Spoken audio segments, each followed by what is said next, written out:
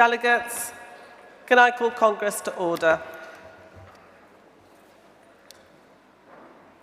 I always think by the time we get to Wednesday, we're on the home straight. So before I ask Karen to come to the stage, could I just announce Kath Murphy left her charger overnight plugged in by that Northwestern Irish delegation area yesterday. If anyone picked it up, please could they either return it to Kath or bring it to the top table, and I'll make sure she gets it. Thank you. We also have our final awards of the week this morning, so that's something to look forward to. But can I ask Karen of the SOC to move special report number 7, please?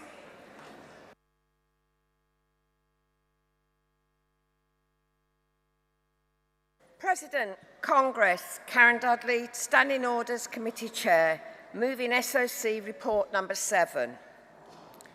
Congress, the SOC would like to express its deep disappointment that delegates from the Midlands region were unable to ask their questions to the Secretary of State for Defence yesterday.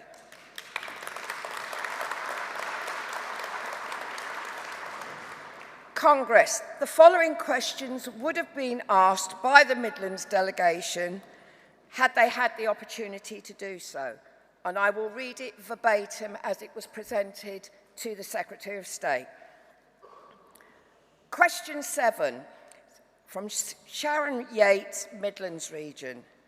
The Midlands is the heart of British manufacturing, and I am proud to be a Potter. This year we have seen several companies, Denby Ceramics, wheel manufacturer GKN, iconic pottery firm Royal Stafford, and paper giant DS Smith fall into administration. Nigel Farage and Reform say they're on the side of workers, but we know they voted against our new rights. How will your government support British manufacturing and show communities like mine that it's Labour that is on our side? Question 8. My name is Ruida from the GMB Amazon branch. Amazon workers in the Midlands have recently faced an outbreak of tuberculosis, adding to a long and shameful history of health and safety failures Amazon workers face at work. Amazon still receive millions in tax-funded public contracts. What can the government do to confront this and make Amazon safe for workers? Congress, the SOC would like the record to show that the above questions would have been asked to the Secretary of State for Defence from the Midlands region.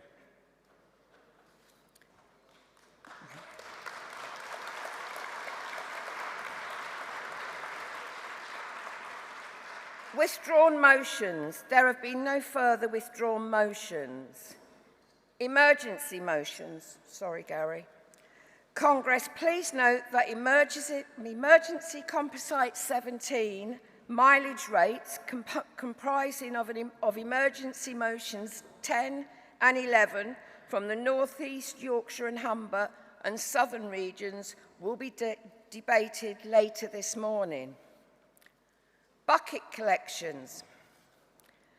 London region raised £516 £10 in cash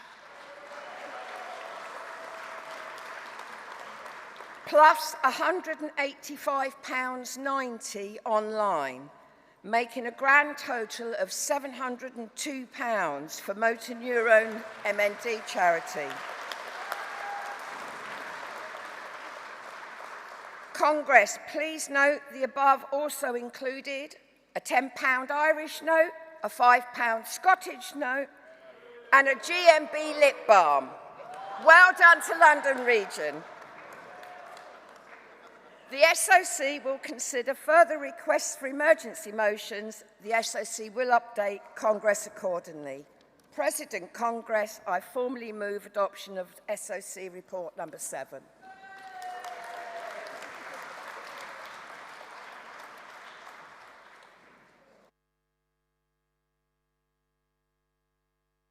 Thank you, Karen, and thank you for reading out those questions. I think that's important that they're recorded. Thank you. Does anybody want to speak in opposition? Fazana?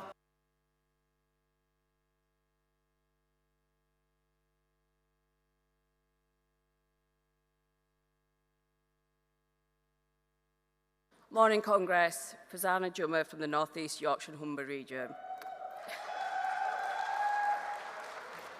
This is meant to be a composite of two motions, and it actually isn't. It's Southern Region's motion only. Mine is the cost of living and includes a number of different areas, not just mileage rates. So although this is going to be debated this morning, this isn't mine, so mine's separate and needs to go through the formal channels. So I oppose the SEC report on that basis. Thank you, Fazana.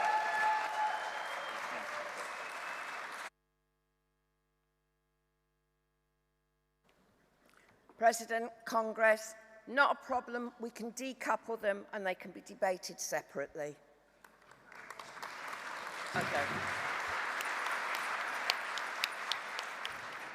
Thank you, Karen. So the vote is firstly, are you happy, as Karen said, to decouple those composites?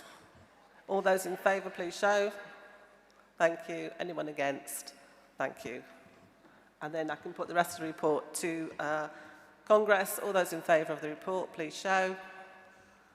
Thank you. Anyone against? That report is carried. Thank you, Karen. Thank you.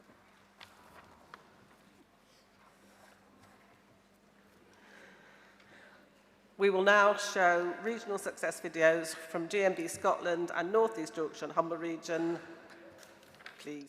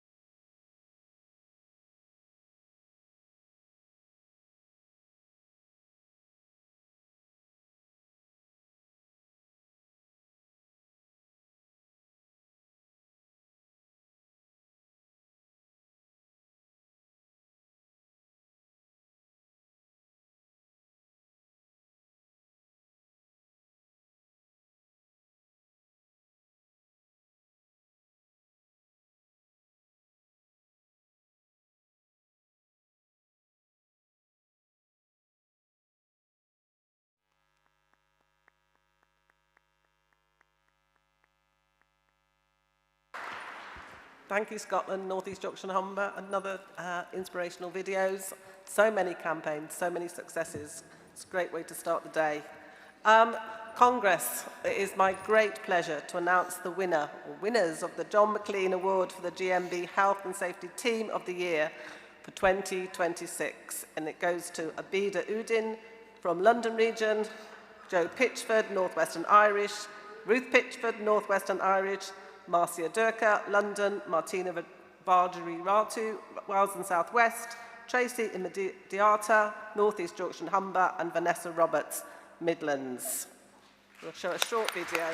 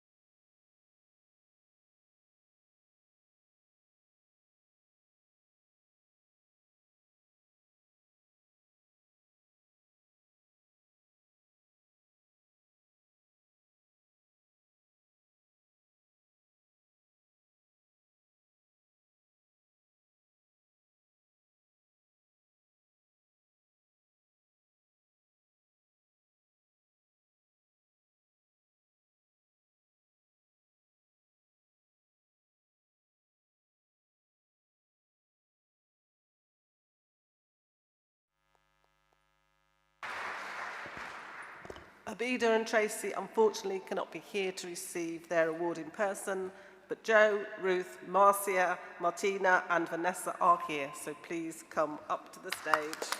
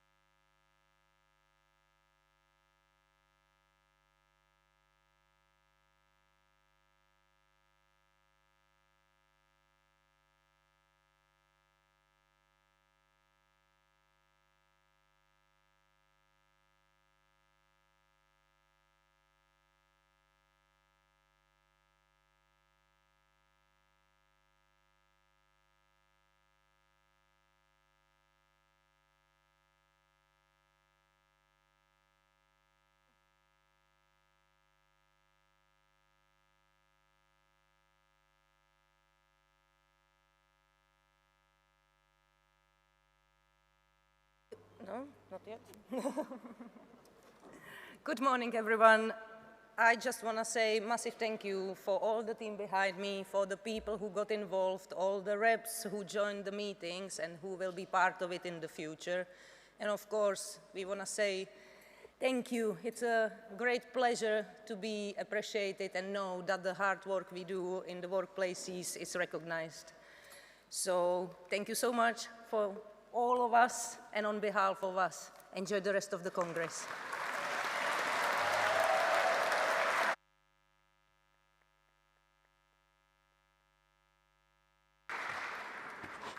And thank you, worthy winners. And it was nice to see Amelia, seeing her mum get the award. Congress will now be debating motions relating to finances and union benefits and services, and also the financial proposals and annual accounts, which will be moved by the General Secretary. So I will explain how I will take this debate. Delegates will move and second motions 43, 44, 45, and the decoupled emergency motions, emergency motion 10 and emergency motion 11. And then any opposing speakers. The General Secretary will then respond with the CEC position, and then he will also move the financial statement and annual accounts, and I will be taking one speaker from each region. So could I have the movers and seconders from motion 43, 44, 45, emergency motion 10 and emergency motion 11, and the mover of 43 to come to the rostrum, please.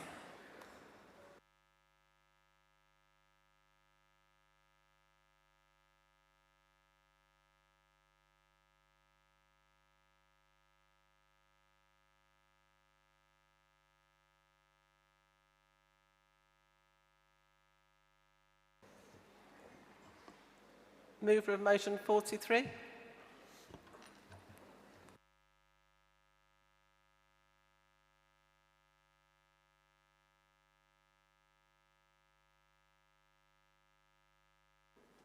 Good morning, Congress.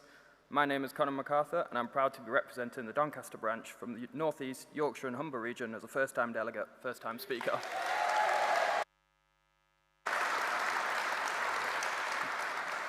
Thank you. I understand the CEC have changed their position on this from seek withdrawal to refer, so I'm now going to be moving this motion, and I'll keep it a little bit shorter. So I'm moving this motion because it resonates with me as a relatively new activist in the GMB. I got active last year when my branch launched a campaign to reverse a pay cut that had been in place at Doncaster Council since 2012. It was a campaign we fought hard, but ultimately I'm very proud to say we won this year. A key factor in this victory was our ability to mobilize members through the new digital organizing tool movement. It allowed us to move faster, communicate more effectively, and help to make the campaign more member-led. However, internally, it was a frustratingly slow battle to gain access to this valuable tool, which really shouldn't be the case. Congress, if we want to be delivering for our members to the best of our abilities, then we need to be forward-thinking and listening to those on the front line who have valuable insight. We've already heard a lot over the past few days about how the tech landscape is rapidly evolving, but our win in Doncaster demonstrates that technology can be used to drive positive change when in the right hands. However, globally and nationally, we're also increasingly seeing employers who are driven by profit, not public service, investing heavily into digital systems which are then used to out-organize workers. So, in 2026, digital organizing is no longer a nice thing to have, but essential for delivering on our mission to make work better for members. Our union has a powerful voice. We have the solutions for a better world, but if we aren't making a continued effort to be in the right spaces, then workers won't be able to hear us. So, Congress, I accept the referral. Thank you, Conan. Seconder? Perfect. Mover of motion 44, please.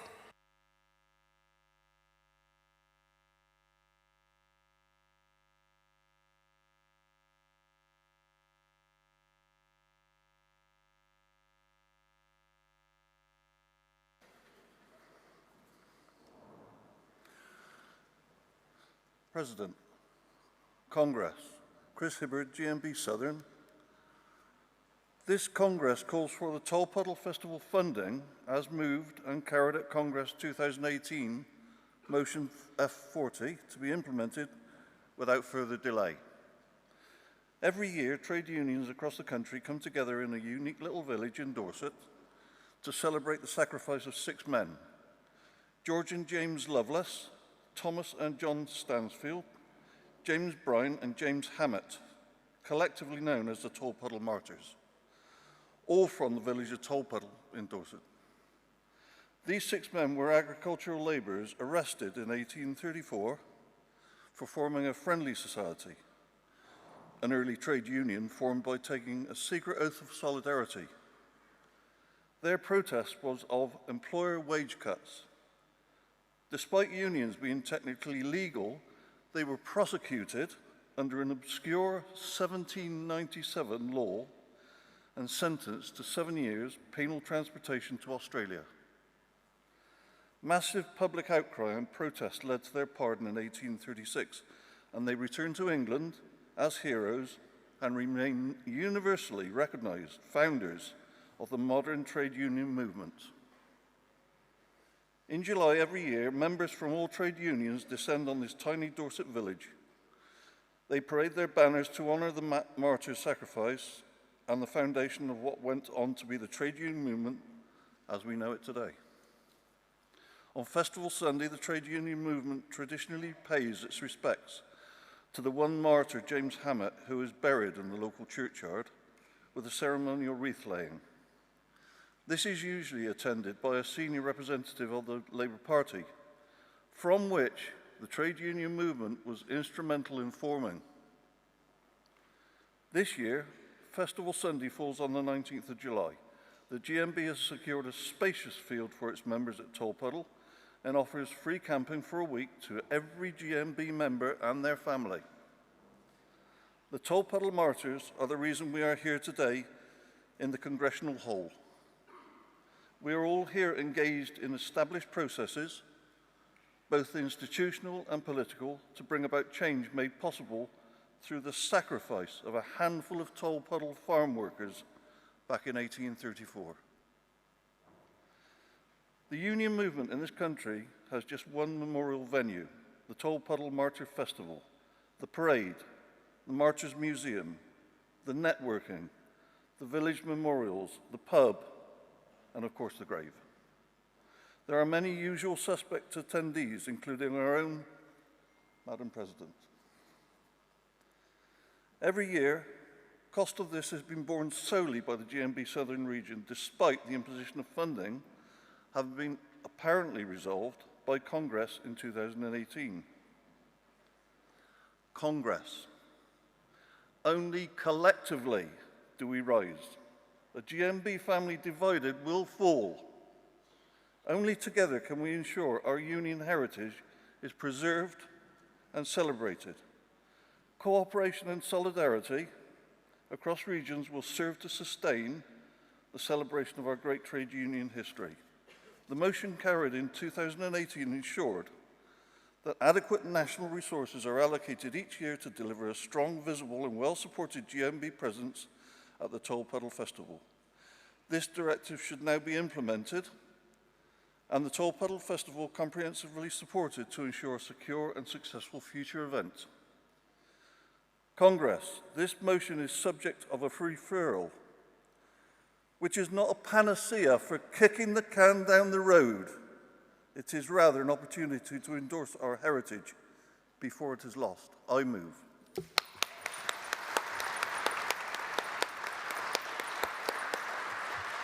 Well done, Chris. And yes, it's always a great event, and I look forward to going again this year. And if you haven't been, please do try and get there. Seconder? Formally? No, not formally. Poor man.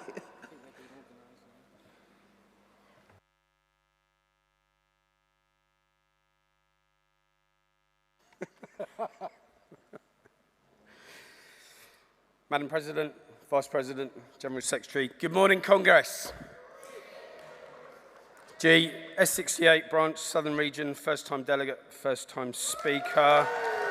Thank you. They said that's supposed to make you feel better. I think the jury's still out on that one. I am proud to second motion 44. In 2018, this Congress carried motion F40, a clear democratic instruction that national resources must support the Toll Puddle Festival. Not may, not should, but must. That mandate was unambiguous. It was carried by Congress, endorsed by our rulebook structures, and entered into the official record of this union. 8 years later, Southern Region is still footing the entire bill. The national commitment that Congress agreed, the commitment our members were told to expect, has never been implemented. And Congress decisions are not optional, they are binding. Toll Puddle is not a weekend away, it is a birthplace of our movement. It's where 6 ordinary working men, George and James Lovelace, Thomas and John Stanfield, James Hammett and James Bryan, they stood against exploitation and paid with their freedom. Their sacrifice is the reason every delegate in this hall has a right to speak, organise and negotiate today. And every July, thousands of trade unionists gather in that tiny Dorset village to honour them. GMB provides the field, the facilities, the welcome, but only because Southern Region shoulders the entire cost. That is not sustainable, and that is not what Congress instructed. The primary mover has already set out the history, the heritage, and the moral obligation. I want to add this. When Congress carries a motion, our members expect action, not excuses, not delay, not silence. I'm going to hurry up. We owe that to our history, we owe that to our members, and we owe that to the martyrs whose struggle built this movement. Congress, let's put this right. I second. Thank you, Gareth. Mover of motion 45.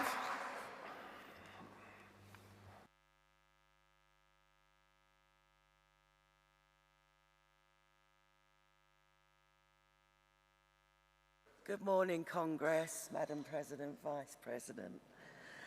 Kim Marshall, Southern Region, moving motion 45, clear boundaries between lay representation and legal responsibility. This motion comes directly from the experiences of workplace representatives across our union. Every day, lay representatives support members through disciplinary hearings, grievances, sickness, absence procedures, restructures, discrimination, complaints, and workplace disputes. We do this willingly because we believe in supporting working people. However, employment law has become increasingly complex.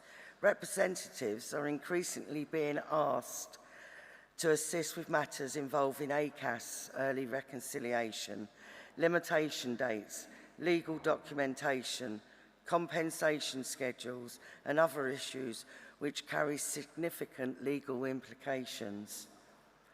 The problem is that the line between workplace representation and professional legal advice is not always clear. Lay representatives are volunteers and activists. We are not solicitors, we are not barristers, and we certainly not employed or remunerated as legal professionals. Yet many representatives find themselves under pressure to assist with matters that carry significant legal implications. This creates risks for everyone involved. It creates risks for members who deserve accurate and consistent advice. It creates risks for representatives who may feel responsible for matters beyond their training and authority. And it creates risks for the union because inconsistent approaches can lead to confusion, frustration, and potential and damage to reputation. Thank you. Where members are believed they have not received the level of support they expected from their union. This motion is not a criticism of our representatives, our legal teams, or union line. In fact, it is the opposite. This motion recognises the valuable contribution made by each part of our union and seeks to ensure that responsibilities are clearly understood and appropriately allocated. We believe that members should receive professional legal support when legal expertise is required, and that representatives should be supported by clear guidance on where their responsibilities begin and end. This motion asks for clarity, consistency and protection. It asks for clear national guidance, defined handover points for legal cases, reassurance for representatives regarding legal responsibility, and a route to escalate concerns where boundaries become unclear. Congress, our representatives already give enormous amounts of their time, energy and commitment to supporting members. They deserve clear expectations, proper support and protection. I ask Congress to support this motion. Thank you. Thank you, Kim. Well done. Seconder.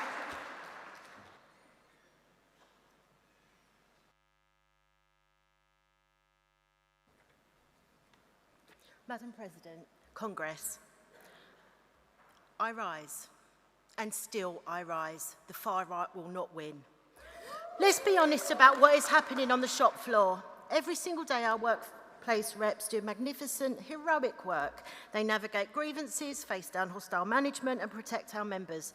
But we need to draw a hard, clear line where lay representation ends and professional legal liability begins.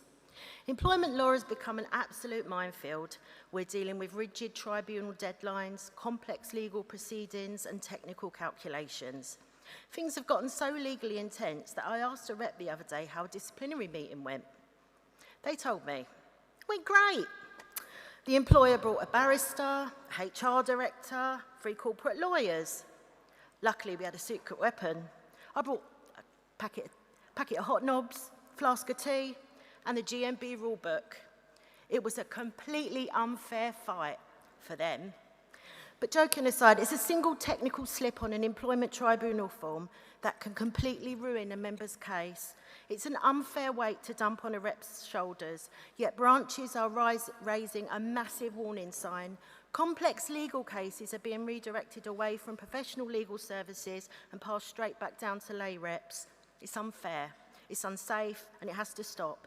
Puts members at risk, exposes reps to extreme stress, and makes our support a total lottery.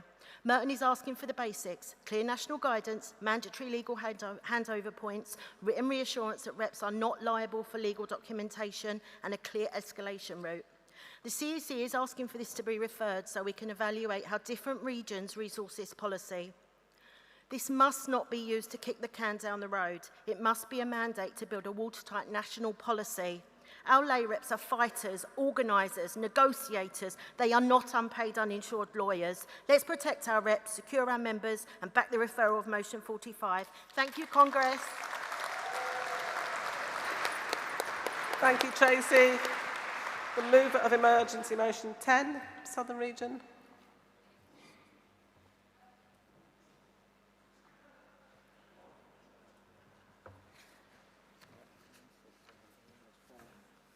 We had to split them into 2 emergency motions because they were compensated. I'll start. President, Congress, MFA, Southern Region, moving emergency motion 10. We accept CEC's request for referral. However, Congress must also recognise the urgency of this issue. The HMRC approved mileage allowance payments rate has risen from 45p to 55p per mile, backdated to April the 6th, reflecting the real and rising cost of fuel, insurance and vehicle maintenance. Our workplace representatives, many of them low-paid workers, routinely use their own vehicles to carry out essential union duties. They should not be subsidising the union's work from their own pockets. While we accept the CEC's request for referral, we do so on a clear understanding that this matter will be considered as a priority by the Finance and General Purpose Committee. Sorry. Something stuck in my throat. With a report and recommendation brought forward at the earliest possible opportunity. Congress expects and our members deserve a timely resolution that ensures our reps are not financially disadvantaged for undertaking union duties. Have you done? Thank you, Emma. Seconder? Formally? Great. Mover of emergency motion 11 then from North East Yorkshire and Humber.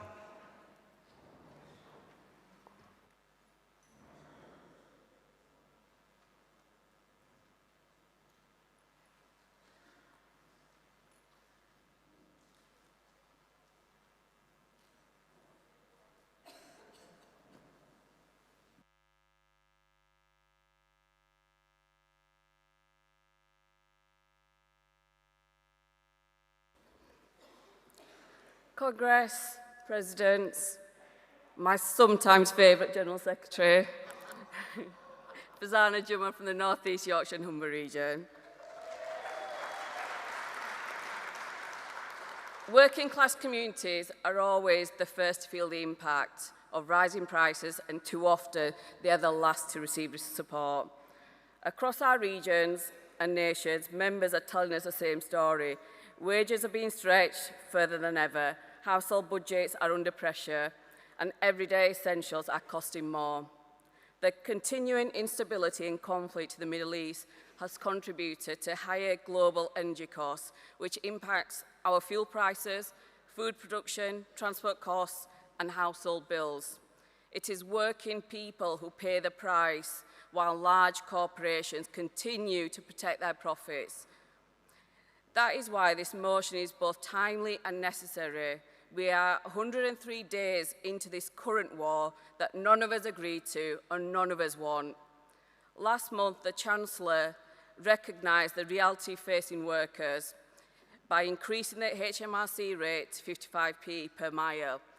This is a bare minimum that our government acknowledges that costs have risen, and our union must act too.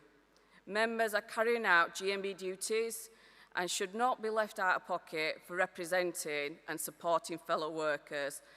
Congress, our activists and representatives already give their time, energy and commitment to this union. They should not be subsidising that work from their own pockets. Increasing our mileage rate by 10p to match the new HMRC rate is fair and practical, and it cannot wait 12 months. But this motion goes further. It calls on us to campaign for meaningful protection from rising fuel, food and energy costs. It challenges profiteering during times of crisis, and it recognises that working people everywhere have a shared interest in peace, stability and diplomatic solutions, and not to further escalate any conflicts. This motion stands for fairness, solidarity and common sense.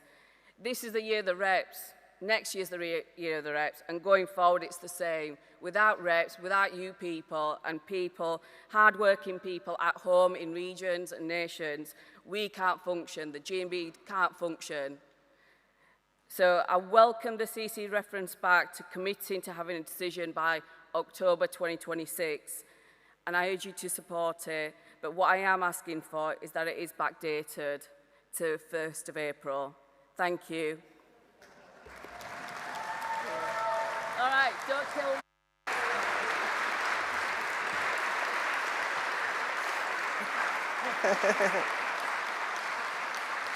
Thank you, Fazana. Seconder? Perfect. Does anybody wish to speak in opposition to any of those motions? Well, you now do get the right of reply on behalf of the CZ.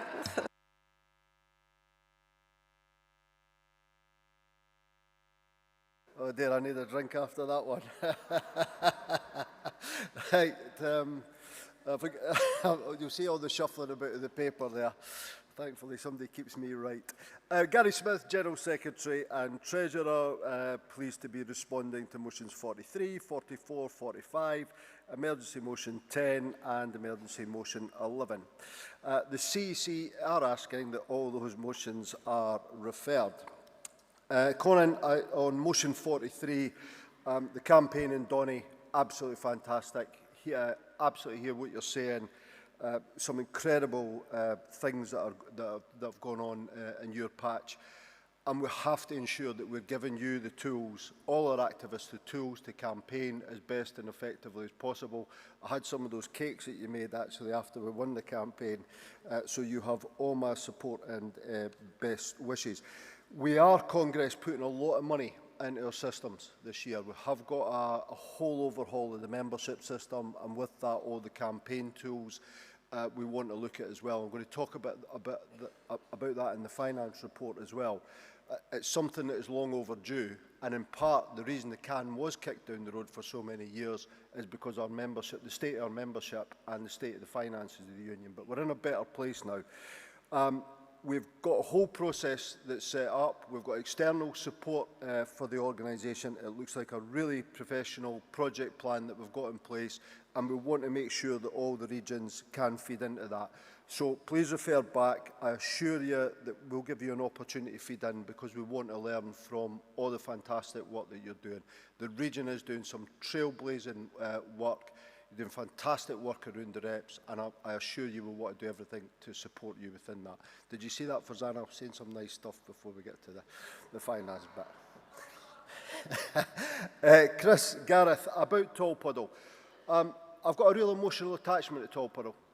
I was a young organiser in Southern Region, and I used to come down and set up the festival. And then when I was a young senior organiser in Plymouth, I often reflected down the Barbican on the steps because the ship sailed for Australia. The martyrs were taken from Plymouth. So I've got a huge emotional attachment to that. We did pass a motion at Congress. What I would say, Gareth, is the National Union has put £30,000 into the Tall Puddle campaign, and I'll send you details of the funding that has been provided. So it's simply not true, and I appreciate you're not saying that to be confrontational, but I need to get underneath why that hasn't been properly communicated to you. We have spent a lot of money on Tall Puddle. 2019, there was £40,000 or thereabouts spent on Tall Puddle. Now, I want us to back these national festivals. We do Durham Miners Gala. We did give a commitment through the F&GP as well that all that expenditure shouldn't fall on regions or on individual branches. And if something's not happening, I need to know why. But there does have to be limits on what we're going to spend. And there was a huge sums of money going into Tall Puddle, and there needs to be a discussion within your region about what is appropriate by way of spending. Is £40,000 for one event the best use? You need to have that debate. But we have put £30,000 into the festival, and I will write to you just confirming that. I think, to be fair, over the past 3 years, your region hasn't written to the Finance Committee looking for the funding. So we can have a look at that as well. But remember, your treasurer is Scottish, your head of finance is Scottish, and we're not just going to send you money. But I promise you we will look into it, colleagues, and we'll get underneath what's happened with the spending. I'll write to the President and your Regional Secretary today. Kim Tracy, excellent motion, fantastic, makes absolute sense. We are doing some great stuff on casework, but it isn't consistent. You know, in fact, we're doing some great work on systems generally. Midlands is trailblazing a case management system. London's done that fantastic work around the retention and recruitment. I know North East Shorts and Humber, some fantastic work on communications. We're just doing things a bit piecemeal. The system upgrades will help, but what really worries me in terms of casework is actually cases like it's discrimination type cases, because it is so complex, the law moves so often. I worry that we are potentially very vulnerable in this. So Tushar, who when he gets freed up from the working on Congress, you see him up here every morning, Tushar has actually started to pull together what different regions are doing, and we're going to try and come up with a national framework. I'm going to talk about Union Line a wee bit in a minute. The whole senior management team, we're absolutely committed to being great at campaigning, but we want to make sure that we've got the best possible representation for our members at point of crisis as well. That means training, that means legal support, and we want to make sure that we've got really fantastic legal services. If we've got a budget for that, we just do it properly. So please refer that, let's have a look at it, and we absolutely will come back to you. On emergency motion 10 and 11, look, I'm not going to argue with folk about it. I think the inland revenue rate's about up 3 weeks ago. it is very slow and it's behind the curve. I get that because people are out of pocket. I mean this sincerely. It's never lost on me. I'm the highest paid person in this union, and I absolutely respect the fact that we do not want our people out of pocket doing the business of the union.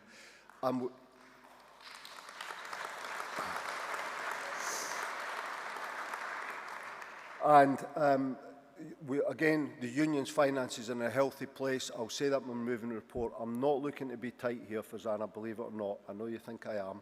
Can I just remind you, we had a generous inflation-busting increase to a £5 on it. Yeah, I know we're not taking the money back, I promise you. Last year, subsistence went up by a £5 and the overnight allowance went up by a £5. How generous are we?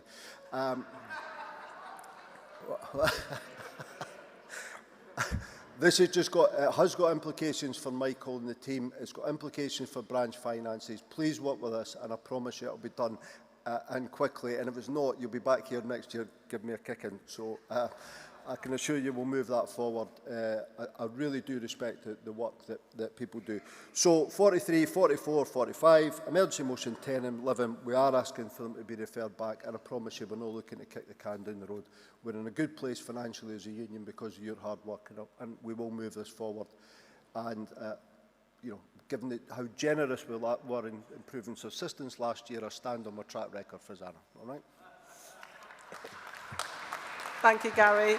The General Secretary stays at the rostrum to give the financial proposals and annual accounts. But can I ask the speakers one speaker from each of the regions on that to come down to the front, please, so they can speak after Gary has spoken. Congress, I need to formally move the financial statement and ask Congress to accept the report. There have been no questions on the report. Firstly, a huge thank you to Alison, who's not with us, our Head of Finance, and Michael. They do such a fantastic job on our behalf, and it really, really is appreciated. We've had the new audit systems, new auditors with new systems in place. They have just been flat out with the whole finance team. So thank you, Michael, and please pass on our best wishes to Alison as well. Michael led on the fringe on finances on Sunday as well, and I know he was supported by Manji and others. It's also appropriate, you know, our finances are quite complicated. You've got a national setup, we have to get the figures in terms of what we're obliged to report by in law, but there's a whole lot of work that goes on within the individual regions, and I'm very, very grateful for the support of the regional financial teams, and I would like to put that on record as well. What the people who are often not given credit around the finances of the union, because I've got treasurer in my job title, but I do want to pay great tribute to the main budget holders in the union, which are the regional secretaries. They are a fantastic bunch of people. They have done so much. You know, I'm going to talk about what we've done around the finances, but they have been integral in terms of transforming the fortunes of this union, including the financial fortunes. And I mean this, I've been involved in this union for 40 plus years, 42 years I think I've been a member of this union. And we've had some great people in the past, don't get me wrong, but I mean this is the most decent, honest, hard-working leadership that we've ever had in the union. So thank you to each and every one of you.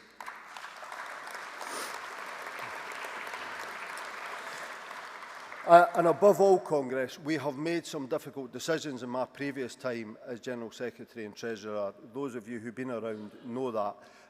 We would not be in the position we are if it wasn't for the support that you've given me, you've given the leadership of the union. So thank you. You've transformed the fortunes of your union, as I'm going to talk about in a second. We have quite literally pulled this union back from the brink, and let's never lose sight of that.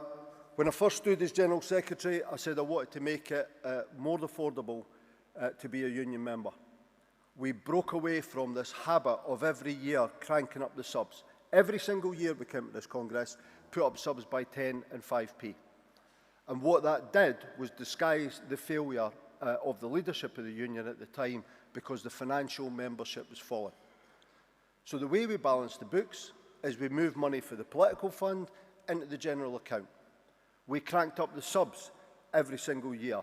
lay members effectively paid for the failure in this organisation. And we stopped that and we froze the subs for a number of years. And in real terms, at a point of acute financial crisis in the country, we put £11.4 million back into members' pockets. And at the same time as we did that, we did make difficult decisions about restructuring, about costs and expenditure. We bore down on what was happening with the spending.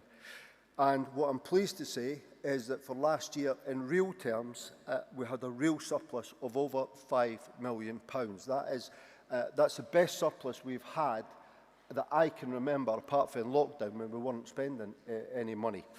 The value of the union is about £133 million. You know, this is a strong union with a strong financial base. And because of your hard work and because of the support that you've given us, we've got about £25 million in our cash reserves. And how we've got to that position is all the work that you've been talking about this week. It's the campaigns, it's the shop steward organisation that we've put in place. And a growing union, be under no illusions, is a healthy union. And it's important we keep the organisation growing, and that keeps the finances strong. And in turn, it creates that virtuous circle where we can invest in our systems and we can keep fighting and running those campaigns. Another very important source of income has been with the work that we're doing on equal pay. I'll not go into all the detail here, we've discussed it at the CEC, but when we're getting settlements now for equal pay, no money comes out of the pocket of the members, by the way, but rather than all the settlement money going to lawyers, we have now put in place systems and technology which means the money comes to the union. It's worth millions to us. And every penny of that we're reinvesting back in the union, and in particularly in the fight for pay justice for working class women. Very happy to show people the systems that we've got in place, because it really, really is impressive. I do want to just touch briefly on Union Line. I've not got the time and space to go into all this in detail, but our legal business, we've had challenges with it for a number of years. But we were hit with the most sophisticated fraud imaginable. And Manjit, our head of legal, Manjit come in to do a whole host of things. I tell you, this has been all-consuming in terms of Manjit and other members of the team, in terms of trying to get underneath what's happened with Union Line, and most importantly, to protect the members who could have been impacted by that fraud. There's a police investigation going on. The regulatory bodies for the law, both in Scotland and down south, their investigations are ongoing. But we have got the position, we've got things to a point of stability. In the past few weeks, we've had to take pretty significant action in Scotland. Thank you to Louise Gilmore and the Scottish Committee. We've had to take action there to shore things up.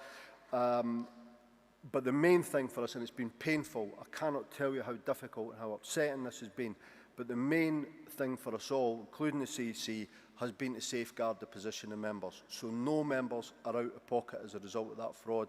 We'll keep working it through. We'll keep reporting to the Finance Committee and the CEC. And one of my huge frustrations is when I look at the money coming in through the personal injury work, you know, there's a lot of money coming in. There's a lot of payments rightly getting made to members. There is a good business there. It just for too long was subject to some really poor management behaviour and ultimately a very serious fraud. Very briefly on our pension scheme as staff. I mean, our pension scheme is over 125% funded, and I mean this on behalf of, I think, all our staff, and I mean this for the bottom of my heart. When that pension scheme, our scheme, was in trouble, you stepped up as lay members and pumped a huge amount of money in the scheme to get it in the position it is today. So thank you so much for that. The scheme is in robust health, it's in good health, and we've actually been able to give some benefits back to staff over the past couple of years, such as the strong position the scheme is in. So I want to say to each and every one of you, thank you very much.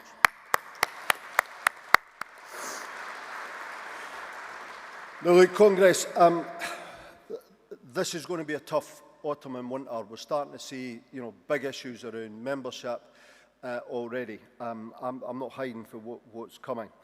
In a 2-week period, colleagues in the Midlands and Scotland will tell you this because they were the biggest hit. We had 10 factories either closed mothballed or laying people off. Now, unfair competition for China, energy bills, that was part of the story, failure of government policy and things like house building. But you can see the way the economic situation is turning. We've had big job losses in Asda recently, some of you are announced recently. This is about technology. So we've got Trump's war on the one hand, we've got government policy on things like energy, which is hitting our manufacturing base, and you can start to see the impact of tech and AI on jobs as well. And in the public sector, I hope I'm wrong, but I think the cost of borrowing will go up and there is going to be pressure on public spending, all of which has got implications for our membership levels. And it is ultimately the membership that is really important in terms of the finances of the union. And what I'm saying, Congress, is that as a leadership group, as a treasurer and the finance team, we are walking a very thin line here. Because if we get the finances wrong, all of a sudden we're tipped into real problems and not able to support and do the great stuff that we've been talking about here today. But in line with what I said I would do 4 or 5 years ago, we do want to reduce or make the membership of the union as affordable as possible. So recognising there is huge financial pressures on the union, we are investing heavily in systems, we're overhauling what we're doing with legal, we do want to invest in our staff and our lay activists. Inflation hits the union as well, petrol costs, the energy bills, the whole shebang. But I mean this, as a leadership, I think we do listen to our membership. It's very important in terms of the culture of the union now, and we know our members are struggling as well, and things could get worse and will get worse this winter. So I'm very, very pleased to say, Congress, that we are recommending a freeze in subs again this year. It's the right thing to do by our people.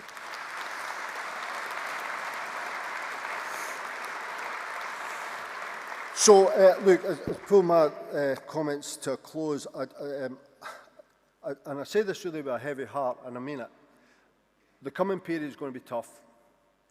I look at what's happening with the finances and the position of other unions, and there are sister unions that are not going to survive. I can see what goes on. I know how this works.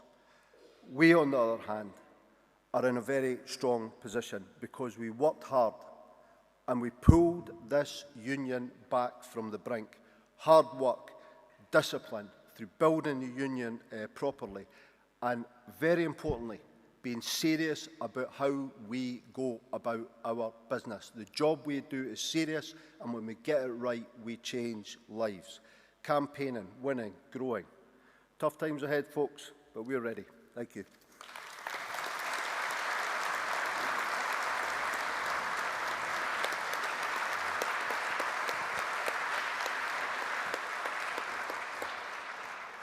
Thank you, Gary. First of the speakers then from London region, please, and then it'll be Midlands. Oh, no speaker from London region? Okay, go straight to the Midlands then.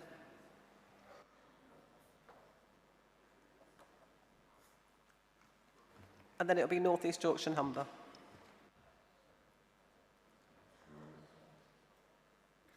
Morning, Gary. 7-0, wasn't it? Oh, that was, but never mind. Ian Burkett, team from the Midland region, seeking support of this proposal. But before I start, I must do my normal grief thing. We only received this morning. Is it really right that we have to wait until this morning to find the important proposals? Special reports are coming out later and later and later, and so we can't get the chance to have proper debates on them within the region before we come to Congress, and it's wrong.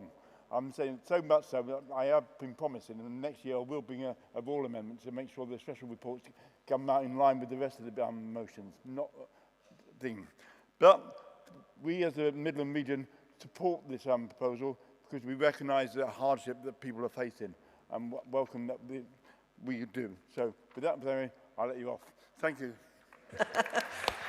Thank you, Ian. Short and sweet. North East Yorkshire and Humber.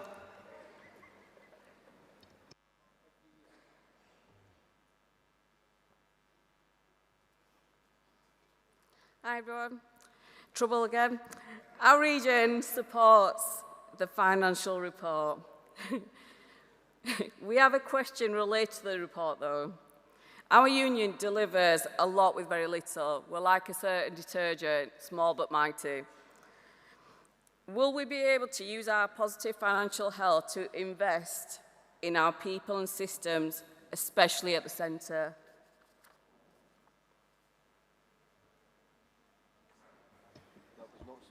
No, I was going to say, you've got to submit your questions in time, North East Yorkshire and Humber region.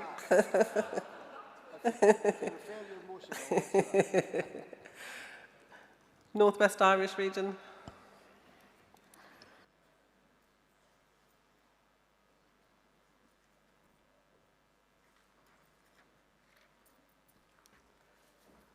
Presidents, Vice Presidents, Bree Golding, North West Irish region, speaking in support of the financial statements.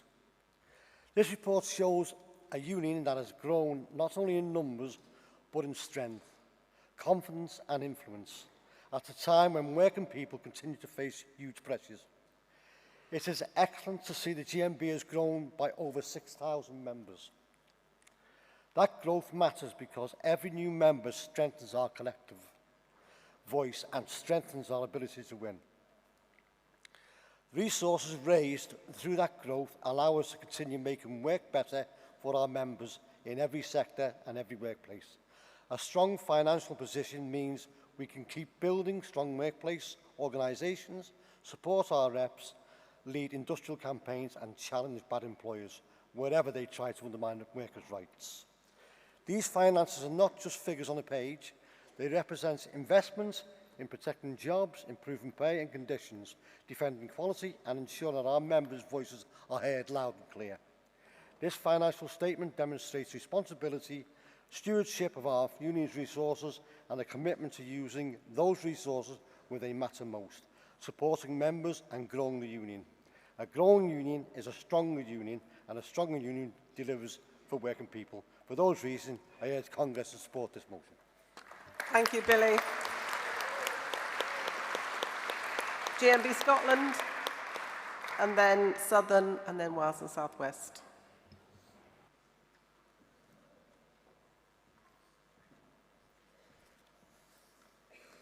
President, Congress, Jerry Mallon, GMB Scotland, speaking in support of the financial statement and report.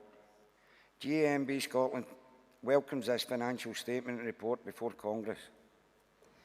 The report shows that our union is in a strong financial position. That is the result of the hard work across every region of the GMB, our staff, activists, workplace representatives and members who organise, recruit, campaign and deliver for this union every day. GMB Scotland also welcomes the recognition of the position through the decision to freeze subscription rates at a time when members are still facing real pressure as a result of the standard of living crisis. I am sure that decisions will be appreciated across our membership. But Congress, we cannot for a moment rest on our laurels or settle into complacency.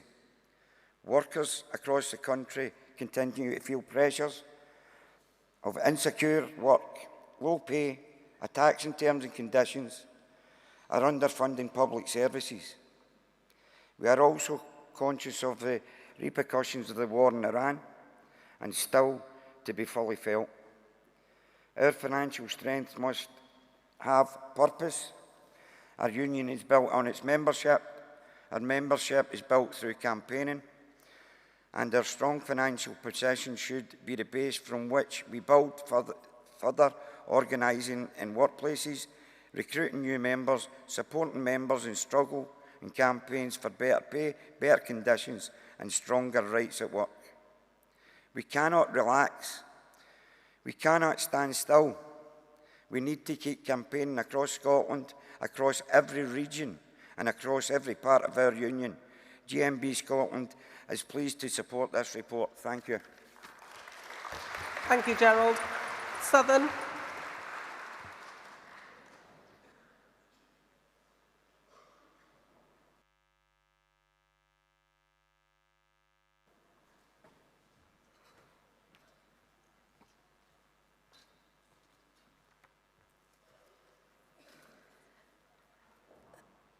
President, Vice President, Congress, Janet Fruin, Southern Region.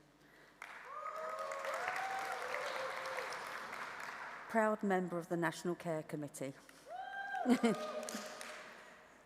Supporting the financial proposals and annual accounts.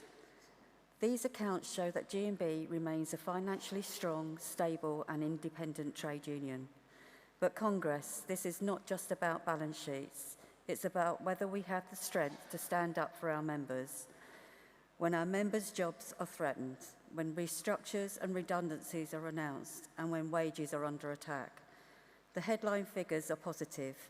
Membership income remains strong at over £74 million, with a surplus of more than 10 million, and net assets now exceeding 130 million.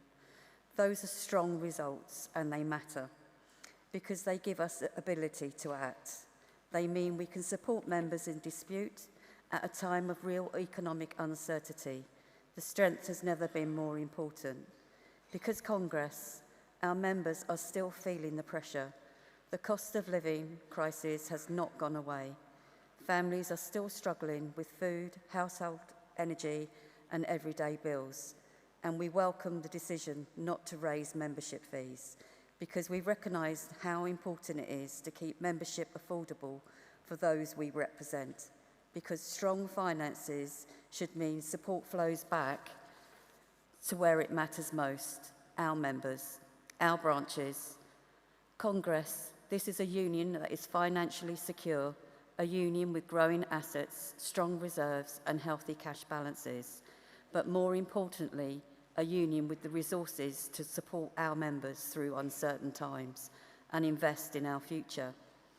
The challenge now is to use that strength wisely, to protect our members' jobs, defend wages, to support members, to reverse our membership decline, and to ensure every worker understands the value of being part of GMB. And in that spirit, in view of a buoyant financial position outlined in this report, we believe the time is right to return the 10% branch commission rather than the current 7.5%. And I say to Gary Smith, respectfully, considering the economic challenges our memberships face and the strength shown in these books, let's give back branches their 2.5% subs. Congress, I ask you to receive and adopt the 2025 financial statements. Thank you, Janet. And Wales and South West. Wales and South West? Formally, thank you very much. Ian, just to come back on your point, the CEC received the proposals themselves on the eve of Congress. The AR21 that we need to submit to the certification officer was submitted just before Congress, and the audit was completed on time. So we have to make sure that all those, every potential loose end is, is done before we go for a freeze. So that's the reason why that was late to you and the delegates. I can now put that report to the vote. All those in favour, please show. Thank you. Anyone against? That's carried. And I'll go back to the motions. I did hear people accept them in their speeches, but I'll just confirm. So does North East Yorkshire and Humber accept the reference back? 43. Does Southern accept the reference on 44? Does Southern accept the reference on 45? And on emergency motion 10? And does North East Yorkshire and Humber accept the reference back on emergency motion 11? Thank you very much. That means there's no vote needed. I now go on to union organisation, education and training. Please could I have the movers and seconders for 46, 49, 51 and 53, please. And the mover of 46 to come to the rostrum.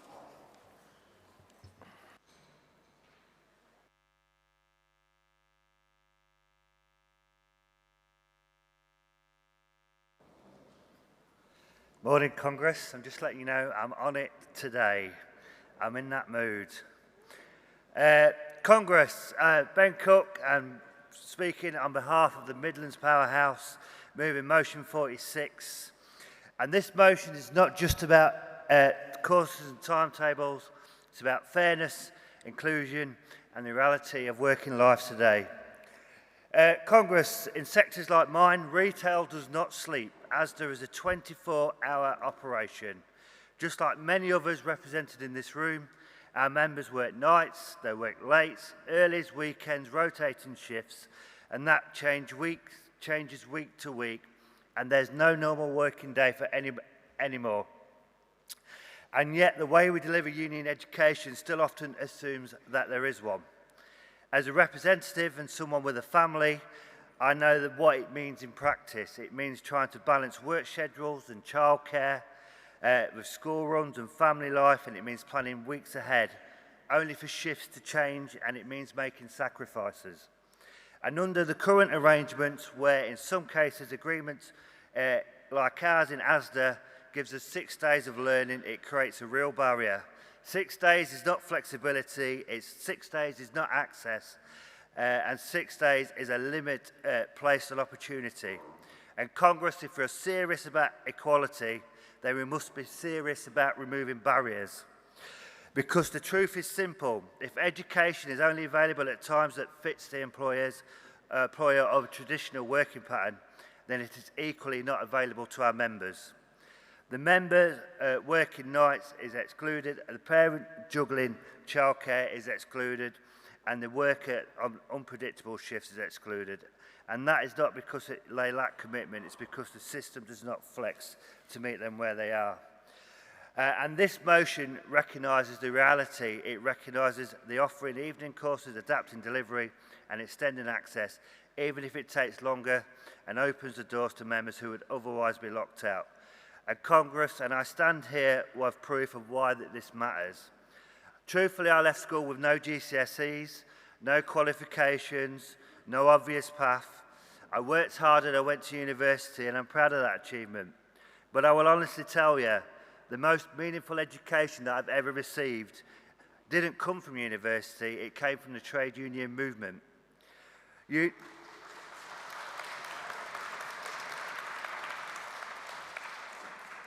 It didn't just teach me knowledge, it taught me values, it taught me about equality, not as an idea, but as something you must fight for every day. It taught me humility, it taught me to listen and learn from others, it taught me empathy, to understand my experiences beyond my own, and it gave me confidence, and the confidence to speak, to represent, and to challenge when something isn't right. And most importantly, it taught me solidarity, it taught me friendship, it showed me what it means to stand together, to support one another, and to be part of something bigger than yourself. And that's what union education does. But Congress, there are too many members that never get that opportunity, not because they don't want it, because they can't access it. They cannot afford to take unpaid time, they cannot afford to take time to step away from family responsibilities, and they cannot fit rigid course structures around irregular lives. And that is why this motion matters so much, because flexible learning is not a luxury, it is an essential in the 21st century. It is about ensuring night workers has the same opportunity as a day worker. It's about ensuring that parents is not penalised for caring. I've lost the page yet, no I haven't. I'm all right. Responsibilities, it's about ensuring that every rep and every member has a chance to grow, learn and lead. Congress, when we widen and access, I'm covering that up. Chance to grow, learn and lead. Congress, when we widen access to learning, we strengthen our union, we build more confident reps, we build more informed workplaces, we build an inclusive movement, one that truly reflects the diversity of its members, so let us not accept limitations that exclude people. Please support this motion. Thank you very much.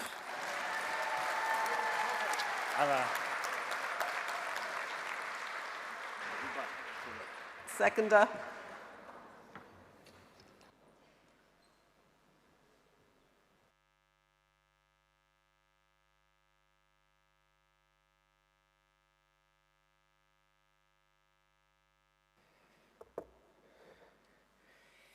Mine's going to be a lot shorter than Ben's. Iftikhar Umar, seconding motion 46 for Midlands Region. Thank you. I second this motion. Ben has raised some really good issues in relation to training, learning, and being a union rep. Since the pandemic, our working lives have drastically changed for many of our members and our reps. Workplace reps are finding it very difficult in making time between work, family life, school runs, caring duties to attend rigid training days. Sorry.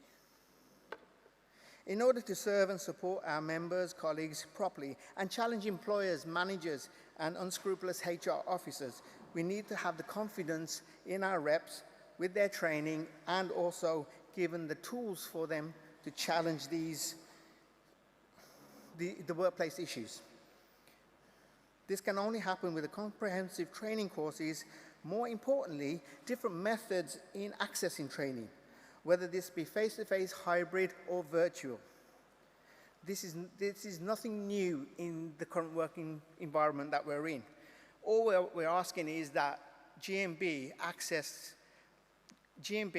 give the tools to our members and our reps to access and give them the better training that they need. I second this motion. Well done. No red light. Well done. And the mover of motion 49, please.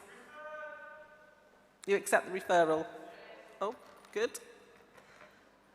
And then the mover of motion 51, please.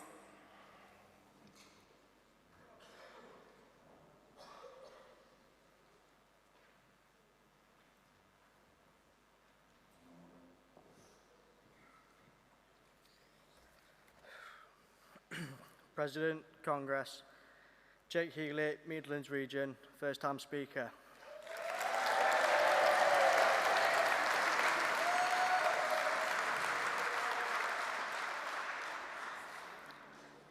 We acknowledge the CAC's stance to seek referral for motion 51. However, we do not accept this for the following reasons.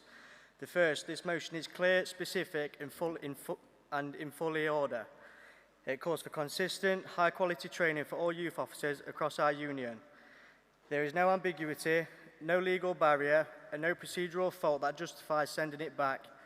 Congress exists precisely to consider proposals like this to shape policy and set our priorities. Secondly, this is an urgent and well-recognised need. Our youth officers are a part of the GMB. They represent young workers, organise new members, and bring fresh energy to our movement. As a recognised position of our branches, it is crucial that we give our youth officers the best possible training to be able to do all of the things outlined in our rulebook. But without the standardised training, many are left unsupported, unsure of their role, and less able to do the job we ask of them. Delaying this motion means delaying support for those who need it most. And like Gary has said, we have to provide our reps with the tools they need to be a success. Thirdly, this motion comes from the grassroots, submitted by branches and supported by regions. Reflecting the views of ordinary members, the democratic process has been followed in full.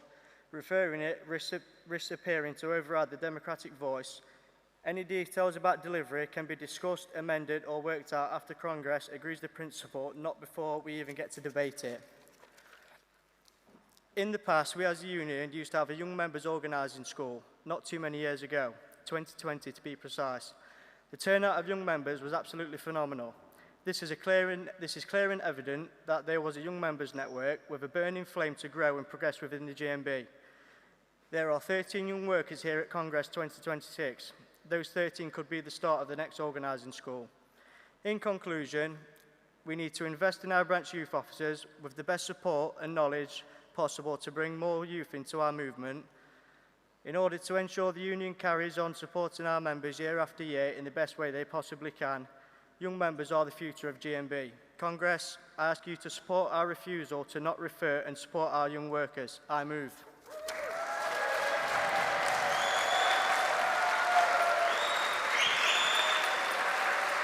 Thank you, Jake. Thank you. Well done. Seconder.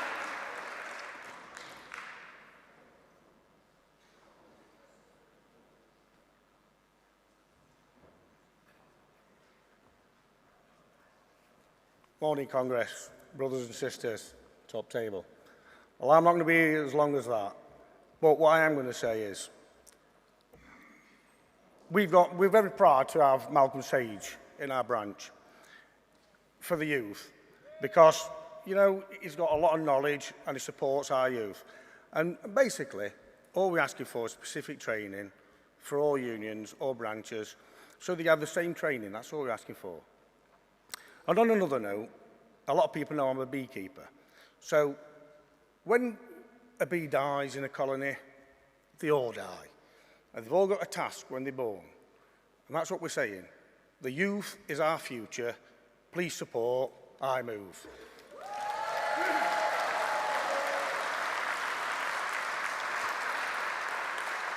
Thank you, Andy. And I can testify that the honey that his bees make is beautiful. Mover of motion 53, please.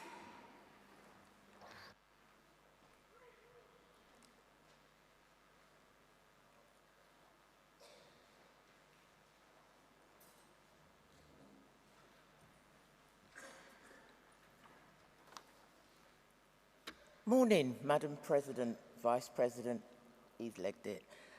Congress, Maria Charles, Southern Region, L26 Richmond and Wandsworth Branch, move in motion 53, originally. Strengthening representative training and resilience. This Congress notes the increasing complexity of day-to-day challenges faced by workplace representatives, including rising casework pressure, frequent legislative changes, and the growing demands placed on members and reps.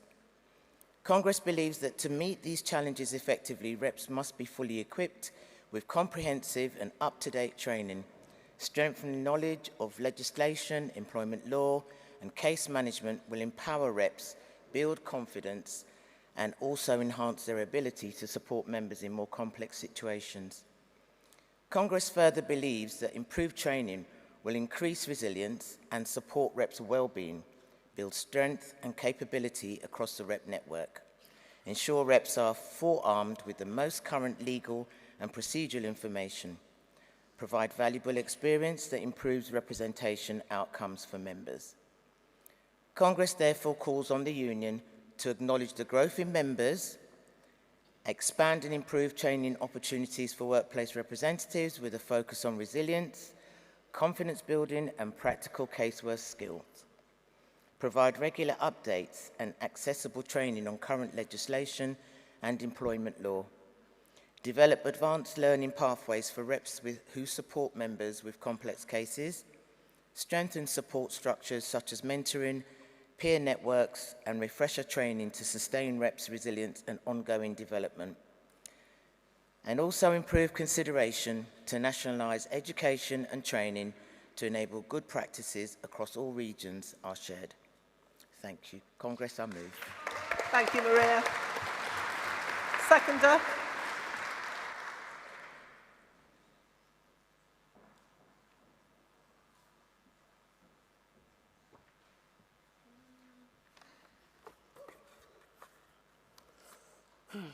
Hi. Madam President, Madam Vice President, Michelle Powell, first-time delegate, first-time speaker. Thank you. I support strengthening resilience training and strengthening representing training and resilience because representatives face increasingly complex challenge and responsibilities. Better training can help them make informed decisions, communicate effectively with public, and respond to issues with greater confidence and professionalism. Resilience is also important. Representative often works under pressure and must deal with difficult situations and rapidly changing. Providing support and deliver opportunities can help them remain effective and focus on service and communication. Well-trained resilience representatives are better equipped to under the needs of people they serve, make sound judgment and maintain public trust. For this reason, I second this motion. Thank you.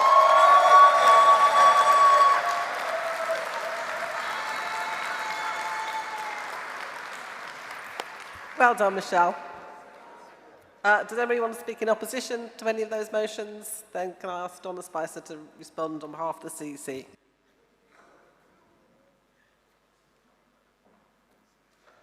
Morning, Congress. President, Congress, Donna Spicer, Southern Region, responding on behalf of the CEC to motions 46, 49, 51 and 53. On motion 46, Union Learning, the CEC is asking that the motion is referred. The Education Review of January 2025 recognised the value of flexible training and highlighted the need to examine how we deliver learning to reps, particularly training and activist development. However, GMB is clear we will not move training into members' personal time or give up facility time. Training must remain accessible and properly supported. It is written into workplace facilities agreements, paid time off for training. We have seen what works. A successful pilot for equal pay reps in Birmingham delivered over a shorter day with proper workplace release and childcare provision achieved strong engagement. By contrast, attempts to run evening-based learning saw poor take-up. Work is already underway through pilot programs led by regional education officers to explore effective delivery models. Referral will allow this work to continue and ensure that learning strategies are practicable, accessible and evidence-based. On motion 49, digital organising, thanks to the region for accepting the referral. I won't have to read that bit now. On motion 51, branch youth officer training, the CEC is asking that this motion is referred. Apologies, Jake, because, I can't say too much because I've got to read this. The rule book rightly emphasises the importance of branch youth officers, and we recognise the need to support those in post with appropriate training and development. While there is no longer a formal youth members network, this area of work is already being considered through the branch working party and the pilot programmes arising from the 2025 Education Review. These initiatives are focused on developing tailored training for the branch roles across the Union. Referral will allow this work to progress in a coordinated and structured way. On motion 53, strengthening representatives' training and resilience, the CEC is also seeking referral. This is a helpful and constructive motion that reflects many of the themes identified in the 2025 Education Review. Existing induction and training programmes already cover much of what is proposed, and ongoing pilot work is focused on improving consistency and extending the reach of the reps training. However, this motion calls for a move towards a centralised training structure. At present, the Union does not support this direction, and such proposals could carry significant cost implications which would require consideration by the Finance and General Purpose Committee. Additionally, the ongoing work led by regional education officers would need to be factored into any future changes. Referral will allow this to be properly considered alongside existing work streams and pilot projects. President, in summary, the CEC is asking that motions 46, 51 and 53 are referred. Thank you. Have a nice day. Thank you, Donna. Just before I go to ask the regions if they accept that, can I just say that because we're making good time, we're going to take motions 91, 92 and 93 at the end of the day, just before the retired members' report. Do Midlands accept the reference back on 46? Just hold your horses, Martin. Hold your horses. Let me do them in order. Okay, you're not going to. So I've heard from North East Yorkshire, they've accepted reference back. 51, okay, clear. You're not accepting reference back. That does mean the CEC's position changes to oppose this motion. And then Southern, are you accepting the reference back on 53? Okay. So I will now have to put the motion 51 to the vote. All those in favour, please show. Hands up really clearly. All those against. That's carried. I thought you'd like that.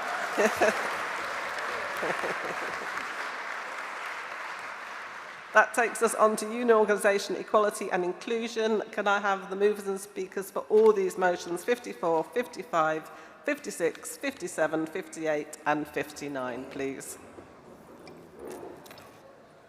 Morning, Congress. Can I have the movers for motion 54, please?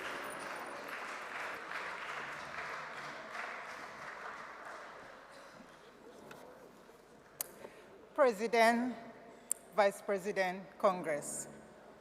Stella Simwe, Southern Region, first-time Speaker. Moving motion 54, GMB trainers. This motion goes to the heart of what makes our union strong, our members. Across our workplaces, we have a wealth of knowledge, experience, and talent that can't be bought or imported. It comes from our workplace representatives, our activists and organizers, people who stand up for fairness, support colleagues through difficult times, and know what solidarity looks like in practice. Congress, we must harness that talent.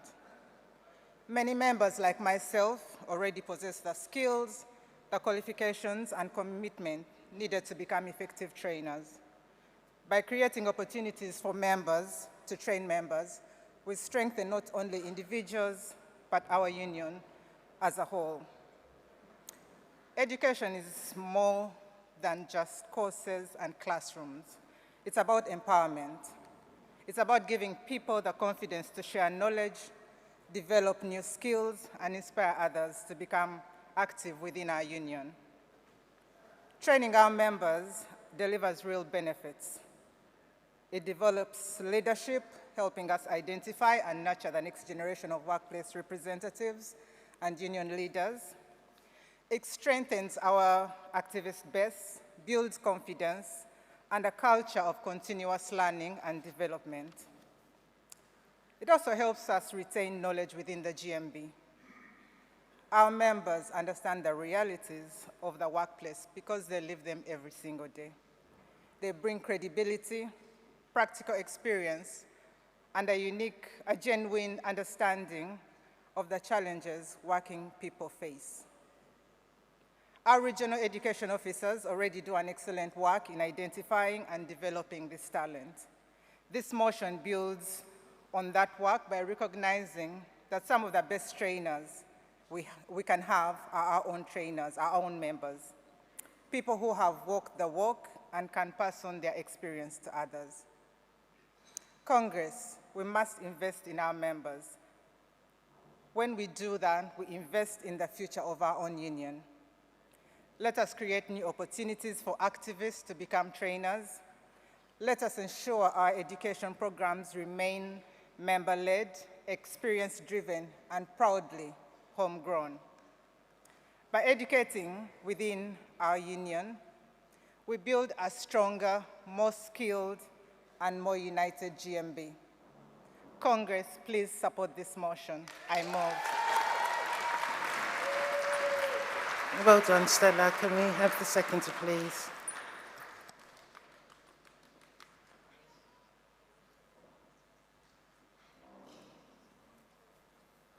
Can this come up a bit, please? Perfect, thank you. Madam Vice President, Congress, Alison Simon, Southern Region, seconding motion 54. This motion recognises one of the greatest strengths in our union, our members. Across every workplace, sector, region, GMB members bring an incredible wealth of knowledge, skills, and experience. They are reps who stand up for colleagues, resolve workplace issues, negotiate with employers, and build strong workplace organisation day in and day out. Yet too often, that lived experience remains untapped. Motion 54 offers a practical solution. It calls on GMB to identify talented and experienced members to support them to become trainers of our union.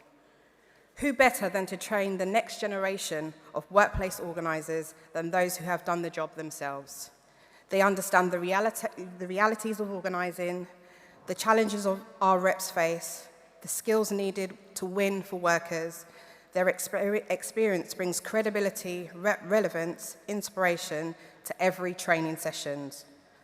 Our activists are inspirational. Every one of us can point out someone in this union who has encouraged us, who has stepped up for us, who gave us the confidence to step forward.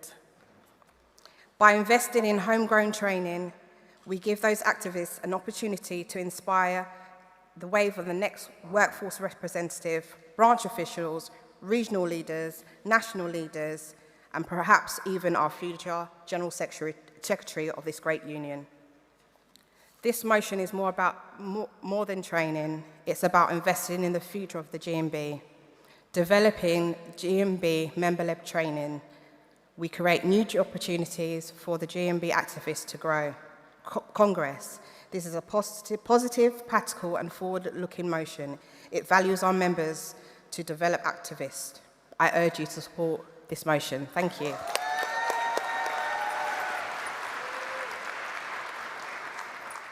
Can I have the mover for motion 55, please?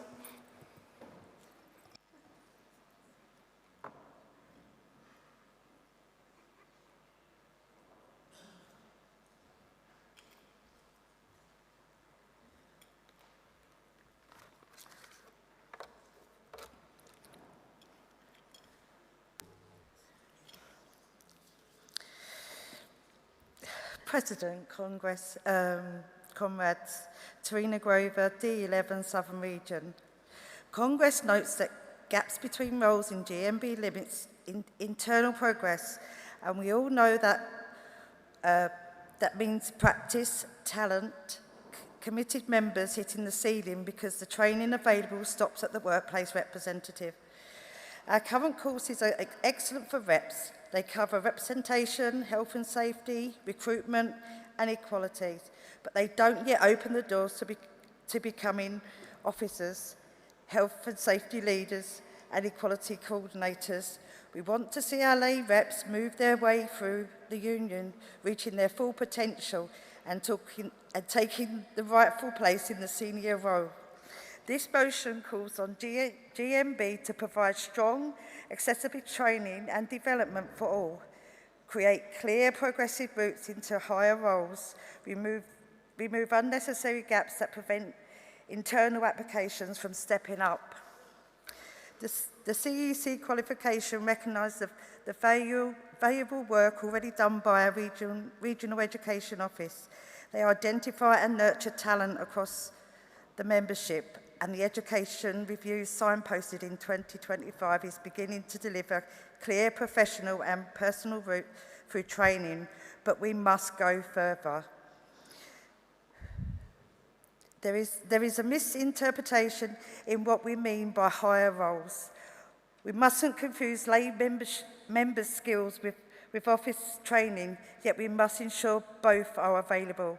Our mission is to provide accessible training according to the needs and ability, not to limit ambition.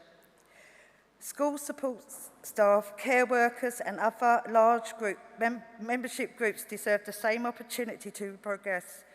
We are a member-led union, and our memberships must have their voices heard.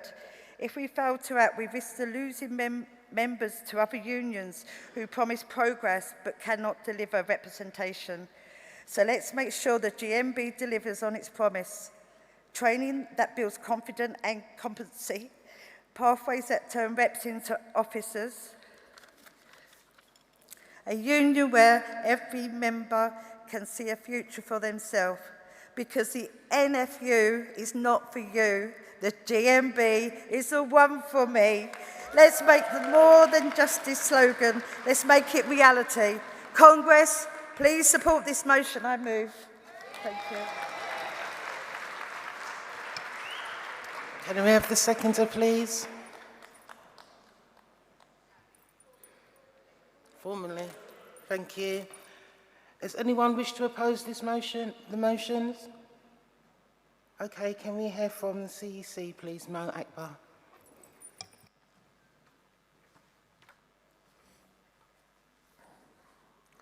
Morning, everyone. President, Congress. Mo Akbar, London Region, responding on behalf of the CSE on motion 55, training, progression, and our members, which we are supporting with qualification. Regional education officers already doing an excellent work in identifying and nurturing talent across the membership. GMB is approach to learning to clear. We aim to provide accessible training to members based on their needs and ability, supporting both personal development and workplace effectiveness. The importance of clear progression pathways through training, we recognize it in the 2020-25 education review, which since then, regional education officers have been progressing this work through the trial projects, helping to develop more structured and supportive training journeys for members. Our qualification relates to the wording within the motion around higher roles. There is some ambiguity here, and we must be careful not to blur and distinction between developing lay members' skills and the training and the progress pathways for employed officers within the union. That said, the overall sentiment of the motion is positive, constructive, and in line with the direction of work already underway. Subject to the qualification, CE Sports Motion 55. Thank you. Thank you, Mo. The CEC supporting motion 54 from Southern Region. Does Southern Region accept the qualification on motion 55? Thank you. Okay, can we put motions 54 and 55 to the vote, please? All those in support? Thank you. Anyone against? That's carried. Can I please have the movers and seconders for motions 56, 57, 58? Oh, they're all here. Brilliant. Can I have the mover for motion 56, please?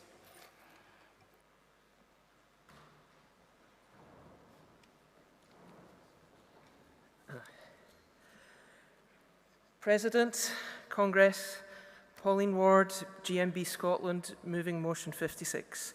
First time delegate, second time speaker.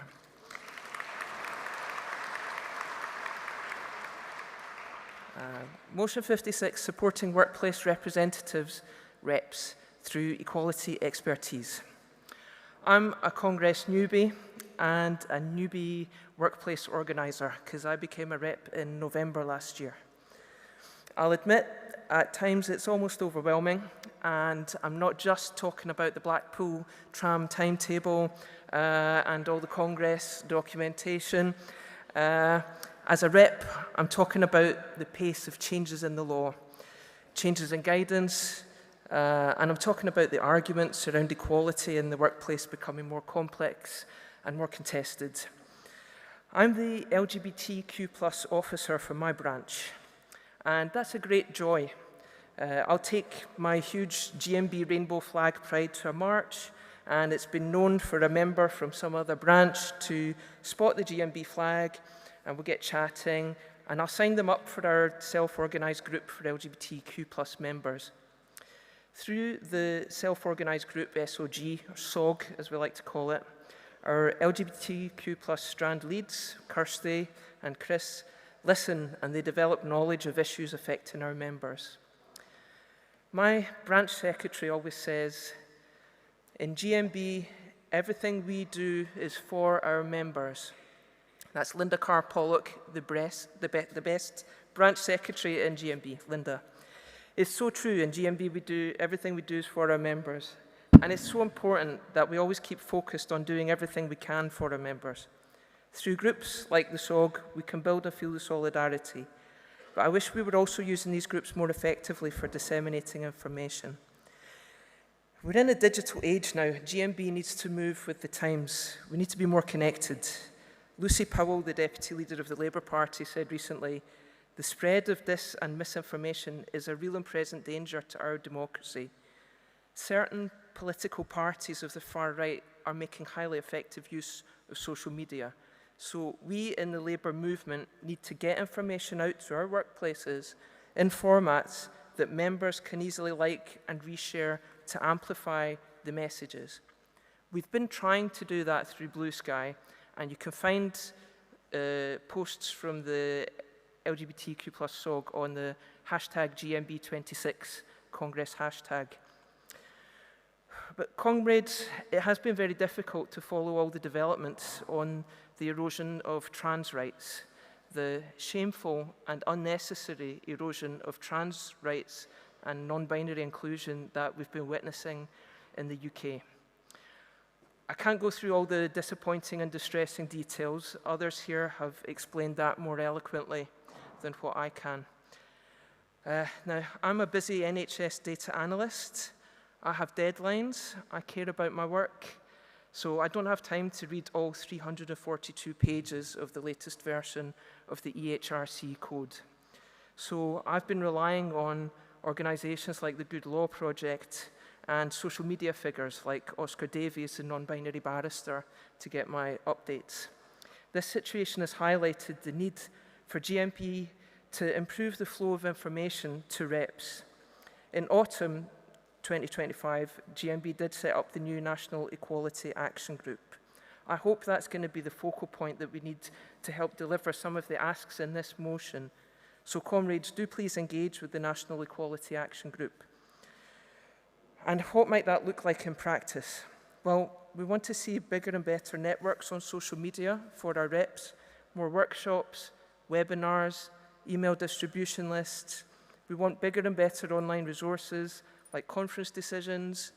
Why are our conference decisions today not going online straight away? Pauline, can you wrap up, please? And that's why this motion calls on GMB to actively engage with the equality strands to ensure reps get accurate, up-to-date information to support us in our role. I move.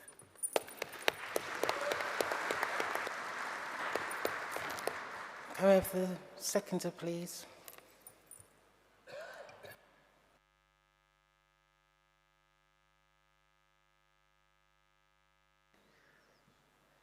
Chair, Congress, Kirsty Reichley, seconding motion 56.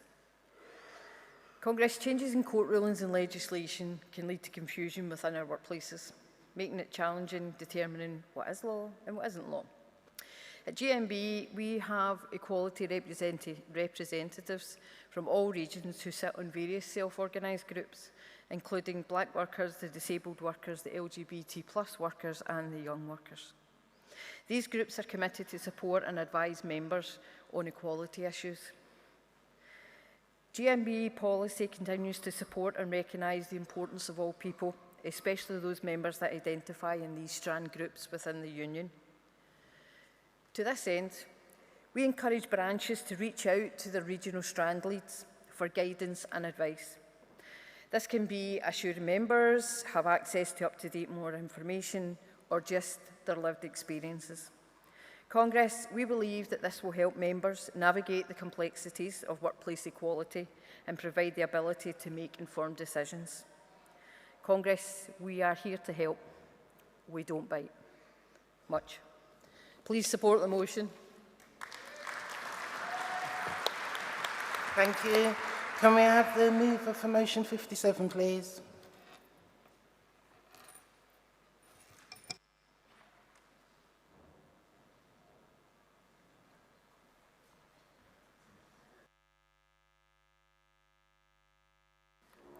President, Congress.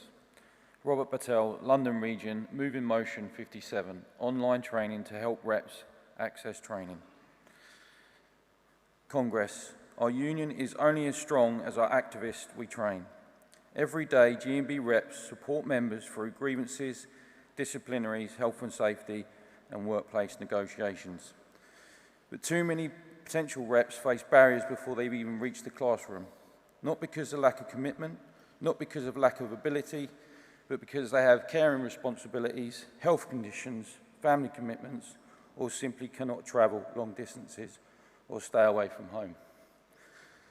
Our rule book commits GMB to providing flexible and accessible training. This motion simply asked us to live up to that principle. The CEC has asked for a referral, noting that some regions already provide successful online options. Congress, if these regions can do it, so can London Region. If online learning is already working elsewhere, then we know it works. The question is not whether online training has a place within GMB. The question is whether access to training should depend on where a member lives. Face-to-face training remains important, and this motion does not seek to replace it. It seeks to expand opportunity and remove barriers. When we remove barriers, we recruit more activists. When we recruit more activists, we strengthen our workplaces. When we strengthen our workplaces, we strengthen our union. Congress, talent exists in every workplace, opportunity does not. This motion is about closing that gap. The other regions can make online and blended learning work, then London Region can too. Congress, support motion 57 and let's make accessible training a reality and for every activist in London Region. Thank you. Can we have the seconder, please?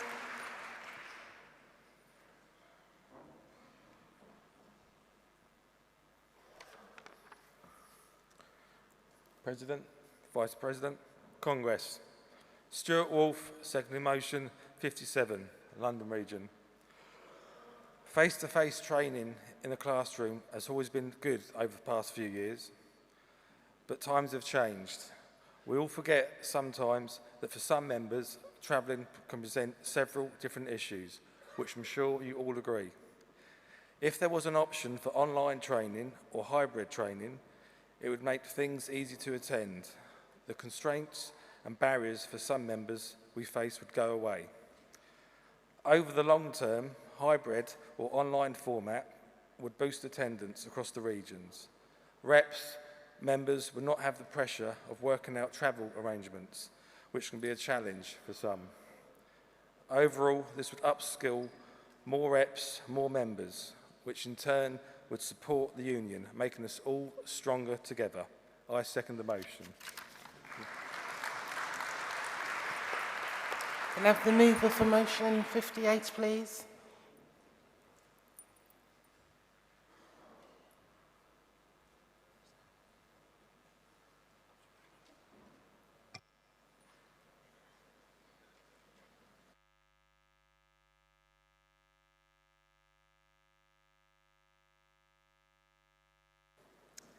Chair, Congress, delegates, brothers and sisters.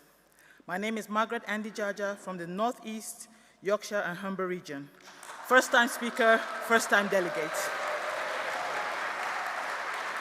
I rise today to move this motion on our zero tolerance on racism in the workplace. Racism remains one of the greatest barriers to equality, dignity, and fairness in our workplaces. Despite progress over the years, too many workers still experience discrimination, exclusion, harassment, and an unequal treatment because of their race, ethnicity, nationality, color, or cultural background. As trade unionists, we cannot and must not accept this. Our movement was built on principles of solidarity, equality, and justice.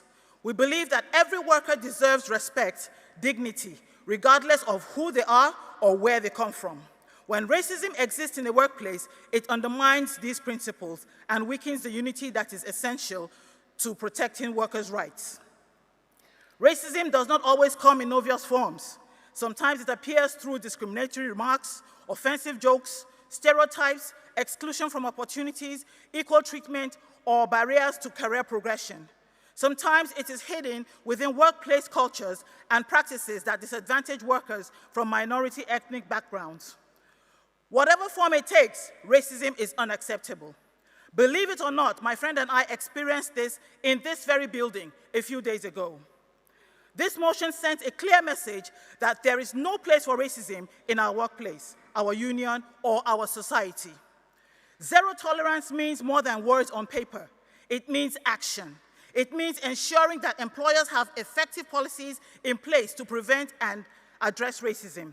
It means encouraging workers to report incidents without fear of victimization. It means holding individuals accountable for discriminatory behavior.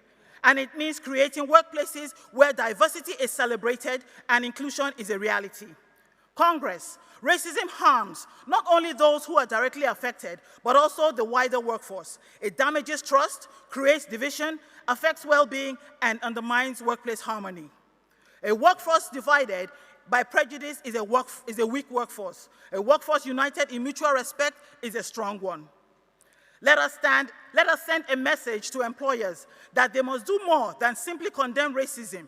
They must actively tackle it. Let us send a message to our members that our union will always stand beside them in the fight against racism. And let us send a message to society that racism has no place in any workplace. We continue to make significant progress to address racism through our union and the workplace where we represent our members. An area we are not clear on is our affiliation to anti-racism organizations. We ask Congress that we publicly join organizations and have our logo on matters pertaining to anti-racism organizations, marches, and campaigns. For a number of years, our members have lived experiences, felt unsafe, and not fully supported when not seeing our union logos on matters pertaining to anti-racism. Congress, our strength lies in our unity, our diversity in our strength, and our solidarity is our power. I therefore urge Congress to support this motion and reaffirm our collective commitment to a workplace where every worker is treated with dignity, respect, and equality. I move. Thank you.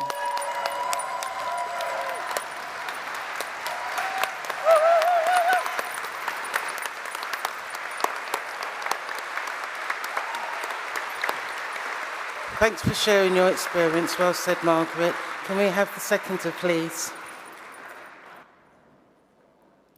Presidents, Congress, Fasana Jumma, proud North East Yorkshire and Humber member. Congress, you've heard such powerful words from Margaret about zero tolerance to racism.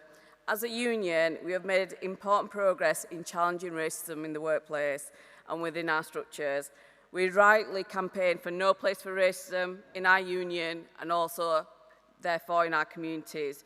This motion is not asking for words alone, it's asking for action. It's asking our union to publicly show when we support and affiliate with anti-racism organisations and campaigns, and to ensure our logo and our name are present front and centre when initiatives, marches and campaigns take place.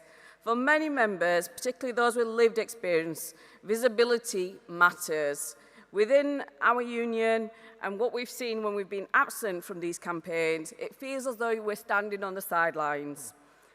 Our members need to know that our union is not only opposed to racism in principle, but is prepared to demonstrate that proudly, publicly and consistently. Congress, right now in parts of our regions and nations, there are individuals trying to manipulate people's feelings online and inciting hate and violence in communities, rioting in communities on matters they allegedly care about. We do not defeat hateful narratives by more hate. Let's remember, no matter what race or religion any of us are, we are all human beings. Our neighbours and communities are still the same people we know and peacefully live with. Let's not let billionaires or the far right incite us against our own communities or workplaces. However different we may look, we are one society and one human race. If we truly believe in zero tolerance on racism, then we must show it, just like we showed it at the Together March earlier this year. Let's remember, hate is 4 words, but so is love. Please support.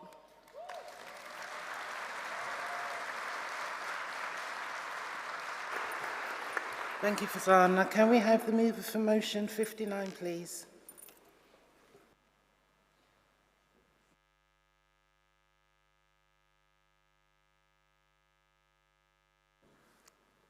President, Vice President, Kelvin Enabulele, proudly Northwest and Irish region.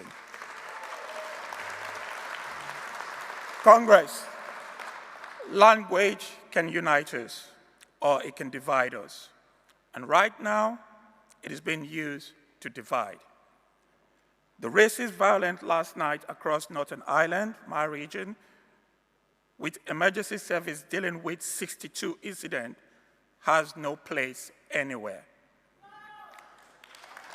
As trade unionists, we strive daily to live together in safety and peace despite the far-right attempt to divide us. We say no to racism, we say no to violence, we say no to Farage, Robertson, Marx, attempt to stoke through their words more hate. Because Congress, let us be clear, words matters. Because the word we use don't just describe reality, they shape it. And over the last 12 months, we have seen a rise in language like illegal, used by politicians, repeated in media, and now creeping into our workplaces. From health and social care to front-facing role. Let's be clear, no human being is illegal. That term doesn't just describe status, it dehumanizes people. It fuels racism, it feeds xenophobia, and it scapegoats migrant workers for problems caused by political choices and bad employers. Because the real issues are low pay, poor housing, and underfunded services, not the people doing the work. Congress, many of these targeted by this language are the very workers we represent. And as a union, we must do better and echo it. We must challenge it, we must replace it, and we must lead. So when you hear it, we say we are not talking about people, not labels.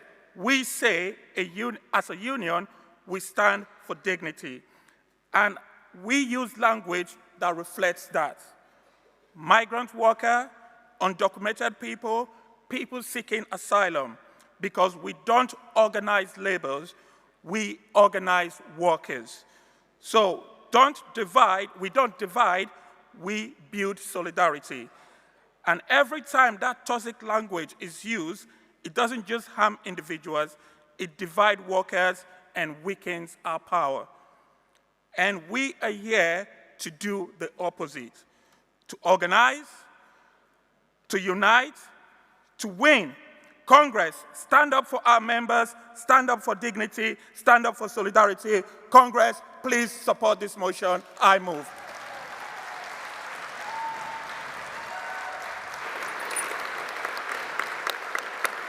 Can we have the seconder, please?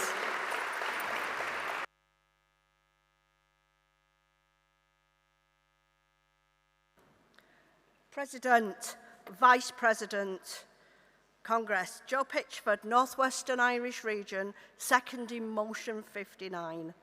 Sticks and stones may break my bones, but words will never hurt me.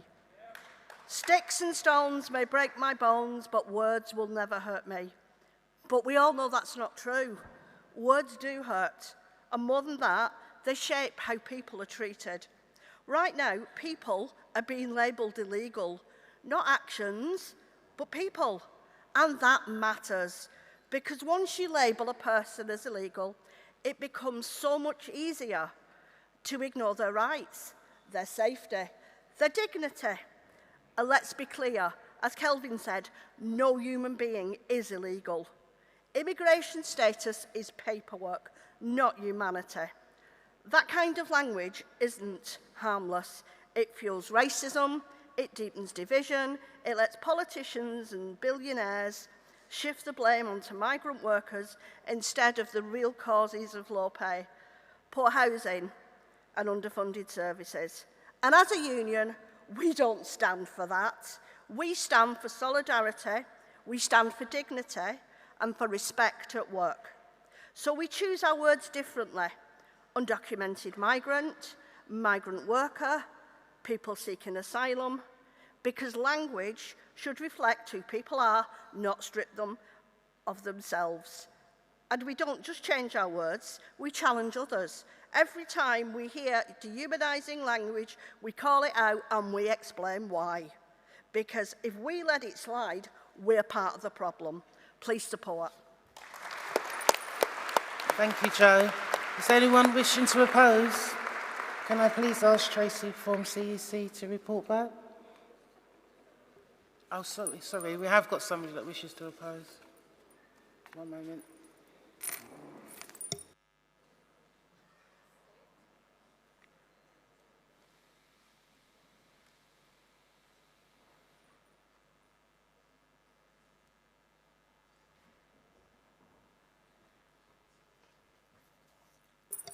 President, Vice President, Ali Haydor, I'm not technically fully opposing the motion 58, but I'd like to add a few points to it.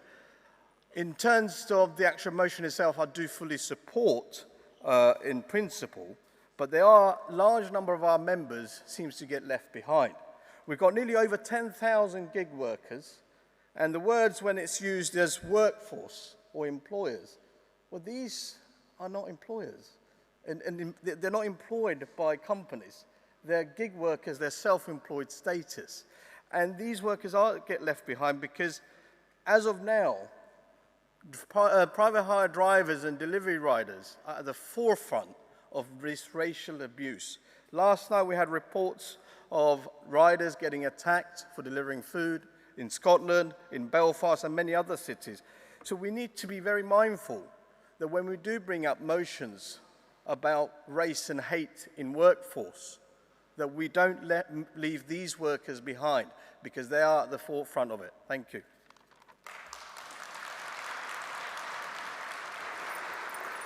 Thank you, Ali, but that wasn't really an opposition, it was really in further comments, wasn't it?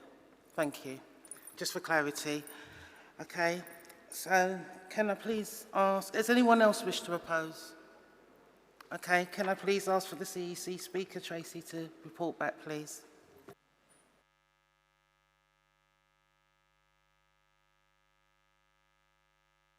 Follow all of that. President, Vice President, Congress, Tracy Ashton, Midlands Region, responding on behalf of the CEC to motion 57, 58 and 59. On motion 57, online training to support workplace reps, the CEC is asking that this motion be referred. We recognise the importance of making training accessible to all reps, particularly those with family commitments or who face barriers to travel and overnight stays. There are already provisions for online training, and many regions are successfully delivering flexible options. However, our priority remains ensuring that reps can access high-quality, in-person training. That includes supporting release from work, ensuring accessible facilities, and enabling attendance wherever possible. Referral will allow regional education officers to share best practice, build on what is already working, and determine how online provision can best be complement, not replace face-to-face training. For these reasons, the CEC is asking Congress to refer motion 57. On motion 58, our zero tolerance on racism, the CEC is supporting with qualification. GMB is unequivocal in its commitment to a zero tolerance approach to racism. The work of our National Race and Organising Team and the Anti-Racism and Combating Hate Special Report set out a clear and credible plan to challenge racism in workplaces and communities. Through initiatives like No Place for Racism, we are building working place unity and challenging the narratives of the far right and those who seek to divide working people.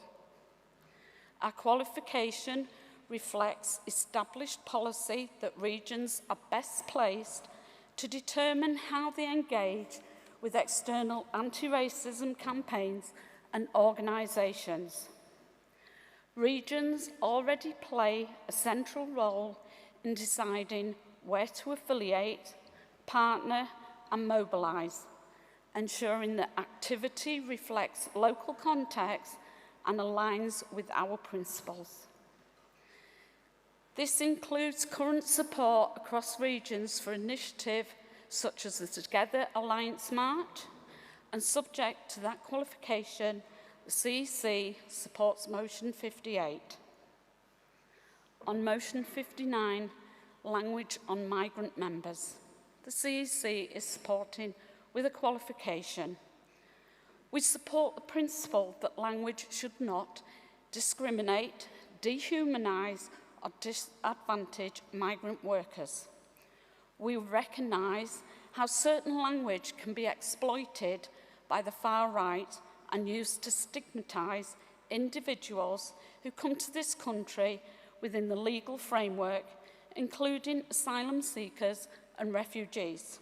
However, our qualification is that language change alone is not enough. We must also prioritise education and understanding, ensuring that shifts in language are meaningful and embedded in awareness. It is also important to recognise that widely used terms are often repeated without intent, and that change takes time. As a union, we must lead by example, and while supporting members to understand why this change matters. Subject to that qualification, the CEC supports Motion 59. President, in summary, the CEC is asking that Motion 57 is referred, and we are supporting Motions 58 and 59 with these qualifications. Thank you. Thank you, Tracy. Can I please ask for the speakers for motions 61, 62, 64, 65 to come to the front, please? The CEC supporting motion 56 from Scotland. Does London agree to refer motion 57? Thank you. Does North East Yorkshire and Humber accept the qualification on motion 58? Thank you. Does North West and Irish accept the qualification on motion 59? Brilliant, thank you. So, all those in favour of motions 56, 57, 58 and 59, can you please let me know? Thank you. Anyone against? That's carried.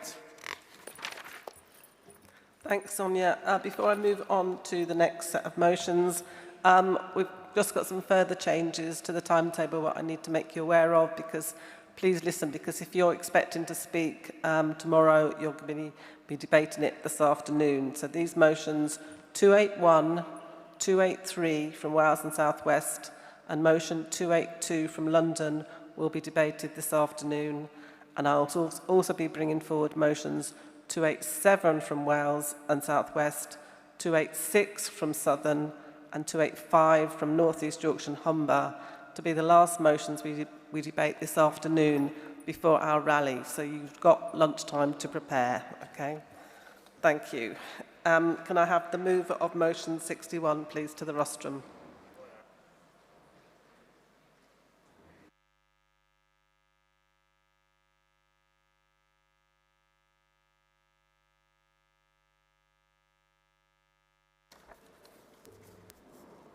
President, Congress, Ashton Green, Midlands Region. I move motion 61, Trade Union and Political Education Programme for GMB Young Workers in line with the qualification that has been set out by our colleagues on the CEC. Working people are under attack, let's be clear. Low pay and outsourcing is at the heart of it, and young workers are most hit hard. Too many young workers enter the workplace without knowing their rights, without the confidence to challenge unfair treatment, without the understanding of power and collective organisation, and this is why education matters. Congress, let's be clear, education is not an optional extra, education is organising. Congress, last year's political report from the CEC reminded us that if we don't do politics, politics will be done to us. And at the time of a political change and that of a Thatcherite agenda from Reform UK, the answer to those who seek to divide us, the answer to those that seek to divide working people is not better slogans, but is better organised workers. Whether they work at Amazon in Coventry, East Midlands Ambulance, the Potteries in Stoke, or at Mansfield District Council, every young worker should have access to trade union and political education. I want young members to know their rights, challenge unfair treatment and unjust, organise confidently and step forward as workplace activists and organisers. I want education that builds practical organising skills, grows membership, wins recognition and delivers change in the workplace. I also want a political programme that helps members understand how decisions in Westminster and in local government shape lives and how us as a trade union can influence this. Because let's be clear, us as a GMB educate its members through power. A member that builds power wins. Congress, with all this in mind, I ask you to support motion 61 in line with the qualification set out by the CEC, which is that for us as the region to move it. Thank you. Thanks, Ash. Well done. Seconder.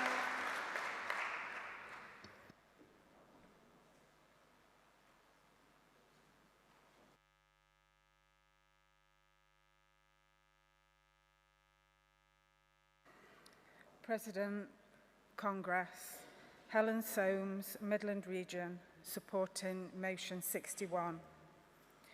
In 2024, our branch found itself very short of GMB reps. We emailed out for expressions of interest and a young member came forward. He was just 18 years old, one of the youngest employees at Sherwood Forest Hospitals. After training at regional office to be an accredited rep, he was soon elected to our vacant positions of branch young members officer and equality officer. He quickly became involved in the regional equality forum and was elected as the regional young workers lead, resulting in a place on regional council from which he was elected to regional committee. With encouragement from branch and the regional officer, he's now been accepted onto the third cohort of GRASP.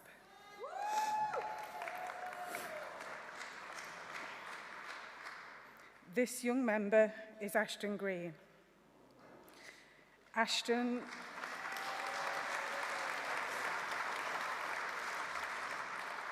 has accessed significant training and development opportunities through GMB.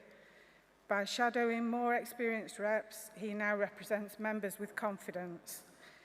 Many young members like Ashton have much to offer the GMB, but many will not come forward without an investment in training to build their knowledge and confidence.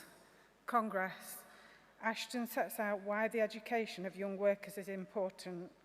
He asks GMB to provide political and union training to help identify young members willing to step forward as workplace reps and activists, and to make the link between the political decisions and how these impact on their day-to-day working life. The future of GMB is in all of our hands, but the role of young members is vital. We must provide education and training, we must encourage participation, but above all, we must trust our young members, because a union that educates its members builds power, and a union that builds power wins. Please support this motion. I second. Thank you, Helen. Can I have mover of motion 62, please?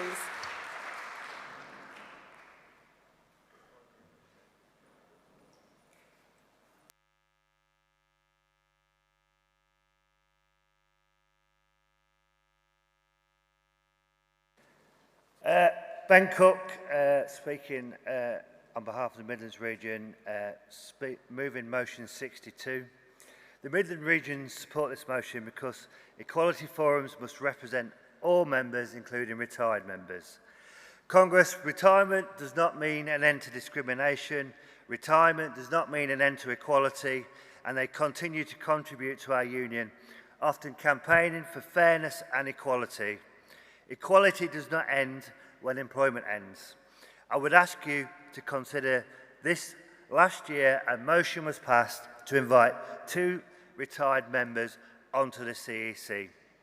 12 months on, we still do not have 2 retired members on the CEC in their own right. It is important that you can support this motion for equality. I urge you to ensure that an election process starts as soon as possible, and we need to set up a fair and democratic process with seeking advice from the National Retired Members Association. Congress retirement is not the same today, with many of our members still working due to the cost of living crisis. Many of our members are actively campaigning on a daily basis and contribute towards our great union, the GMB. I've stood at Congress and on the rostrum, and I've supported young workers a long time ago now, because I'm going grey now. And we've campaigned for young workers to have an observer seat on the CEC a long time ago, and we won that battle. So if young workers can have a seat at the CEC and voting rights at the CEC, retired members should also have that seat. Because if this was in the workplace, we would be saying that it's ageist. In Congress, this motion means so much to me. And this is why, because Margie Clark, Kath Sutton, Kath Murphy, Vic Baines, Ken Vincent, Phil Soper, Malcolm Sage, Carol Clarkson and Mary Turner. These people have all been an influence on my life and my support and my trade union journey. All that knowledge and experience, we've sadly lost, but it's still a lot, and we can't afford to lose it. Please support this motion, Congress. Thank you very much. Thank you, Ben. Seconder.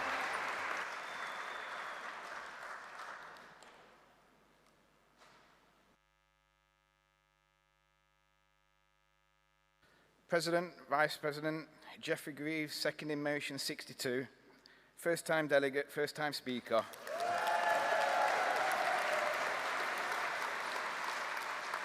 Congress, I am proud to support, I'm proud to second this motion. Our union continues to improve equality and fairness. This motion is directly calling for a change that should have happened last year or even years ago. A change for everyone to have a voice for improvement. I agree wholeheartedly on the points made from my brother Ben. Please support this motion. Thank you. Thank you. I didn't catch your name because it wasn't on the screen. Jeff. Jeff. Thank you, Jeff. Well done. Can I have the move of motion 64, please? Sorry? Agree to refer. Thank you, North East Yorkshire Humber. And that moves us on to the mover of 65. This is again. You formally seconding that as well? Formally. Thank you very much. Does anybody want to speak in opposition? No. In that case, can I ask Linda Carr-Pollock from the CEC to reply, please?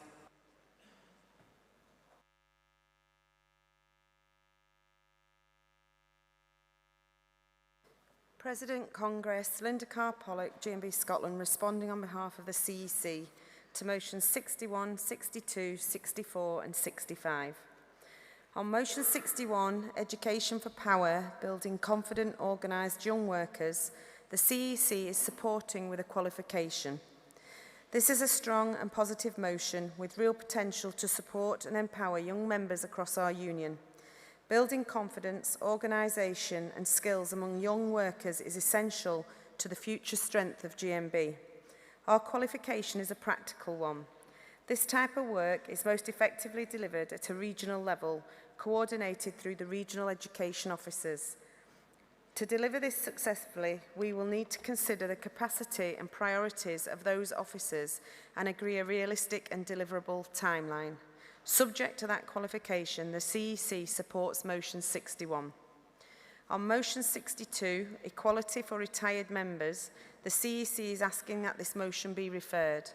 We recognise the important issues raised, particularly for older workers who are continuing in employment beyond retirement age, often due to rising costs of living, low lifetime earnings and limited pension provision.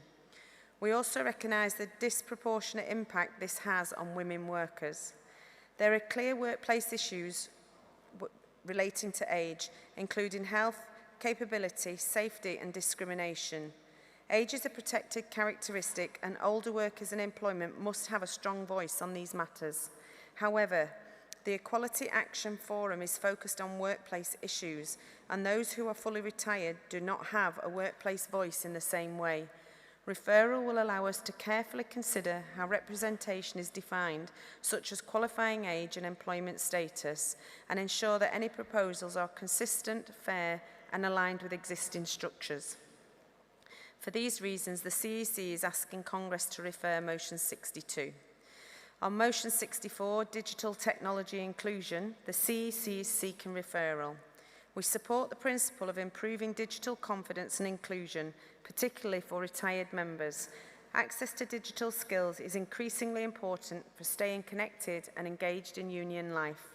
However, this type of IT literacy training is best delivered locally through regional educational programs. Regional delivery ensures training is tailored to need, paced appropriately and delivered by tutors experienced in community learning.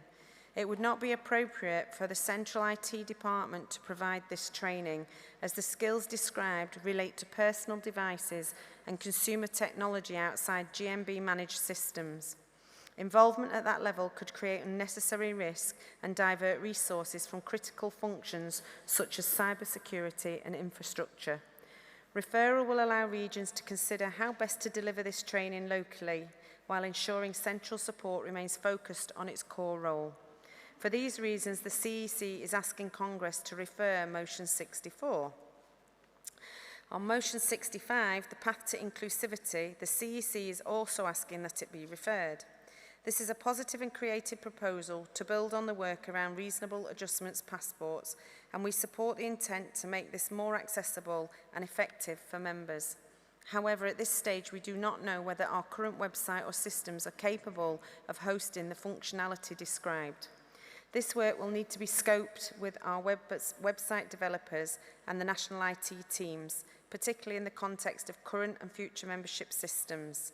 There may also be financial implications if significant development or alternative systems are required, which would need consideration by the Finance and General Purposes Committee. Referral will allow that detailed work to take place before any commitment is made. For these reasons, the CEC is asking Congress to refer motion 65. President, in conclusion, the CEC is supporting motion 61 with a qualification and asking that motions 62, 64 and 65 are referred. Thank you. Thank you, Linda. Before I go to the vote, can I ask movers and seconders of Composite 3 and Emergency Motion 5 and Emergency Motion 6 to come to the front, please? Does Midlands accept the qualification on motion 61? Thank you. Do you agree to refer on 62? Thank you. I was hesitant to ask then, Midlands. North East Yorkshire and Humber have said they're referring, and so 65. Wales and South West, do you agree to refer? Thank you. I'll put 61 to the vote. All those in favour, please show. Thank you. Anyone against? That's carried. Could I have the mover of Composite 3, please? That's from Wales and South West.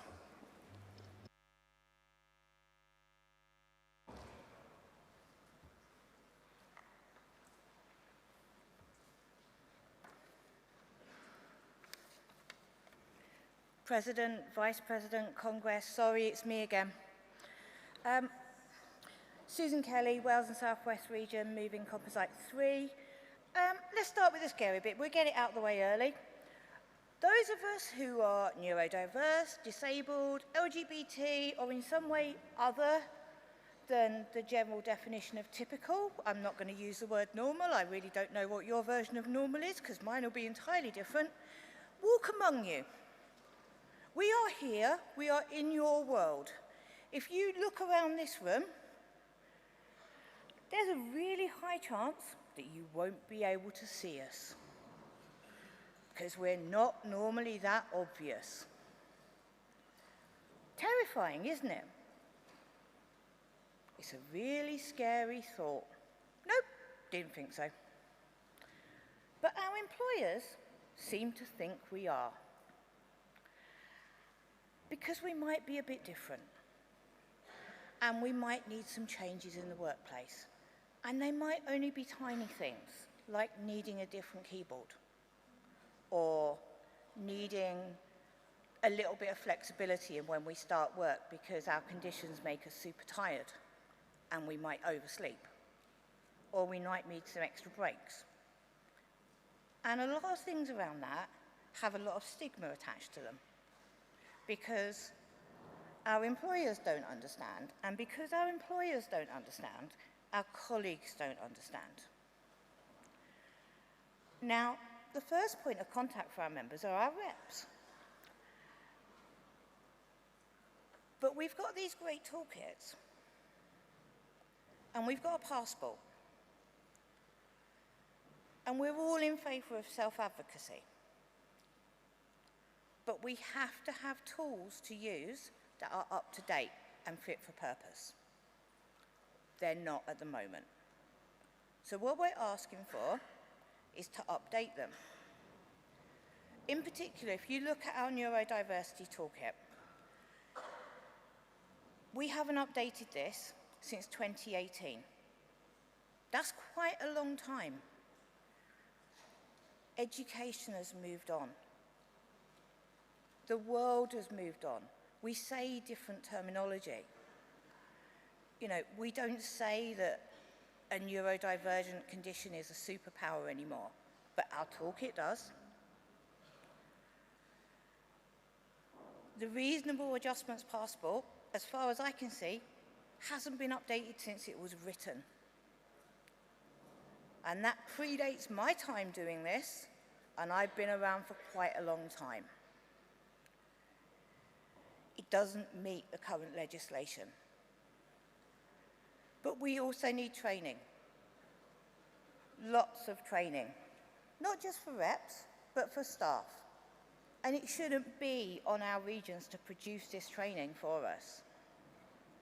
It should be done nationally, and it should be done in conjunction with the National Disabled Members Strands, because we have the lived experience.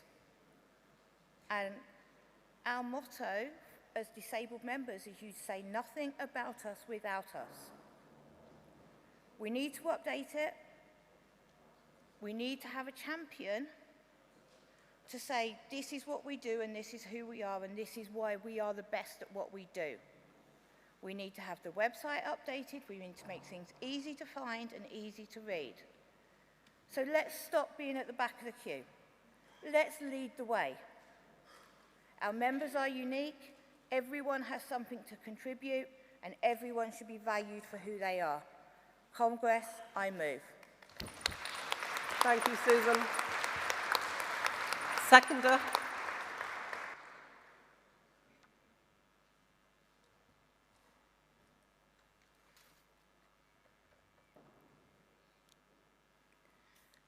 Caroline Smith, Southern, supporting Composite 3. Madam President, Madam Vice President, Congress. I rise to second this motion as a GMB rep and as a parent, because neurodiversity at work is something I see both personally and professionally. My daughter is neurodiverse. She's a university student, highly academic, intelligent, and fully capable of doing complex and demanding work. She also needs time to process information. And that difference is too often misunderstood in the workplace as incompetence. What I have seen is not a lack of ability, but a lack of understanding. Despite her skills and commitment, she has struggled to stay in work because workplace reps do not have the proper coaching or training to support neurodivergent staff properly when they are disciplined wrongly. If reps were trained to understand and support neurodivergent workers, then they would be more confident in holding management accountable, making sure straightforward communication is clearer, instructions are structured, reasonable adjustments are made early, things like written guidance, predictable workloads, and time to process information, instead of workers being pushed into disciplinaries or capability processes. As a trade union rep, I see these failures across our workplaces. Too often, difference is treated as poor performance rather than something that can be supported with basic understanding.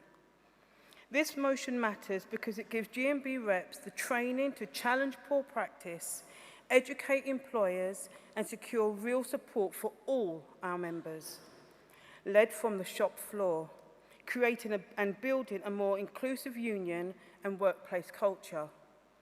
Congress. This is about dignity at work and fairness where difference is understood, valued and celebrated, not penalised. I urge you to support this motion and carry it. I second. Thank you, Caroline. Does anybody wish to speak in opposition to that motion? No?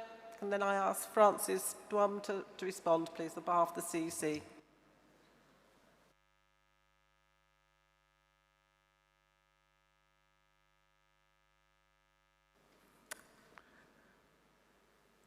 President, Congress. Francis Jum, Southern Region, responding on behalf of CEC to Composite 3, which we are supporting with qualification. This motion rightly highlights the barriers and challenges faced by neurodivergent members in the workplace. GMB is committed to supporting members to campaign for positive changes and to make workplace more accessible, inclusive, and fair.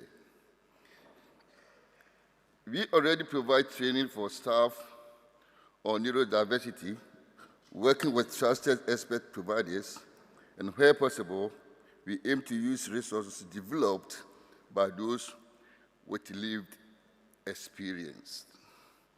We agree that establishing neurodiversity champions is important, and this work must continue to be led from the shop floor, ensuring it reflects the real experiences of members.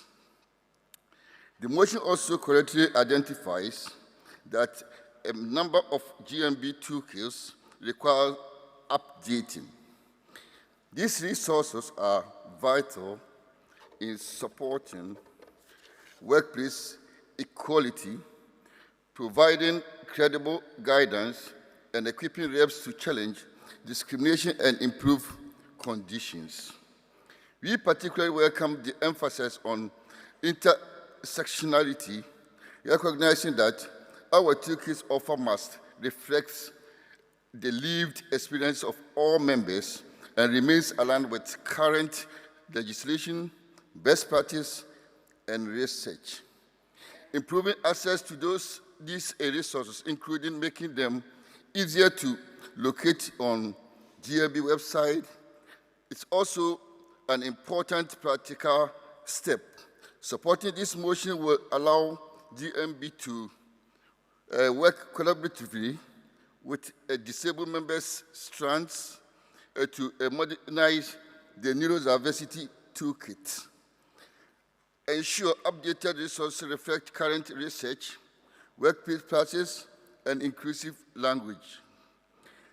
Challenge stigma and promote neuro-inclusive across workplaces, and improve the accessibility and clarity of our toolkit offer.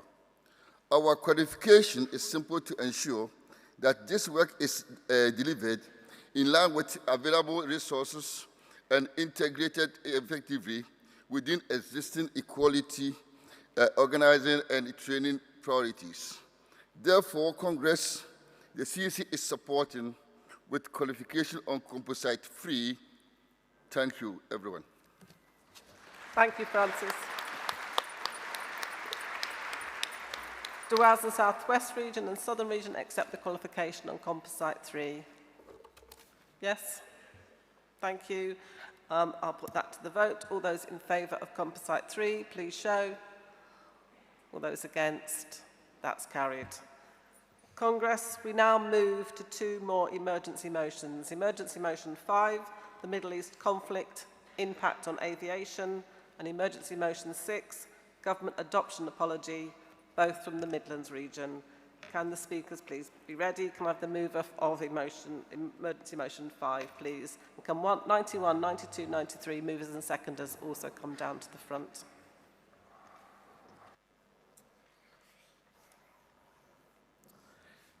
Hello, good morning all. President. I've been toying now to deliver this one, and I think this is possibly the kind of best way. So obviously the Middle East, the media, jet fuel shortage, all that malarkey has been really prominent. Probably 2 months ago now, I started fretting. I could see what's coming a mile off. 2 weeks ago, there was kind of news that we're going to have to start instigating or prepping to instigate the layoff clause. And, you know, we want you to work with us, because if not, it's going to get messy with our members and obviously employees of the company that I work for. So ground handling is brutal. It's horrible. There's no kind of rules to it. As soon as airlines start cancelling, they lay staff off. We're a glorified agency at the end of the day. We don't move aircraft, we don't do turns, we don't get paid. Members end up paying the price. And this is a bit I'm struggling with kind of explaining it. So apparently, the first quarter of 2026, 61 million passengers travelled out of the UK, which is, you know, amazing. Post-COVID, that's the highest it's been. The problem is there was 13,000 flights cancelled, 3.65 million passengers didn't get on them planes. Now, every passenger that doesn't get on reduces the amount of money that ground handling and aviation companies receive. So 3.5 million plus, you can imagine the revenue that's kind of been lost. There's so many cogs that go into moving a plane from A to B. There's so many different agencies and companies, it's unbelievable.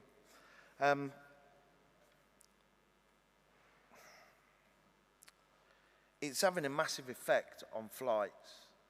Now, this is where kind of it changes. So the summer, I think we're going to be safe, but come the winter, with the amalgamated flights, the drop in passengers, you know, people are going to start paying the price.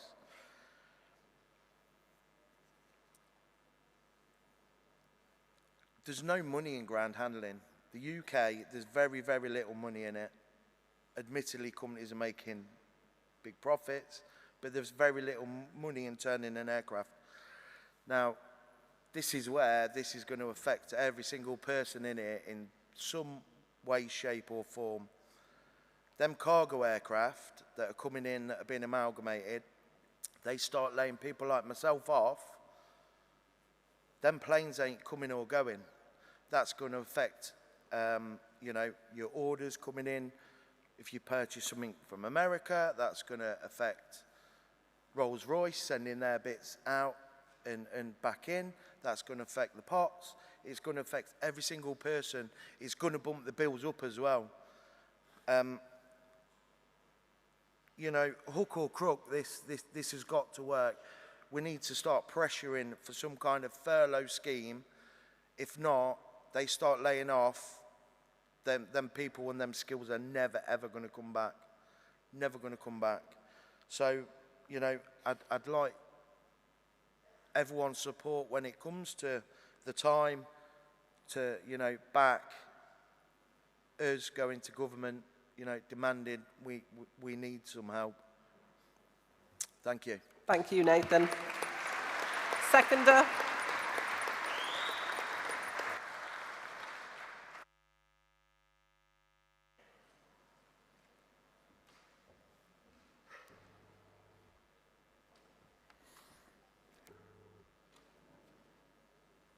President, Congress, Jan Sandqvist, Midlands Region, first-time speaker.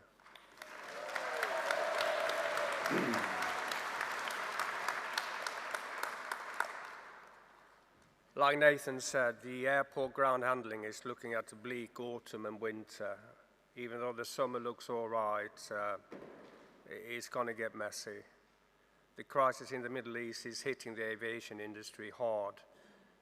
And it will be the ground handling will be facing the cuts to their hours, and it will make it impossible for many of them to make ends meet. I think if we don't take a stand today, these short-term cuts will become long-term redundancies for sure. And we need to protect the livelihoods of the frontline workers, keeping our airports alive. I second this motion. Thank you. Mover of emergency motion 6, please.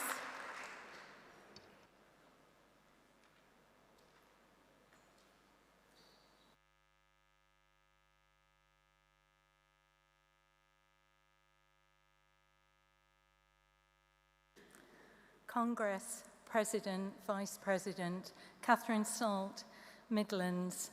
I'm going to speak to the historic forced adoption. Between 1949 and the early 1980s, 250,000 women in this country forcibly had their babies removed from them. Women who were forced into the mother and baby homes had to scrub floors on their knees right up until they gave birth. When they gave birth, many were left on the operating tables in acute pain because they had been told they had got to suffer as much pain as possible so they never ever have sexual experiences again out of wedlock. Once they had given birth, they were also given medication to dry up their milk. Many of these mothers have now got breast cancer. We have studied the documents with Dr. Michael Lambert, and some of the signatures on these adoption papers are not the mother's signatures. All of these mothers have suffered from trauma, guilt, and shame. Some have taken their own lives. Many have gone to their graves suffering with shame. Some of the adoptees were deemed unadoptable because of their ethnicity or disabilities. All of these mothers continue to feel shame. And the 10th of March this year, they attended a parliamentary select committee, and the mothers and the adoptees gave evidence. And it was the first time in this country the government admitted that the state was culpable to this forced adoption practice.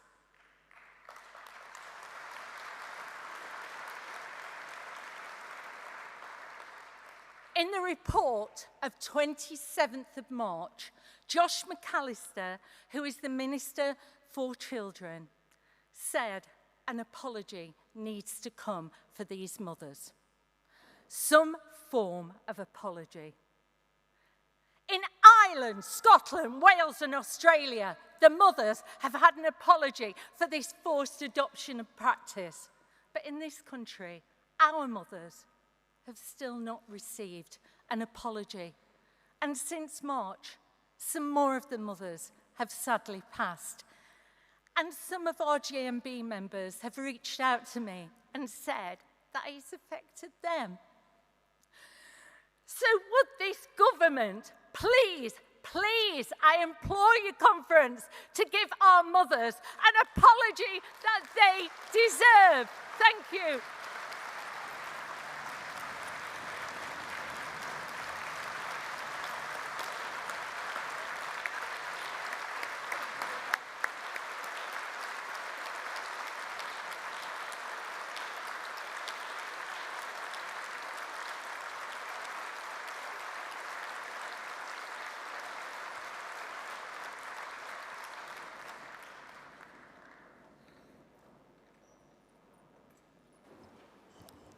Catherine, thank you for that really powerful speech. Thank you. Seconder. How do I follow that? Karen Morell, Midlands Region, seconding this motion.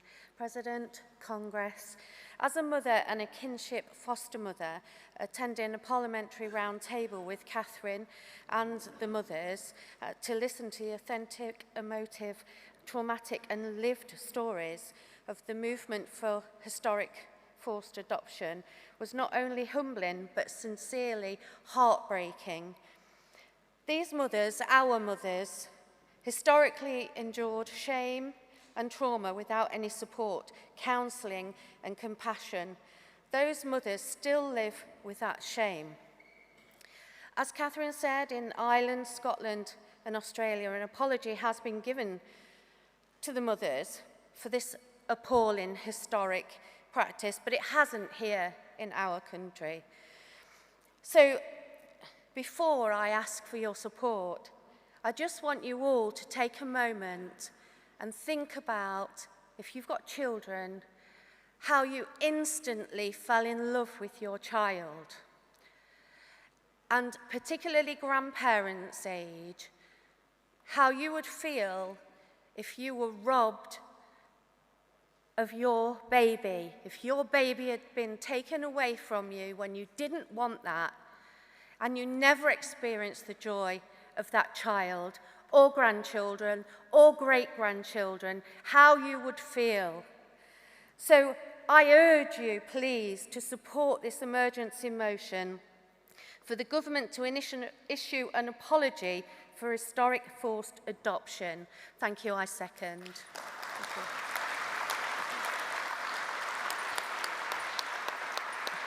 Thank you, Karen. Does anybody wish to speak in opposition to either of those motions? No. The CC are supporting both motions, so there is no speaker, so I kind of put those straight to the vote. All those in favour of emergency motion 5 and emergency motion 6, please show. Anyone against? They're both carried.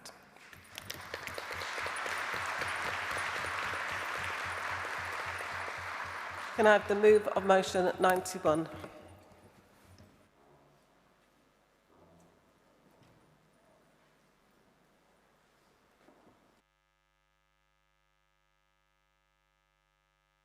President, Congress, David Chatterton, London Region, moving motion 91, heat strike. GMB Region takes seriously the commitment to make sure that we have the highest possible standards of health and safety practice with all of our workplaces. The UK currently has a legal minimum workplace temperature, but no legal maximum temperature. Summers are getting hotter, heat waves becoming more extreme because of the climate breakdown. So we see events such as summer 2022, where UK temperatures hit 40 degrees Celsius for the first time, and this year recent heat waves shattering the temperature records. Rise in temperatures mean that workers' productivity drops by 2 to 3% every degree above 20 degrees Celsius. Workers at risk from heat stroke, dehydration, kidney dysfunction, and neurological disorder, all of which hinder long-term health, economic security. These working indoors can shield from sun, but anyone working outdoors faces added risk and needed additional measures to protect them, both from UV radiation and heat stress.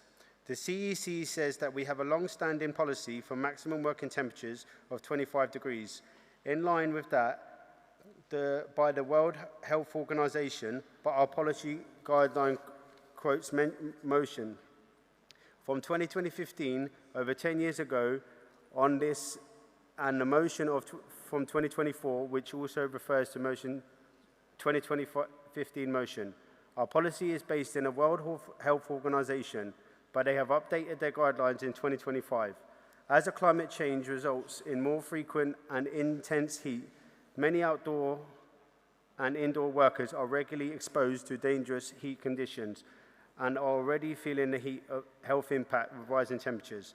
We need to change the GMB's policy, which is what Congress is all about. Our past motion called for the GMB to coordinate a campaign with the TUC and other organizations to introduce relevant legislation to protect workers' excessive heat exposure. Our motion is asking for our policy to be increased in line with the TUC heat strike campaign, advocating for safer work conditions during heat waves. They are asking the unions to establish maximum working temperature to protect workers from unsafe conditions, with the recommendation suggesting a minimum of 24 degrees Celsius and a maximum of 30 degrees Celsius.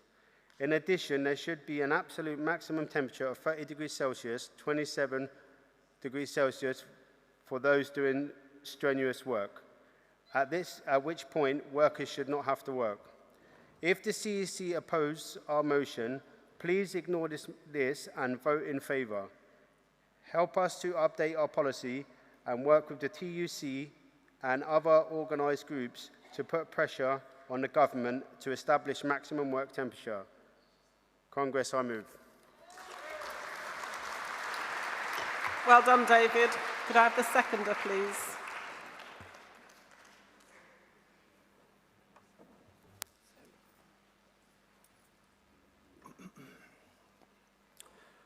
Madam President, Madam Vice President and General Secretary, Congress all.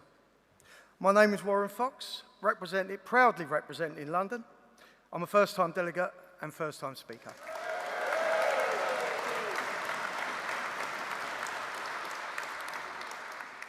In Luton, the loaders, drivers and street cleaners are the heartbeat of the town's hygiene. But as we sit here, the climate isn't just changing, it's becoming a workplace killer. Last summer, we saw temperatures hit 36 degrees. To most people, that's a day in the garden or on the beach. For a Luton waste collector, that's a 3-round fight with heat exhaustion in a high-vis cage. Let's be clear about what we're asking for. These workers aren't just sitting in air-conditioned offices. They are walking 10 to 15 miles a day, lifting tons of waste, trailing behind a diesel engine that pumps out even more heat. When it's 36 degrees in the shade, it's closer to 45 degrees behind that hopper. We've all seen the results: dizziness, fainting, and that terrifying onset of heat stroke. This isn't part of the job. This is a failure of health and safety. Currently, the law protects a snowball better than the refuse worker. In the UK, there are currently no legal maximum or minimum temperature limits for outdoor work, and this is a disgrace. We are calling for more than just water and hats. We need a too hot to work threshold, a clear national limit where the job stops for the safety of the human being doing it. Our members in Luton aren't asking for the world. They're asking to come home to their families without being carried off their shift in an ambulance. The Luton spirit is about hard work and resilience, but resilience shouldn't mean risking heart attacks for a recycle bin. It is time the employers and the government treated heat as an industrial hazard that it is. Congress, please support this motion that I second, and let's protect our workforce. Thank you. Well done, Warren. Perfect timing. Mover of motion 92, please.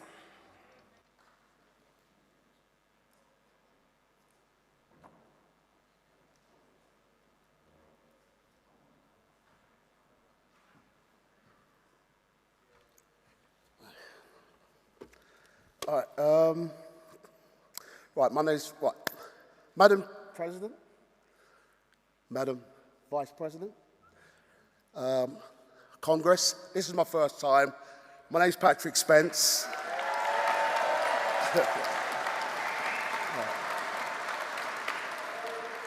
My name's Patrick Spence.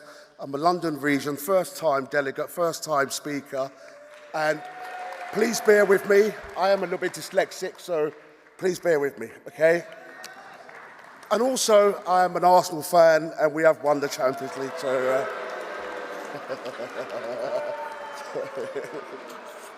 All right.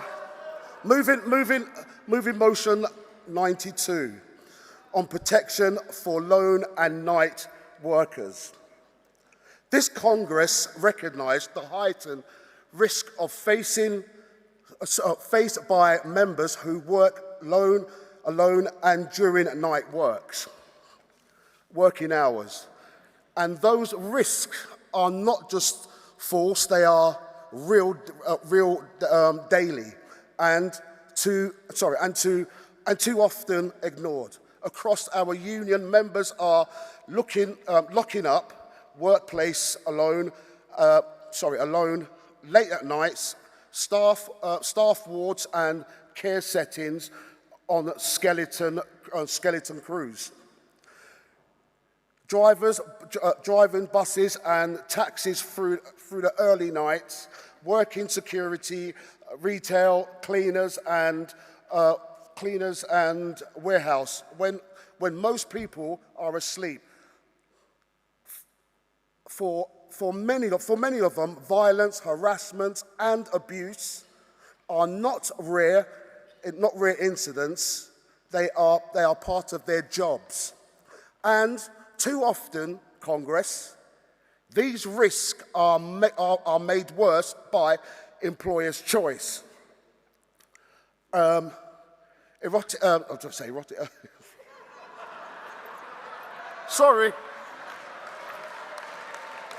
Sorry, okay, all right, sorry. Right, chronic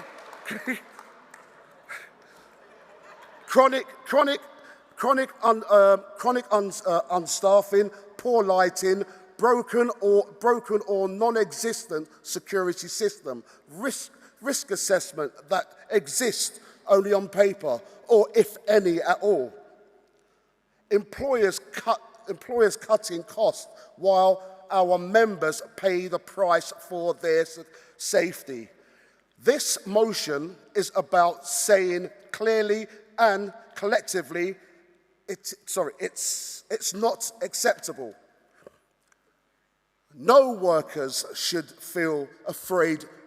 No workers should be afraid in working. No workers should be left isolated, unsupported and vulnerable, simply because they are working unsociable hours. And no members should be expected to put their safety at risk just to make a living.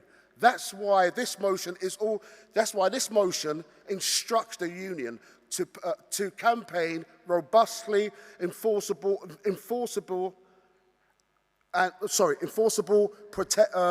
protection for lone workers for lone and night workers. Firstly, mandatory and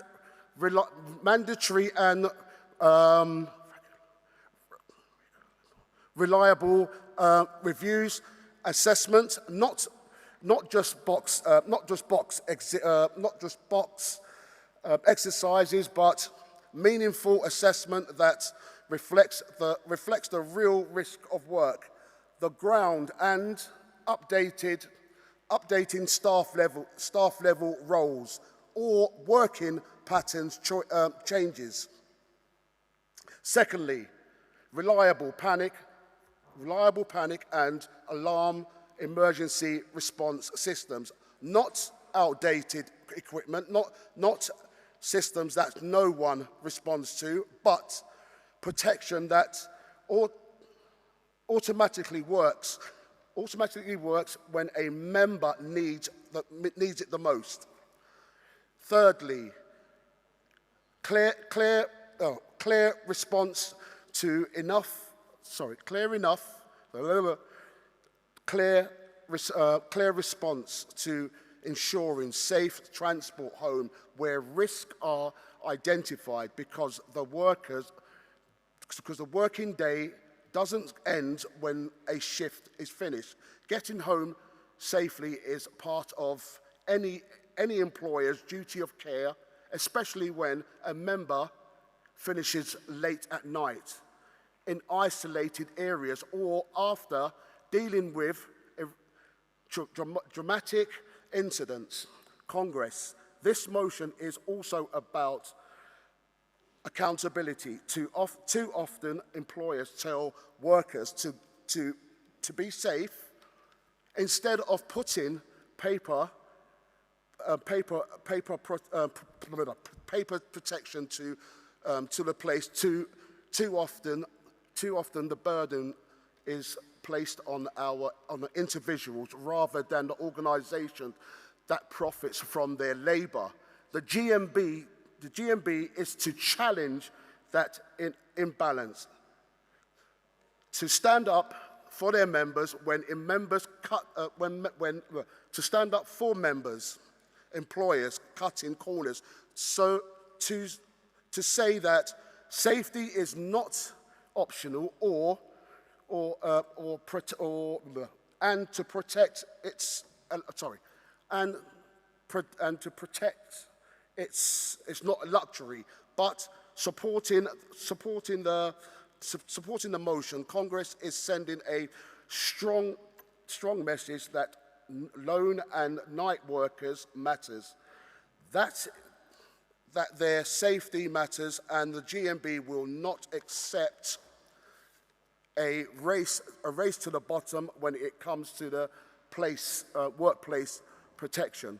I urge Congress to support this motion and commit our union to fighting the safety, dignity, and well-being of every member, no matter the hours or work. Thank you. I move.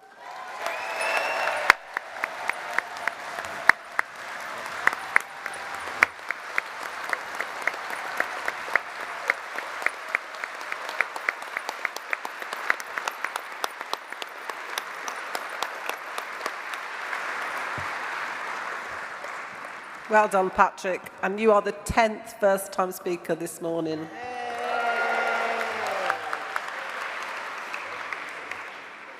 Oh, you're up there already. Sorry, nerves. Good morning, President, Congress. Coral Gosling, London Region, first-time delegate, first-time speaker.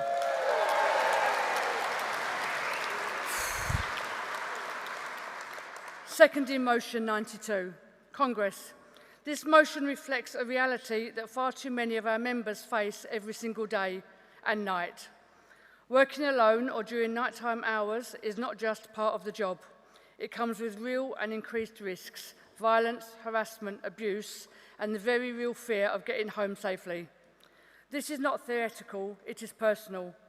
My own daughter, at just age 19 years old, worked security during the 2012 London Olympics. She was regularly placed in situations where she worked alone, vulnerable, exposed, and subjected to unacceptable behaviour, including inappropriate attention from colleagues. No young worker, no worker at all, should ever be put in that position. And let us be absolutely clear, no one should have to trade their safety for a wage. That is why this motion matters. We are not asking for the impossible, we are calling for the basics. Proper mandatory risk assessments, reliable working panic alarms, and safe transport home for those working late or alone. These are not luxuries. These are fundamental protections every worker deserves.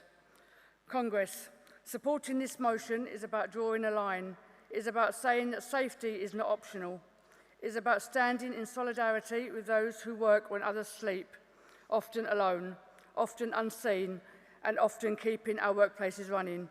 Let us raise the standard. Let us protect our members. Let us ensure that no one is left vulnerable simply for doing their job. I urge Congress to support motion 92. Thank you. Well done, Coral. Perfect. Mover of motion 93, please.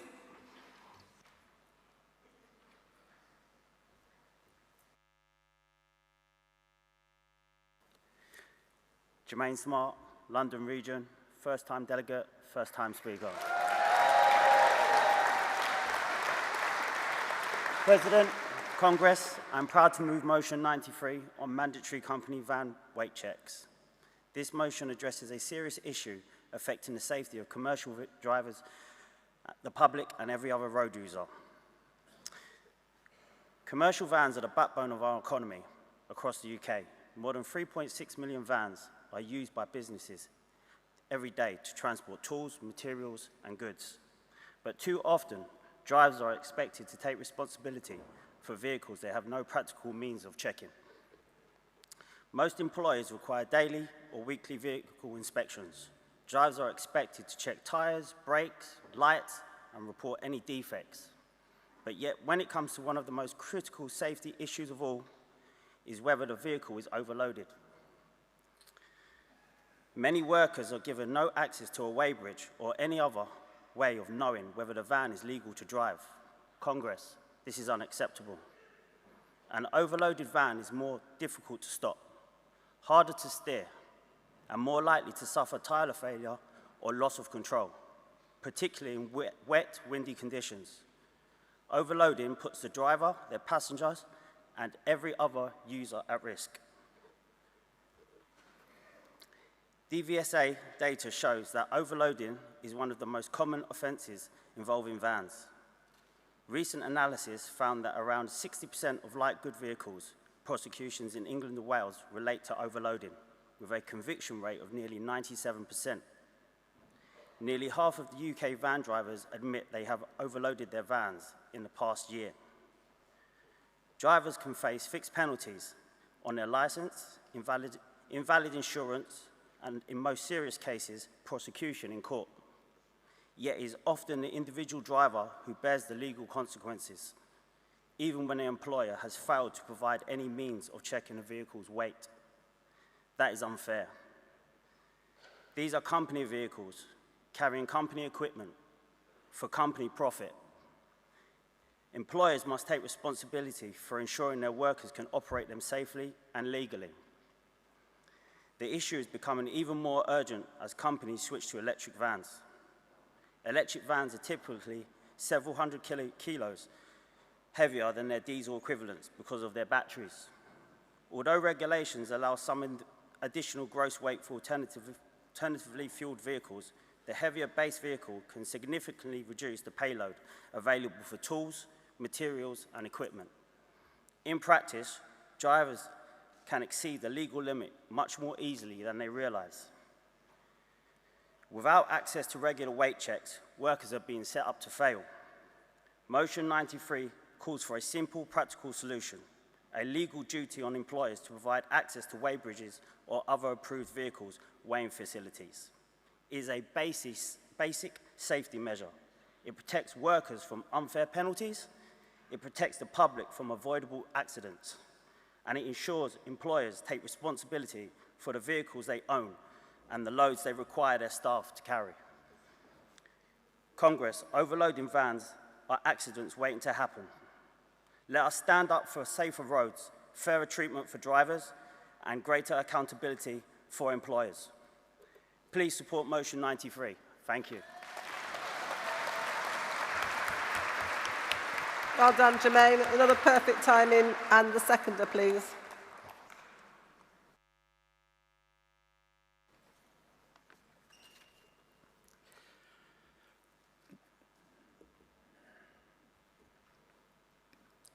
Gavin Dudley, excuse me, I'm nervous. London Region. I'm here to second motion 93 on mandatory company van weight checks. Congress, this issue goes right to the heart of fairness, safety, accountability in our workplaces. I forgot to mention, first-time delegate, first-time speaker. I need the encouragement. Thank you. So let's be absolutely clear. Workers are not the cause of vehicle overloading. The idea that an individual worker could somehow add enough personal weight to push a van over its legal limit is nonsense. Overloading happens because of employer decisions, the loads they set, the schedules they demand, and the pressures they place on our members. And Congress, the law has already moved on. The UK now allows electric vans up to 4.25 tonnes, up from 3.5 tonnes, to account for heavier batteries. Employers have been given the flexibility they need. So let's say it plainly, there is no excuse for overloaded vehicles. If a vehicle is overweight, that is a management failure, not a worker failure.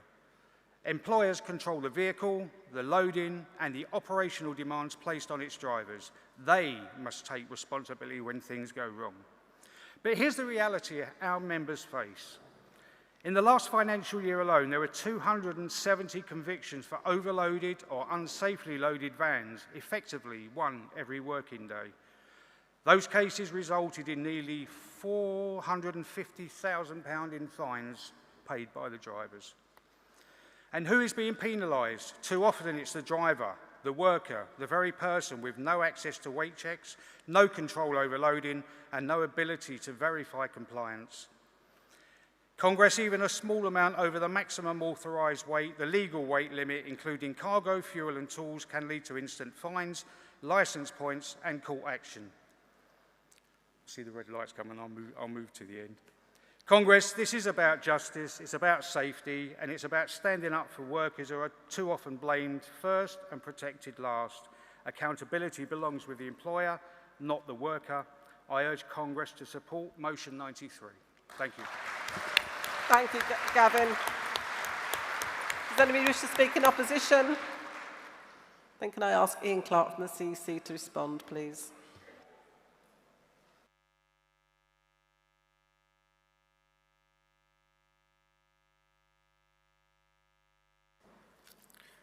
President, Congress, Ian Clark, Midlands Region, responding on behalf of the CEC on motion 91. The CEC is asking that this motion is withdrawn. The GMB has a long established and clear policy on maximum working temperatures set at 25 degrees Celsius, as outlined in our Feeling the Heat guide. This position has been in place for more than 20 years and reflects our commitment to protecting health, safety and well-being of our workers. Whilst we recognise that the Heat Strike campaign has been adopted as TUC policy, the proposed maximum working temperature is within that framework, is significantly higher than GMB's own long-standing position. The CEC does not believe it would be appropriate to adopt a position which weakens our existing demands and protections for workers. For these reasons, Congress, the CEC asks that this motion is withdrawn. Thank you. Thanks, Ian. Does London Region agree to withdraw motion 91? No? Okay. That does mean the CEC will change its position to oppose this motion. I'll put the other two first because they're easy ones. 92, 93 CEC are supporting. So all those in favour of motions 92, 93, please show. Thank you. Anyone against? That's carried. Going back to motion 91, the CEC are asking you to the CEC are opposing this motion. All those in favour of motion 91, please show. Put your hands really clearly up, please. Yeah. All those against? Yeah, that motion is carried.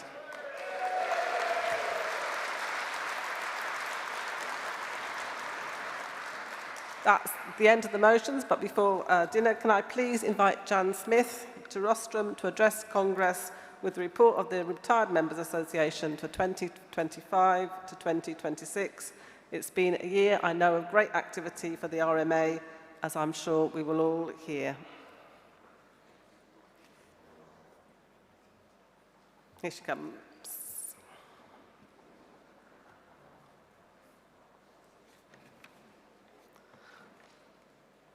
while we're just waiting for Jan to arrive to the rostrum, I can announce the draw has taken place to win one of 3 £100 Love to Shop vouchers. Thank you to the 7 participating exhibition stands for running this prize draw. The winners are Andy Humphreys from Midlands and East Coast region, Fumi Wagabo from London region, and Lorna Gale from London region. Congratulations to those 3 winners. You can go to the information desk at the main entrance to collect your vouchers.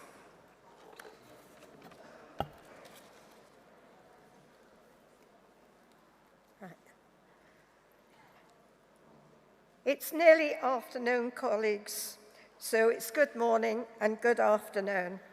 Jan Smith, National RMA Secretary. It is with pride and pleasure to present to you, Congress, and colleagues and friends, the 2026 National RMA Report. On behalf of Kevin Hensby, myself give sincere thanks in taking part in the banner parade on Sunday. And also, it was being led in by Margie Clark, waving an RMA banner flag. Well done, Margie, and it was nice to see you after your hospitalisation. You are doing very well and keep up the good spirit. Colleagues, since last year's RMA rule change history, sadly, we have not received or heard anything from the National Equalities Forum. I say to you, we are not a racist, discriminative in any shape or form. Plus, equalities, we need each other.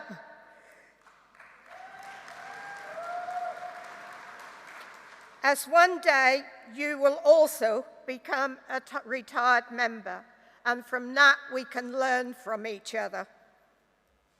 Secondly, colleagues, after a successful motion for 2 members of the RMA to sit on the CEC, this we are told cannot take place till 2028. That's not good enough. Howsoever, through our national coordinator, it has been asked if 2 members of our committee can attend as observers. And again, sadly, we have not had a reply. So Gary, please can we sit with 2 members as observers so we're ready for 2028.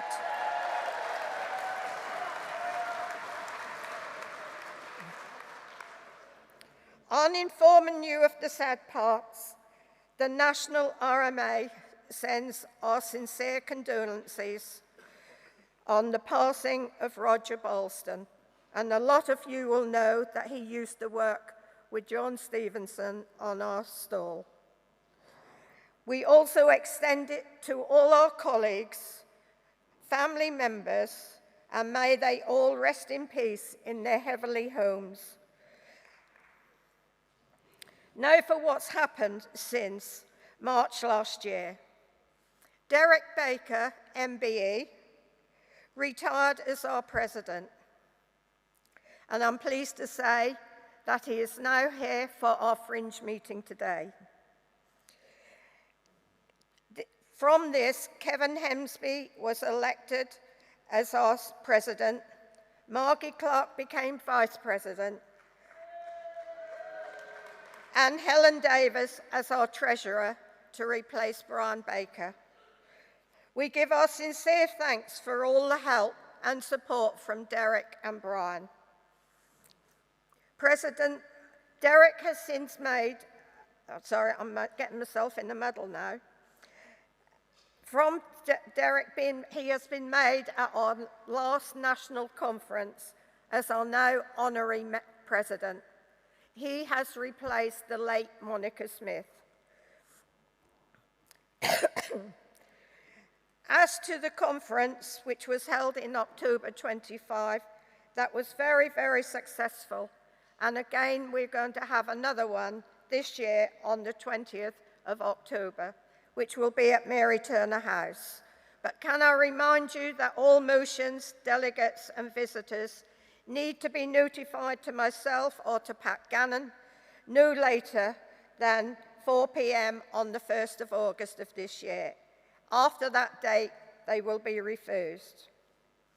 Colleagues, we have continued to strive by working through the rule book. Our first national RMA motion was presented to Congress on Monday, and also as today, our very first fringe meeting, another history point for the RMA. Thanks to Kevin, wherever you might be sitting, Kevin, we have produced a newsletter and a booklet.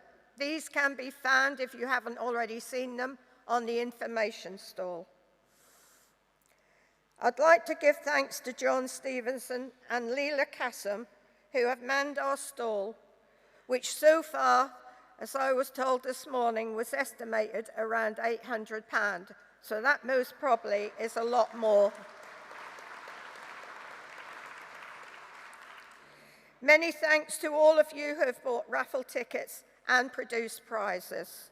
And I understand that the tickets ready for the draw of the raffle will take place this afternoon.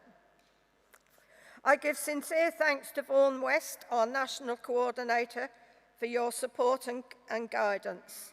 And can I please ask if Pat Gannon and Ida Climo can please come up and be beside me. Pat was aware that I needed her this lunchtime, so she's not here at the moment, so if someone can get her, I'd appreciate it. So till Pat come up, I will just continue. Colleagues, friends, I can continue, but much what else I could say you will hear at the fringe meeting. So I hope as many of you as possible can attend, to which our National Pensions Officer will be one of our speakers. So Pat has now arrived, so if Pat and Ida can join me, please.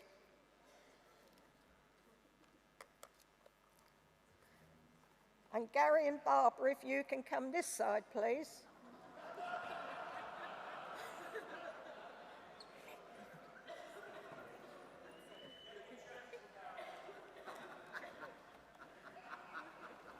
I have that.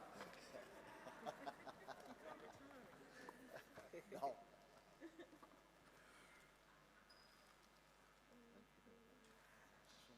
Colleagues, on behalf of myself, I have known and worked closely with Pat and Ida over many, many years, and they have become very great friends. Some of you may not know, but Pat is retiring at the end of this year, to which she will be sadly missed and a hard follow to act. So, and to Ida, she has been there. I saw her come from the national office, which was their loss to London Region's gain. Ida has been a great stalwart to London Region.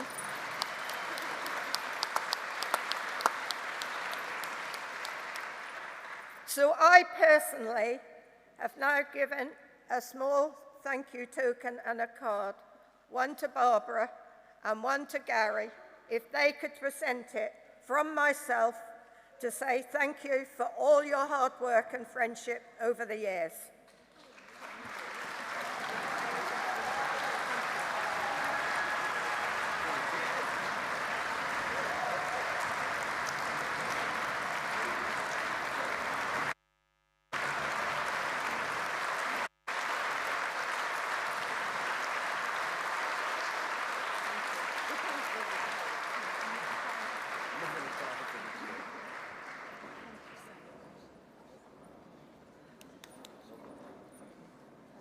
Money. Hey? I've got no money. No money? He's just told me he's got no money. Who's he kidding?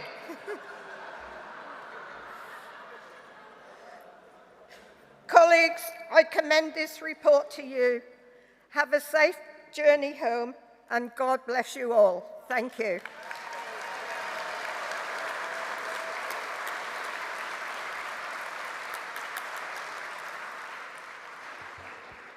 Thank you, Jan, for that report. What a lovely way to finish just before lunch. Please go to the fringes, enjoy your lunch, and be back in the hall by 2 p.m. Thank you.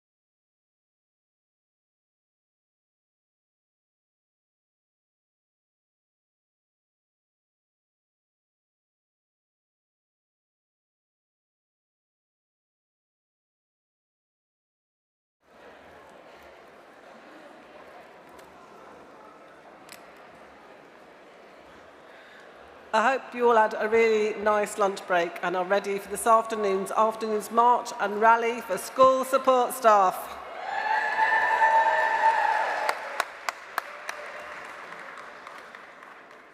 This afternoon we are going to carry on with our planned business, and then we have a rally in the hall where we will have speakers on the platform who are school support staff who will share their lived experiences with the hall.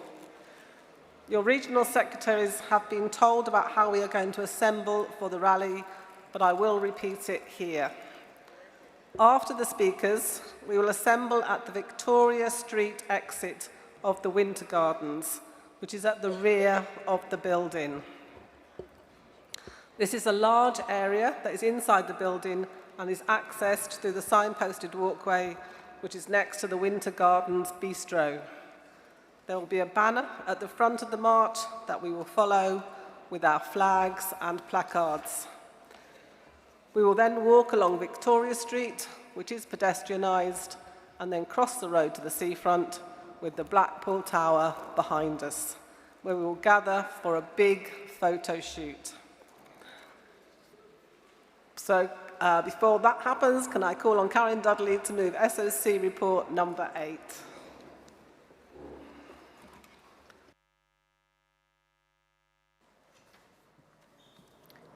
President Congress, Karen Dudley, Standing Orders Committee Chair, moving SOC report number 8.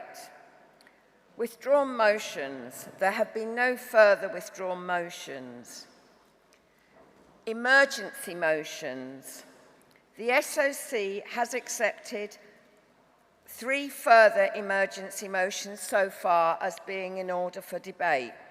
From North West Irish Region, Stop Reform Councils Abandoning Pride. From Scotland, Stop Reform Councils Our Pride. The SOC recommends that these 2 motions are composited. Further from Scotland, fascist riot threats, and from North West and Irish Region, riots in Northern Ireland. Again, the SOC recommends that these 2 motions are also composited. The Congress timetable will be updated and the SOC will consider further requests for emergency motions. The SOC will update Congress accordingly.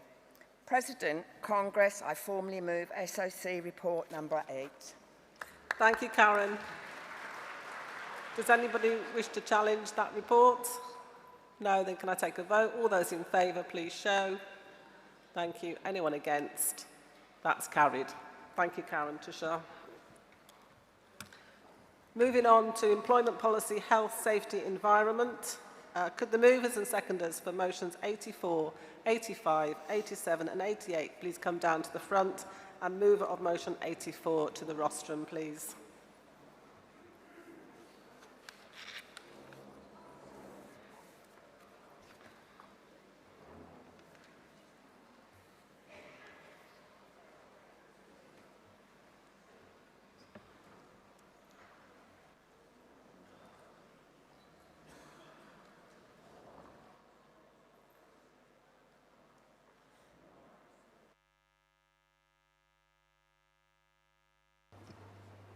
$84?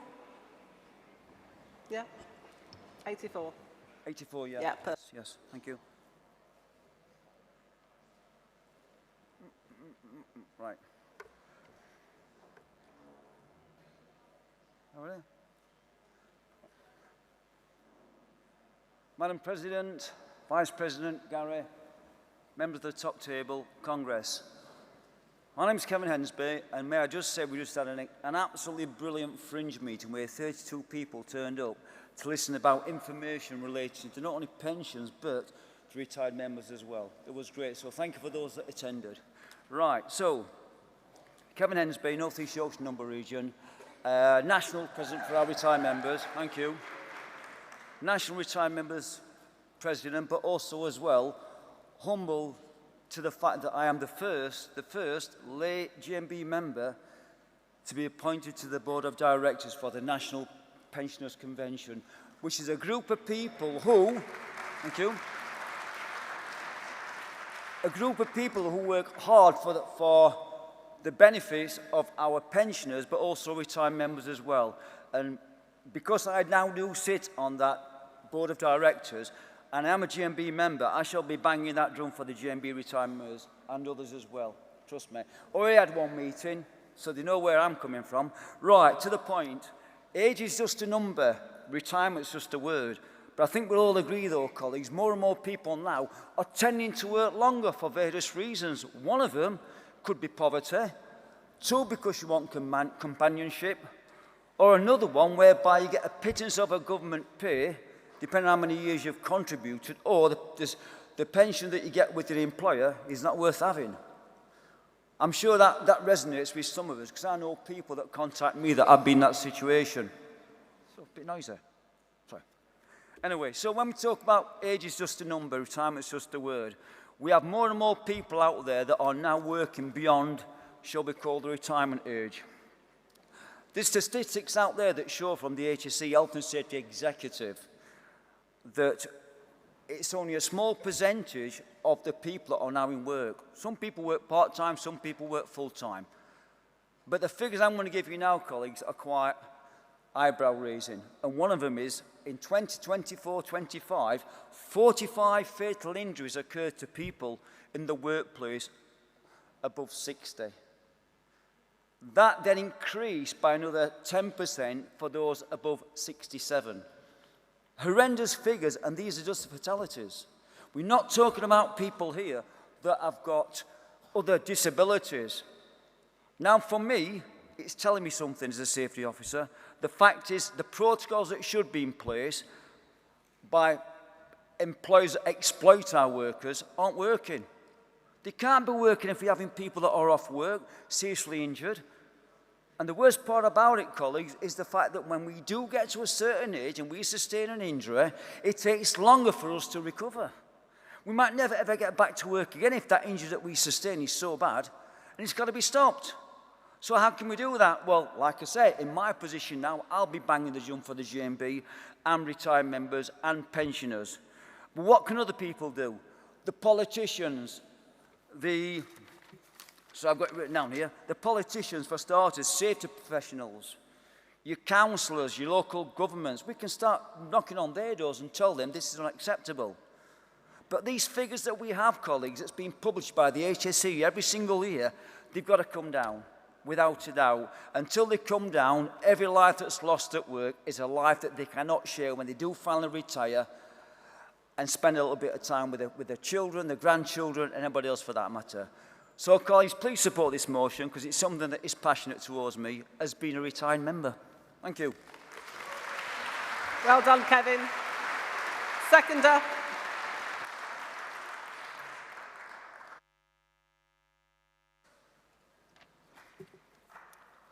Ian Kemp, North East Yorkshire and Unwar. Seconding motion 84 and wishing I got Kevin's sartorial elegance.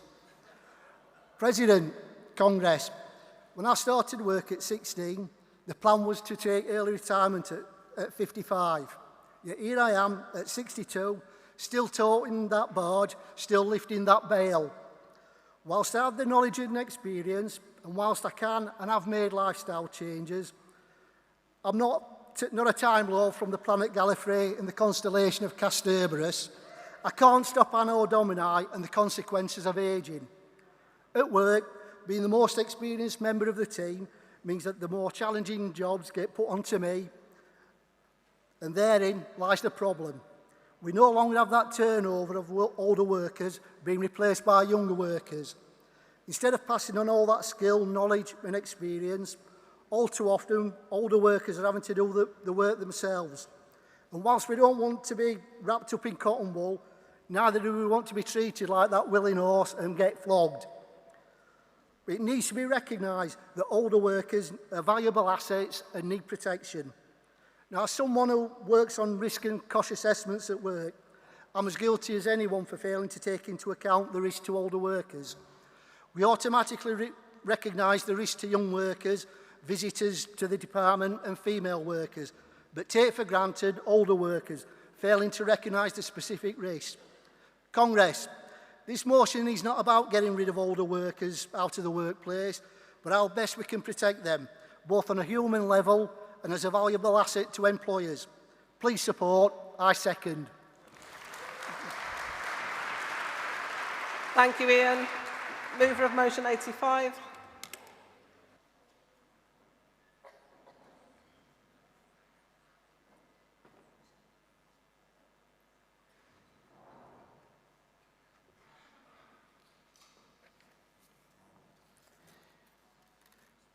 Good afternoon, Congress.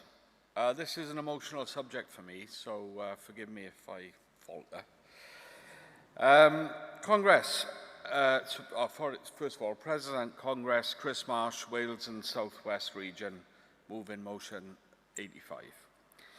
Congress, 5.5 years ago, on the 20th of December 2020, we lost a member and 3 colleagues in an explosion at Avonmouth near Bristol. 4 lives were cut short. One of those was Luke Wheaton, who was an apprentice, and he was 16 years of age. 4 families were devastated. And today we stand here, and those families are still waiting for answers. 5 years, 6 months, and still there's no conclusion to the inspections. Just pause on that for a moment. Because while grief does not fade, the silence from the system should never last that long. Congress, this is not just about one tragedy. It speaks to a wider and deeply troubling pattern. Investigations by the Health and Safety Executive into workplace fatalities are taking far too long. Years in many cases, and every delay matters. Every delay has a human cost. It is a cost paid by families left in limbo, unable to begin to rebuild their lives because they still do not know the full truth. It is a cost paid by workmates returning to the very same workplaces carrying the unanswered questions, could this happen again? And it is a cost paid by workers everywhere because the lessons that could prevent future deaths are not being learned quickly enough. Justice delayed is justice denied, and when it comes to workplace safety, the delay does something even worse. It prolongs risk. It leaves danger unchallenged. Every worker has the right to go to work and to come home safely. That is non-negotiable. And when the worst happens, when a life is lost at work, and the very least those families deserve is a system that works with urgency, with transparency and with accountability. Conference, we cannot accept a system where answers takes years. We cannot accept a system where lessons come too late.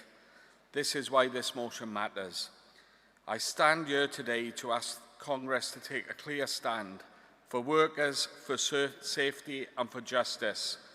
Brian, Luke, Mike and Ray, you are forever in our thoughts. Please support this motion. I move.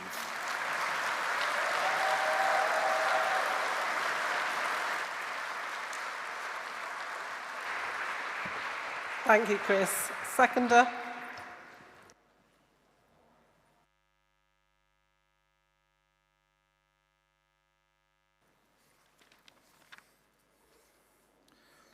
President, Congress, Leon Jones, Wales and South West, second in motion 85. Congress, I second this deeply important and profoundly moving motion. As Chris emotively described there, 5.5 years on from the tragedy at Avonmouth, families are still waiting. Waiting for answers, waiting for accountability, waiting for justice. Colleagues, that isn't right. No family should be left in limbo for years after losing a loved one at work. Every delay prolongs the pain. Every unanswered question grows heavier with time. But this is not only about what has already happened, it is about what is happening now and what could happen next. Because while investigations drag on, lessons are not learned, risks remain unaddressed. And that means other workers, who are our members, our friends, our families, may still be exposed to the very same dangers. That is simply unacceptable. You've all with passion and eloquence shown this week that we would never tolerate a serious hazard being left unresolved in the workplace for years. We would all demand action, immediate, decisive action. So why should we accept delay when it comes to investigating workplace deaths?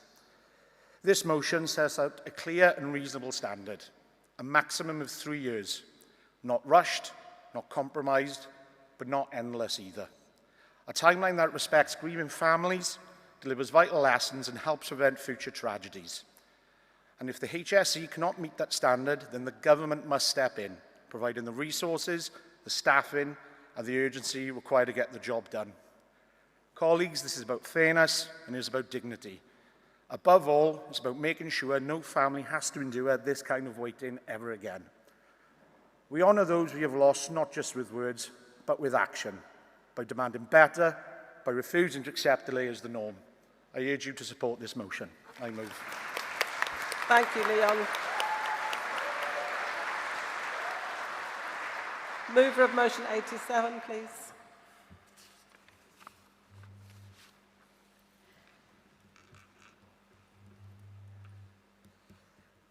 President, Congress, Pauline Ward, GMB Scotland, moving motion 87 on RIDOR reporting of NHS work-related stress as a workplace injury.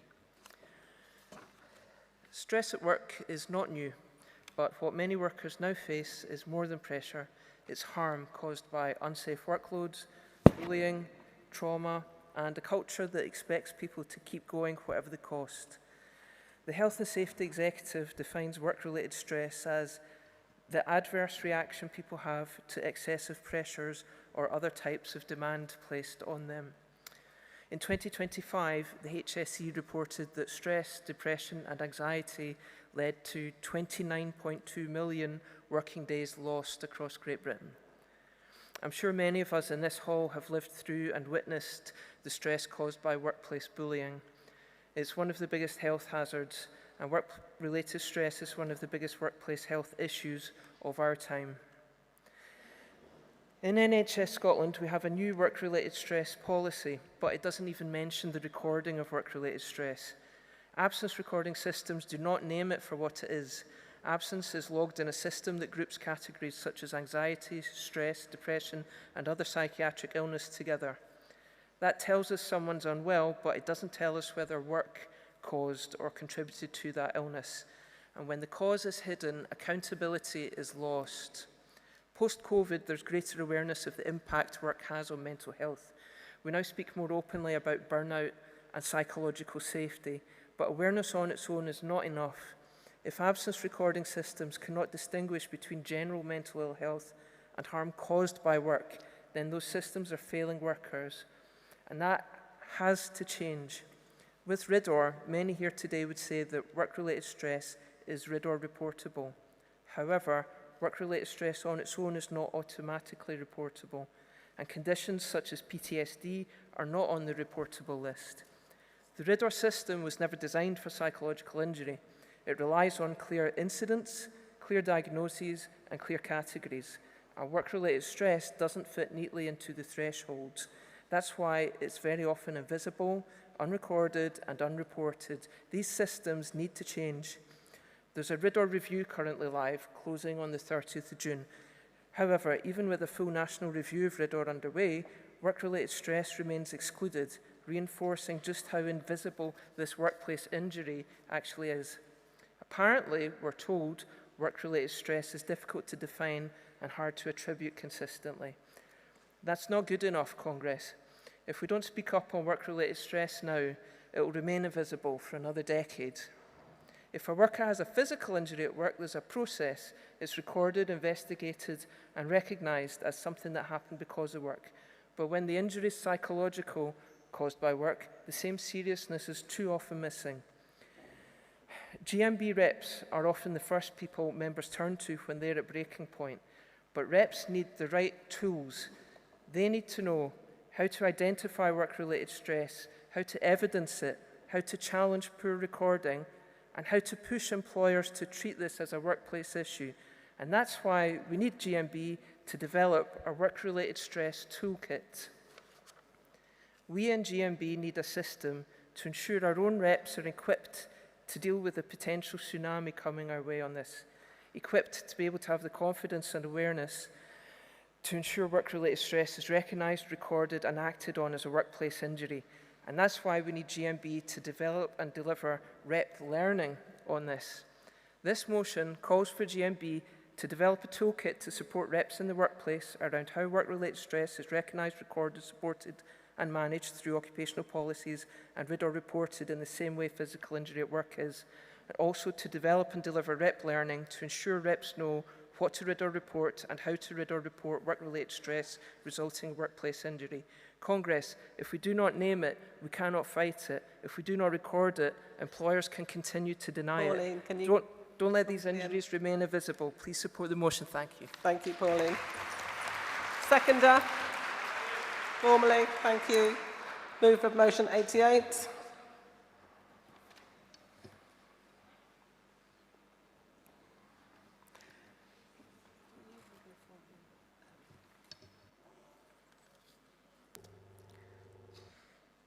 Theresa Will, GMB Scotland, move in motion 88. RAC, how can we provide a safe NHS with unsafe buildings?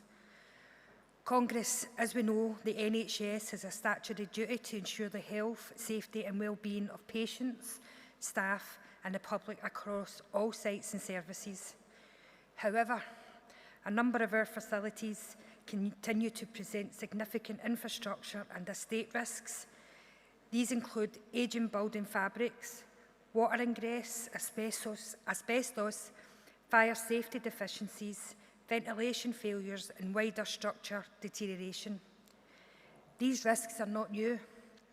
They've been repeatedly identified through incident reports, staff feedback, estate risk registers and inspections findings, yet in some locations remain unsolved. Clinical safety cannot be separated from environmental safety. Unsafe or degraded buildings directly increase the risk of harm, disrupt service delivery, and negativity impact staff morale and recruitment and retention. Continuing reliance on unsafe infrastructure represents a material risk to NHS ability to deliver safe, effective and person-centred care.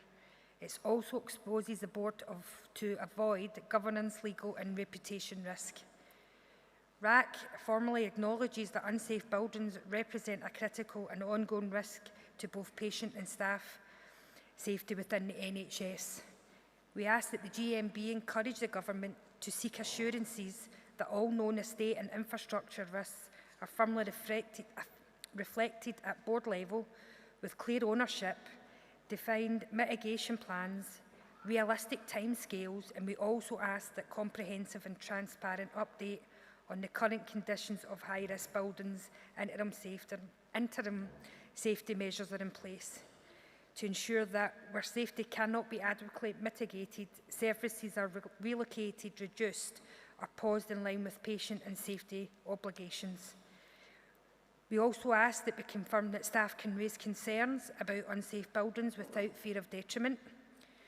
RAC is asked to consider whether the NHS can credibly assure a safe NHS while we continue to care and to be delivered from unsafe buildings, and to take decisive action where such assurance cannot be given. I move. Well done, Theresa. Thank you. Seconder. Thank you very much. Does anybody want to speak in opposition to any of those motions? No? In that case, can I ask the CC Speaker, Obermeyer Marinoff, to come and respond?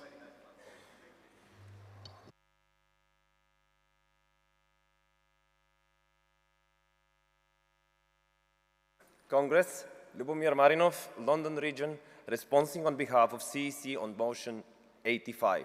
Timely investigations into workplace fatalities, which we are supporting with qualifications. The tragic incidents in Avonmouth, Didcot and elsewhere highlight the devastating impact of workplace fatalities, not only into workers, but their families, friends and colleagues. The delays in investigation that follow such events are unacceptable and only add to the distress of the seeking justice and closure. GMB has always acted as a critical friend to the Health and Safety Executive, We recognise the important role HSE plays as a regulator, but that doesn't place it beyond criticism, particularly where investigations take an unreasonably long time to conclude. Our qualification is to recognise that the HSE is not the only body involved into the process. The police and the crowd prosecution service both play a vital role in determining whether a prosecution should proceed. In many cases, delays arise before investigations are formally transferred to the HSE, contributing to the overall time frame. That said, our expectations remain clear. Investigations into workplace fatalities should be completed within 3 years of incidents wherever possible to ensure accountability and timely justice to those affected. Subject to that qualification, the CEC supports motion 85. Thank you. Thank you. Before I go to the vote, can I ask movers and seconders of 96, 98, Composite 4 and 100 to come down to the front, please? Does Wales and South West accept the qualification? Thank you. Then I'll put all those to the vote because CEC are supporting 84, 87 and 88. All those in favour, please show. Thank you. Anyone against? They're all carried. Could I have the move of motion 96 then to the rostrum?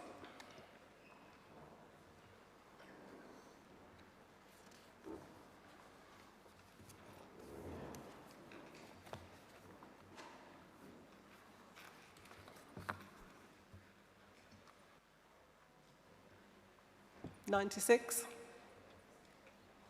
Yep, Southern. It's 90, yeah, motion 96, Southern.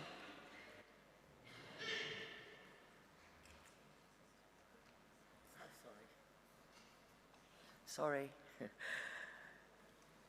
Madam President, Vice President, Congress. Kim Marshall, Southern Region, moving motion 96, pension awareness training for representatives to support members at critical employment transitions. This motion comes from a simple reality that many representatives will recognise.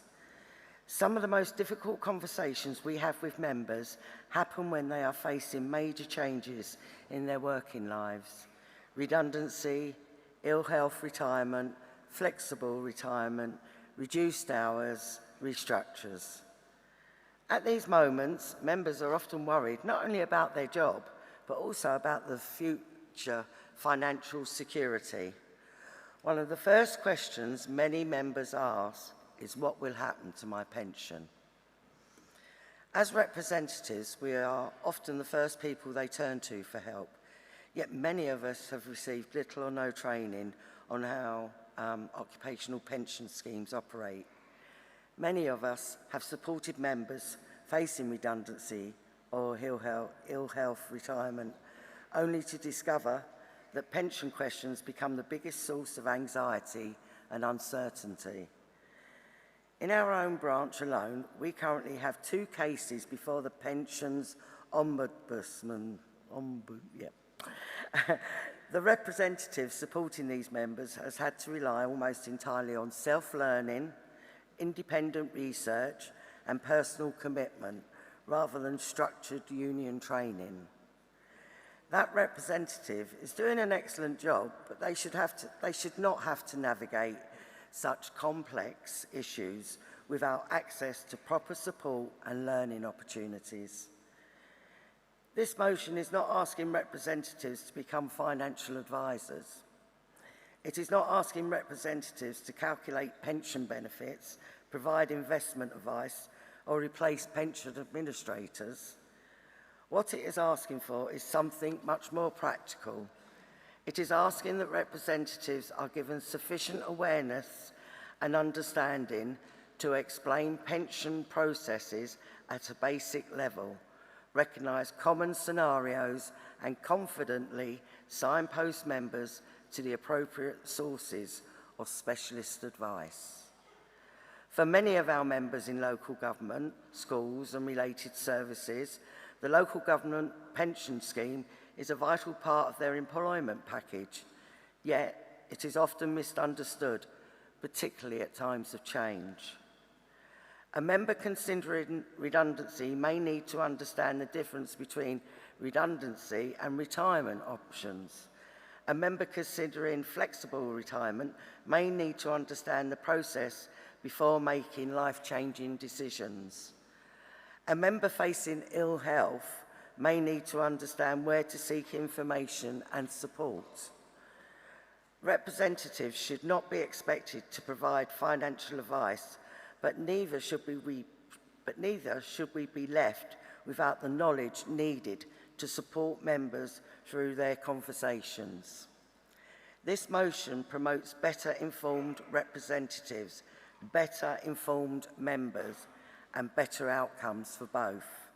Congress, pension awareness is not a luxury.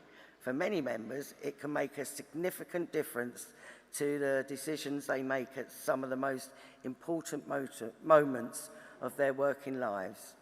I ask Congress to support motion 96. Congress, I move. Thank you.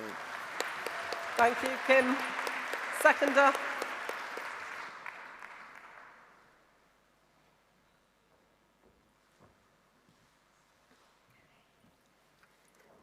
Madam President, Congress. Helena Pilcher, Southern Region, supporting motion 96. I speak today from my own experience of navigating my pension through the local government pension scheme. I retired on the 4th of January this year, and I'm still waiting for my first pension payment. It is now due on June the 30th. When it comes to applying for your pension, it can be a long-winded process. My application was submitted in December. Because of the complexity of the system, the various options, on top of the yearly pension statements, which have different formats every year, it is a daunting time. Each scenario for obtaining your pension is handled differently. Early retirement or retirement through ill health produces different forecasts, and the outcomes can vary greatly. If our reps were trained to support members at this critical time, which can be stressful, it would only be a positive move. This is, after all, an important crossroads in life. As a school support staff rep, I have been asked by members how they would fare pension-wise if a disciplinary process did not go their way.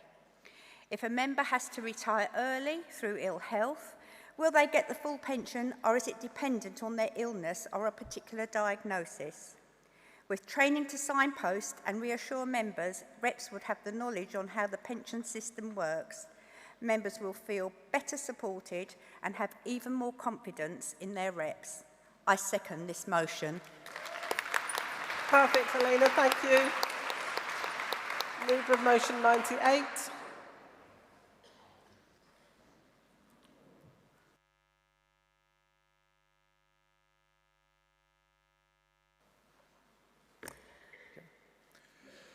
Afternoon, President, Vice President, Congress. Mohammed Ali, London Region, first-time delegate, third-time speaker. Moving motion 98, closing the pension contribution gap. Obviously, we've just heard quite a lot about pensions, and I think we can all agree here that every worker deserves the opportunity to save for their future and have the right to a happy, safe, and stress-free retirement. However, as with many things in life, this is harder to achieve for workers on lower incomes, especially due to a quirk of the current system, which prevents staff from contributing to salary sacrifice pensions if it takes their incomes below the minimum wage. This prevents many lower paid workers from contributing the same proportion of their income as others, disproportionately affecting women and part-time workers. As mentioned in the motion, the UK's gender pension gap is estimated to be 30 to 40%. That's substantially higher than the gender pay gap. These rules entrench lifelong inequality and can make the hard-won commitment of a national minimum wage into a barrier to prosperity and equality, rather than a driver of it. I'm delighted this issue is already being acted upon by the GMB in its role as an employer, and now to push for it to be tackled nationwide. With the rising uncertainty around whether the triple lock guarantee on state pensions will be maintained, it is more important than ever that we support workers to save for their retirements and ensure that they are able to maximise their use of tax incentives and employer matching contributions. Thank you for your time, Congress. Please support this motion, motion 98. Well done, Mohammed. Seconder, please.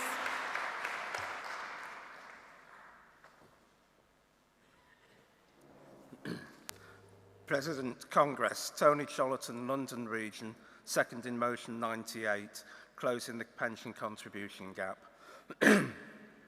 Congress, GMB has fought long and hard for equal rights for workers.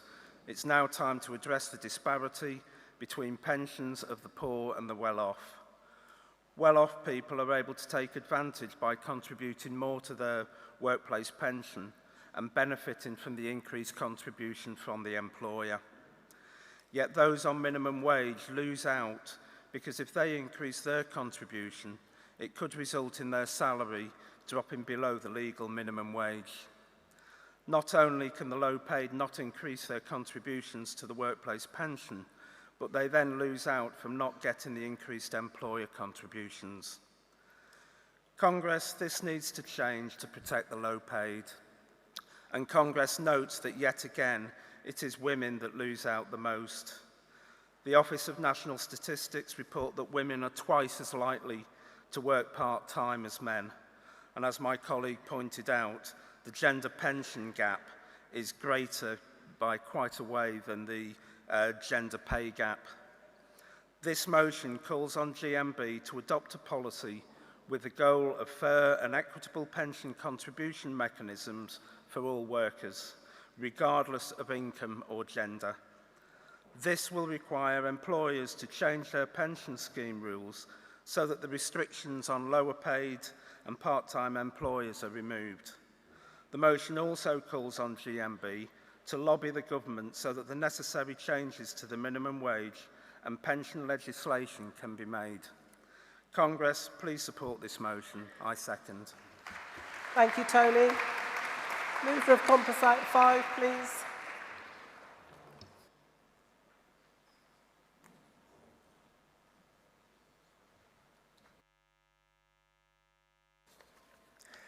Good afternoon, President, Congress.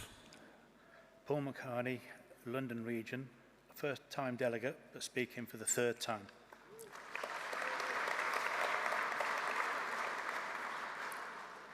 Moving motion 213, unfairly taxing pensioners. This Congress notes and welcomes that Chancellor Rachel Reeves has said that the people whose only income comes from the state pension will not have to pay tax. The state pension is set to rise above the normal level for paying tax in April 2027 due to increases in payments and tax thresholds being frozen. But Rachel Reeves confirmed that anyone who receives the state pension but no other income will not have to pay income tax before 2030. The announcement has raised questions over fairness of such a policy. Some pensioners have other pension payments or savings, which means they already unfairly must pay tax. Why should pensioners be retaxed on earnings they have already paid tax on? My father, who's nearly 85 years old and has been my role model for many years, worked for 30 years in the fire service. He did 12 years in social services driving, and he also worked a further 12 years, different various jobs that suited his needs. So after 54 years of employment, paying tax only to be retaxed on a pension that he saved into to avoid claiming benefits. People who claim state benefit don't pay tax, but now at the age of 85, my father will have to pay more tax. The GMB believe that years after paying tax on their earnings, the government should be doing more to protect pensioners' hard-earned savings and personal pensions from the taxman. For this reason, GMB should demand that the Labour Party commits to reforming pension tax relief that ensures that pensioners with modest savings and personal pensions will not be disadvantaged and taxed for their retirement. Please support this motion. I move. Thank you. Thank you, Chris. Seconder.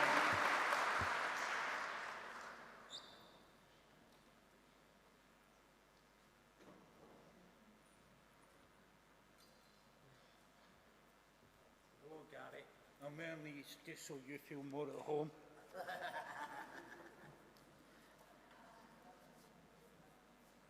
Alistair Blundell, London Region, second composite motion 5, 99 and 213, unfairly taxing pensioners and make state pensions and occupational pension tax-free. Let's not kid ourselves. Last year, Rachel Reeves came in this office and she came to Congress. She's a GMB member. She's one of us. And she banged on the drum about all these jobs that we're going to create. But that was after she taxed the old age pensioners, which I'm probably going to be one, hopefully, touch wood. She taxed them with the heating. She removed it, only to realise she had made a mistake and Joe Public had decided enough was enough. As was said earlier on, if you earn over £12,500, you are going to be taxed on it. You have already paid your taxes. Most of us in this room have probably worked all since we were at least 16 for some of us. I know that I have. I quickly worked it out, and that would be that I have paid over, by the time I retire, it will be about £120,000. We were all told by political parties that we had to get a private pension because your state pension wasn't going to be enough. We'd done it, we were taxed on it. I move that this union moves that we no longer, and we will fight for having either your state pension or your private pension and your £12,500 that they've decided they're going to tax on stopped.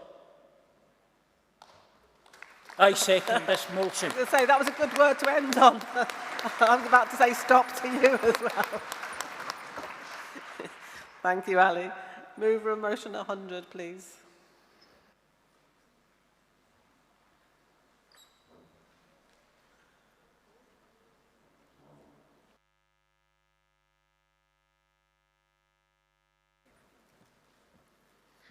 President, Vice President, Congress. Julie Shaw, moving motion 100, minimum employers' contributions.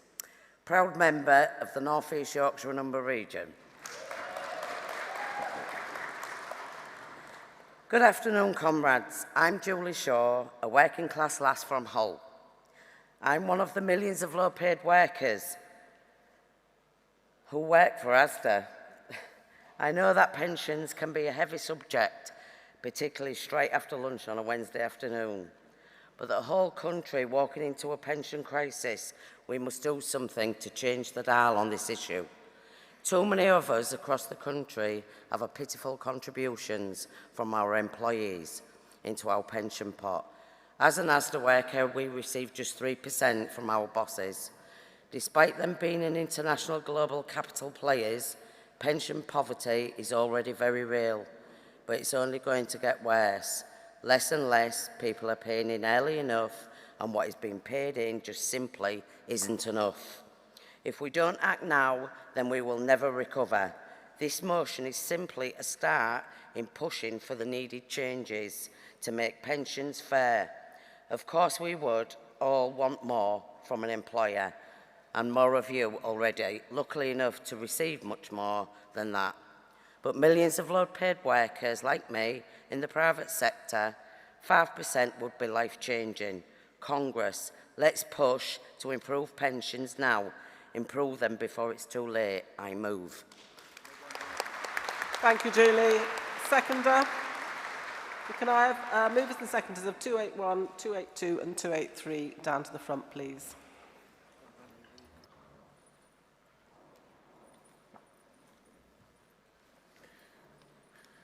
I'll make this quick because I need the toilet. Anyway, President, Vice President, Congress. Ethan Cooper from Doncaster Branch, North East Yorkshire and the Humber region. Second in motion 100 to call for an absolute baseline of employer pension contributions. Congress, this country is facing down the barrel of a pension crisis. The cost of living, the burdening of young people with mountains of student debt, wage stagnation and the rise of AI, and the fact we are all living longer are all combining into a perfect storm. That they are likely to see the next generation of pensioners heading into poverty. It cannot be right that in one of the richest countries in the world, our pension pots are going backwards. This motion is not an attempt to solve the crisis, but it is to start a debate and a discussion to make sure pension poverty is part of our national conversation. And let's not forget that most of those who receive the least from their employers are overwhelmingly low-paid women. We have a duty as a movement to tackle the crisis right on. A 5% contribution is not enough. We're gonna fight for the right for pensions. Thank you. Please support the motion. I second. Thank you very much. Off you go. Off you go.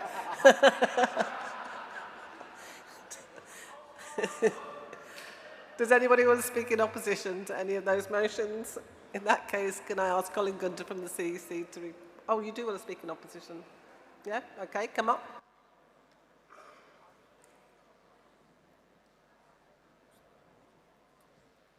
Mark Bowler, Wales and South West, speaking against motion 96. It's a credible motion, training for representatives regarding pensions. Something I asked myself, having been seconded 20 years to full-time union representation in my workplace.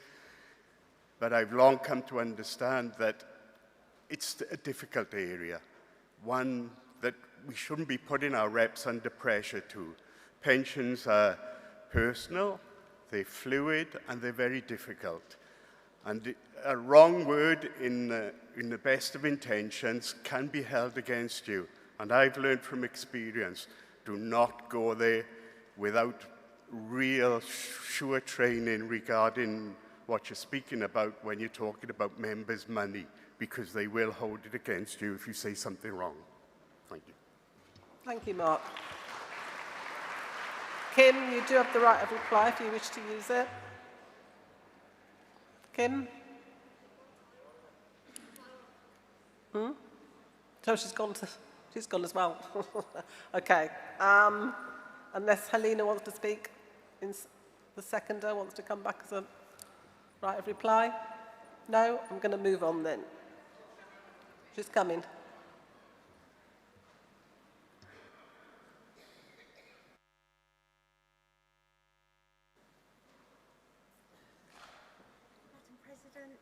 Congress.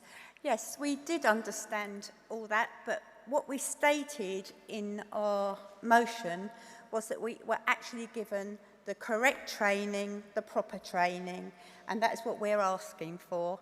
We won't make rash decisions. We would obviously put it through the correct channels first and make sure we'd got it right, so we would like it to stand. Thank you. I'll now ask Colin Gunter from the CEC to respond, please.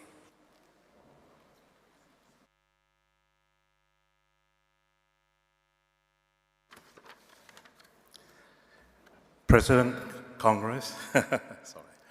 Colin Gunter, Midland Region, responding on behalf of the CEC to Composite 5 and Motion 100. On Composite 5, the CEC is supporting with a qualification. We support the principle behind this motion.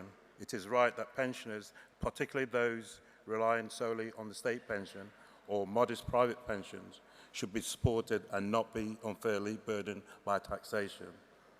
Ensuring dignity and financial security in retirement is fully aligned with GMB values and long-standing policy.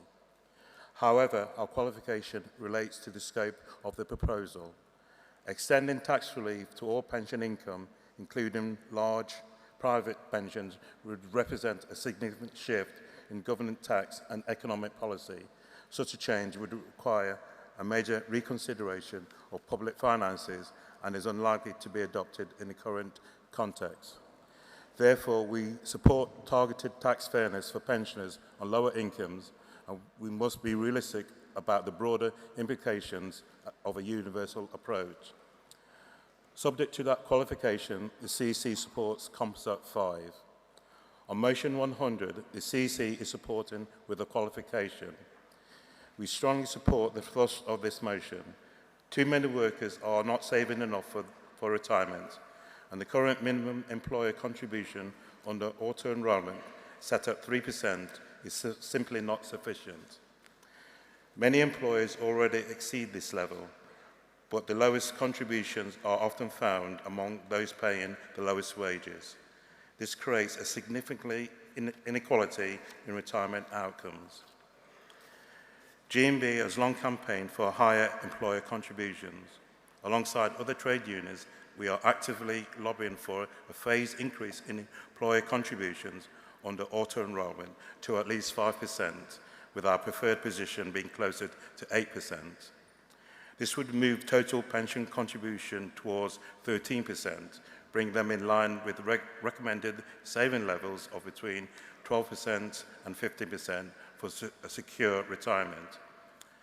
Our qualification is that any changes must be implemented in a phased and deliverable way, taking account of wider economic conditions and the need to bring employers along with reform. Subject to that qualification, the CC supports motion 100.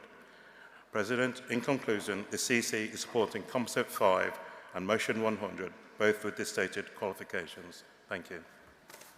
Thank you, Colin. So the CEC is supporting 96 and 98, but does London Region accept the qualification on Composite 5?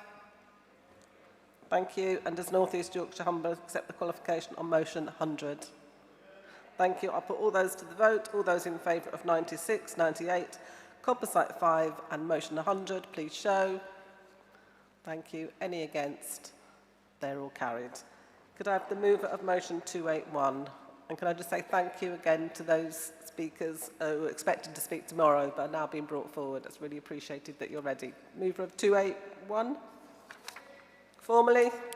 Thank you. Does that mean you're formally seconding it? Thank you. And then mover of motion 282.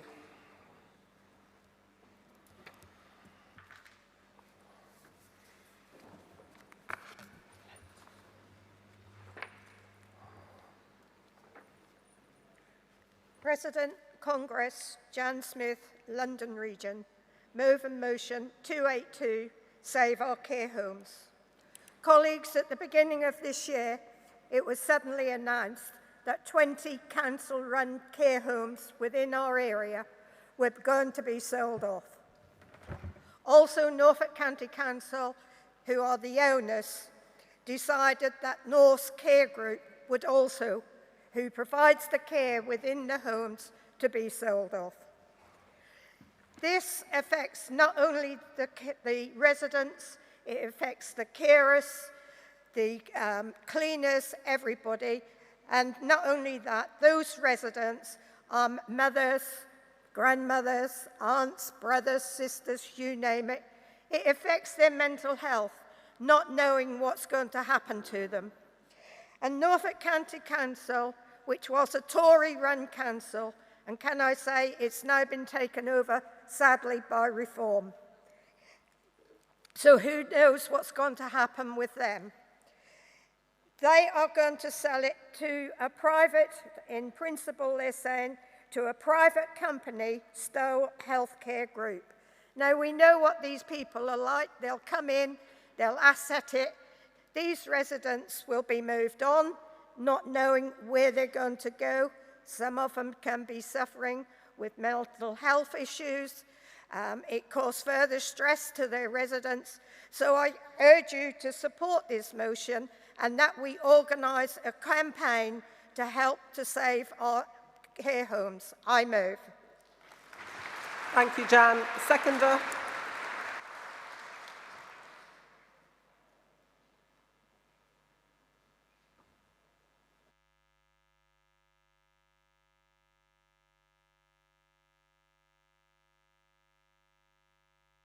Hopefully with the support, no, I know it will be the support. Barbara, Congress, seconding motion 282, Cathy Holland. In the 80s, I worked at care homes run by the council. We did our best to look after our residents. After a few years, it was decided to sell off the care homes. That is when standards started to slip. The council would purchase beds from individual care homes who would leave beds empty so they could use less staff. PPE would be substandard and cheap, very often not fit for purpose. In one care home, residents were given their dinner on a tea plate. I was also around when Southern Cross Care Homes ceased operation in 2012 because they front-loaded their profit, leading to not enough money to look after the residents. GMB did fight this, but to no avail. Southern Cross should be accountable. Care homes should never be for profit at the expense of our elder population. I second. Thank you, Cathy. Mover of motion 283.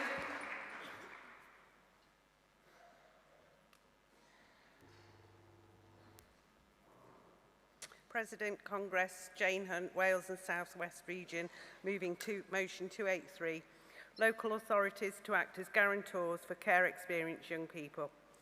Congress, for most young people moving into housing, comes with support from family. Someone signs the paperwork, someone provides reassurance, and someone acts as a guarantor if needed. But for care experienced young people, that support is too often missing. Many landlords now require a guarantor before offering accommodation. And if you don't have parents or family able to help, you're immediately disadvantaged.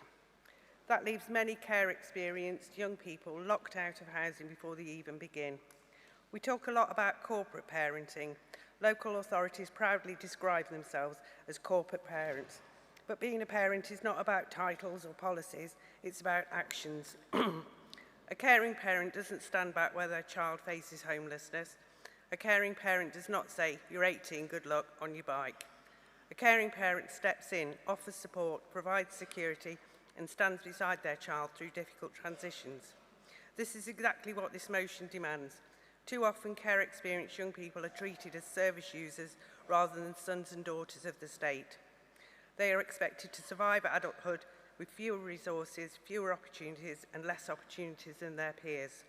Congress, we cannot continue allowing young people who have already experienced instability, trauma, to face exploitation, homelessness, unsafe housing, simply because the state refuses to provide the support any decent parent would offer automatically.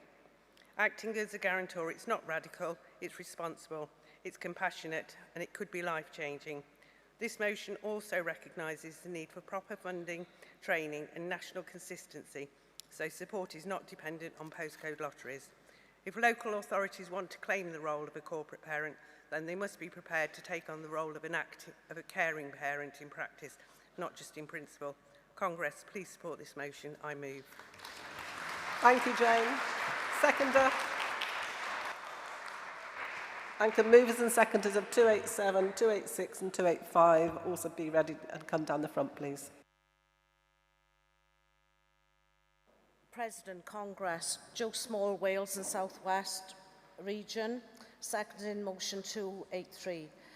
First time delegate, second time speaker, and thank goodness the broken down tram let me off so I could be here. And thank you, Jane, for a brilliant speech. Congress, this motion is about fairness, dignity, and what it truly means to be a parent. Because what the state claims to be for care experienced, because that is what the state claims to be for care experienced young people. Yet too many step into adulthood without the support others take for granted. Most young people have someone to stand behind them when they move into their first home. A parent to reassure them, to act as guarantor. those who grew up in care, that safety net is often missing. And that is not just unfortunate, it is unjust. If councils are serious about being corporate parents, they must act like one. A real parent doesn't step back at 18, they step forward. Acting as a guarantor isn't radical, like Jane said. It is practical. It prevents homelessness, reduces risk, and creates stability. This is about more than housing. It is about belonging. Let's move from words to action. I urge you to support this motion. Thank you. Well done, Joanne. Does anybody want to speak in opposition to any of those motions? No? In that case, can I ask CEC Speaker Ruth Pitchford to respond? Vice President, Congress. Ruth Pitchford responding on behalf of the CEC to motions 281 and 282. On motion 281, keep profit out of care in Wales, the CEC is seeking to refer. We recognise and support the principles set out in this motion. GMB has been clear in its campaigning for high-quality care services that put the needs of service users and workers first. The Care Commissioning Charter already advances many of the aims outlined, particularly in driving up standards and accountability in care provision. However, this motion relates specifically to Wales, given the fact that health and social care is devolved to Syned Cymru and the distinct policy and legislative framework in Wales. It is appropriate that this work is led at the relevant regional level. Therefore, the CEC is asking Congress to refer this motion to the Wales and South West region, where it can be progressed in line with devolved responsibilities and ongoing campaigning work. On motion 282, care homes, the CEC is supporting with qualification. We support the principles and concerns raised in this motion, the standards of care in the sector, the treatment of workers and the role of collective bargaining are all critical issues for GMB and our members. However, our qualification is a practical one, relating to the feasibility of some of the motion's calls. The motion proposes that no public contract should be awarded to private care providers unless a union recognition agreement is in place.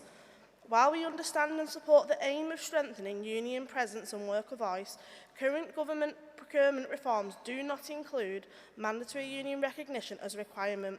Instead, union recognition is expected to form part of the broader social value criteria, which can strengthen a provider's bid, but it is not a legal condition of contract award.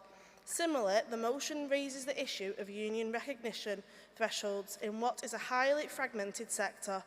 At present, recognition is based on established qualifying criteria related to workforce percentages, whether at care home or company level.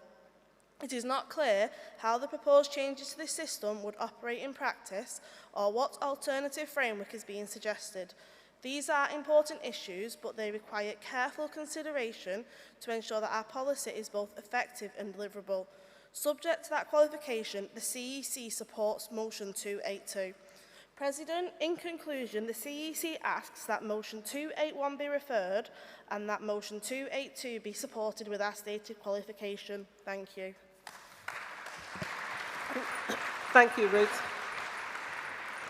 Does Wales and South West accept the reference back? Thank you. There's no vote on that then. Does London Region accept the qualification on motion 282? And then I can put... I think that was a yes.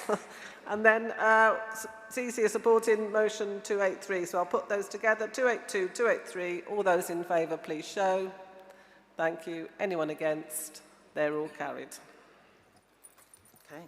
Moving to motions relating to social policy, education and training, can the mover for motion 287 please come to the rostrum?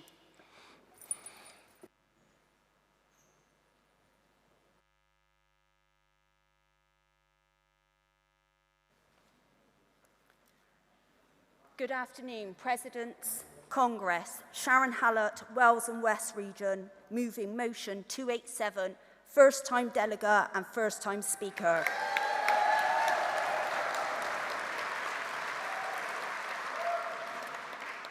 Conference, I am proud to move this motion. Every year, thousands of young people leave school believing that they've already failed. Not because they lack talent, not because they lack potential, but because our education system tells them that if they're not academic, they are second best. That their only options are low-level courses, dead-end jobs, or dropping out altogether. Congress, we know this is not good enough, and we know it's not true. The UK has a skills crisis. Employers are crying out for young people with practical ability, real-world experience, and confidence to step into skilled work. Meanwhile, schools are full of young people who could be those workers. If only the system gave them that actual route that fits how they learn. This motion calls exactly for that. We want a blended model where schools can train apprentices while students also take A-levels. A system where young people who aren't naturally academic can still gain proper qualifications, real work experience, and a path into skilled, secure employment. This isn't about lowering standards, it's about raising opportunities. It means schools become certified training providers. It means employers working with local schools to offer structured placements. It means students learning by doing, not being written off because they don't thrive in exam halls. Congress, this is how we support working class kids. This is how we tackle the skill shortage. This is how we build a fairer, more inclusive education system that values every young person, not just the ones who can memorise textbooks. I urge Congress to support this motion and give our young people the future they deserve. Thank you. I move. Well done, Sharon. Can we have the seconder, please?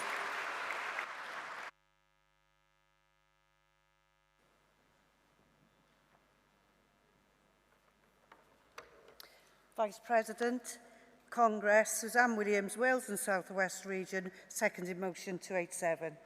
Congress, we all know someone, a son, a daughter, a neighbour, a member in our workplace, who struggled in the purely academic system but flourished the moment they were given something practical to do, the moment they were trusted with real responsibility, the moment someone believed in them. This motion is about building an education system that believes in those young people from day one. Right now, too many students are pushed down narrow pathways that don't suit them. They are told to choose between A-levels or vocational training, as if the world of work is divided into academic people and practical people. It isn't and never has been. A blended apprenticeship and A-level models give young people the best of both worlds. It keeps doors open, it builds confidence, it gives them the skills that employers actually need, and it stops non-academic learners being treated as second-class citizens. Congress, this is also about fairness. Working class young people are the ones most likely to be pushed out of academic routes and least likely to access high quality apprenticeships. This motion challenges that inequality head on. By enabling schools to deliver apprenticeship training, we bring opportunities closer to home. We give students structure, support and a clear path into decent work, and we strengthen the links between schools, employers and unions, exactly what a modern skills system should look like. Congress, this is a practical, achievable and urgently needed reform. Let's back it, let's stand up for the young people who learn differently, and let's build a system that works for all young persons. Congress, please support this motion. I second. Thank you, Suzanne. Can we have the mover for motion 286, please?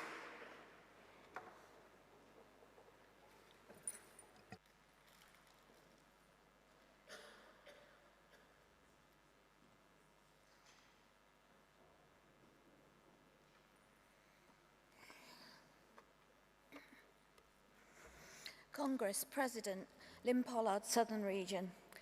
Still no miracle, still very dyslexic. I move motion 286, Reform UK's threat to send provision in schools. This motion comes at a critical time for children with special educational needs, disabilities, their families and the school support staff who work tirelessly to support them. Since the children's family Families Act 2014, the number of children identified with SEN has risen dramatically. We now have over 1.7 million children requiring additional support, and with 500,000 educational health and care plans in place, and these numbers continue to grow year after year. Behind every statistic is a child who deserves the opportunity to learn, develop and thrive. Behind every EHCP is a family fighting to secure the support their child needs. And behind much of that support are GMB members working in schools every day. Teaching assistants, learning assistants, pastoral staff and specialist support workers are often the people who make inclusion possible. They manage complex needs, de-escalate challenging situations, provide personal care, support, communication, and ensure that some of our most vulnerable children can access education. Yet, too often, these same workers are expected to do this with less. School budgets are stretched to breaking point. Support staff are facing increasing workloads, rising levels of violence and aggression, and growing pressures created by a system that everyone agrees needs reform. Even the Parliamentary Educational Selection Committee has described the current SEN system as broken and unsustainable. But when a system is under pressure, and we must be very careful about those whose voices are heard when solutions are proposed. That is why this motion highlights the deeply concerning comments and proposals coming from UK reform. When politicians describe SEN system as being out of control or suggest that the problem is widespread overdiagnosis, the risk creating the narrative that blames children and parents instead of addressing the real causes. The problem is not too many children need support. The problem is that support has not kept up with the need.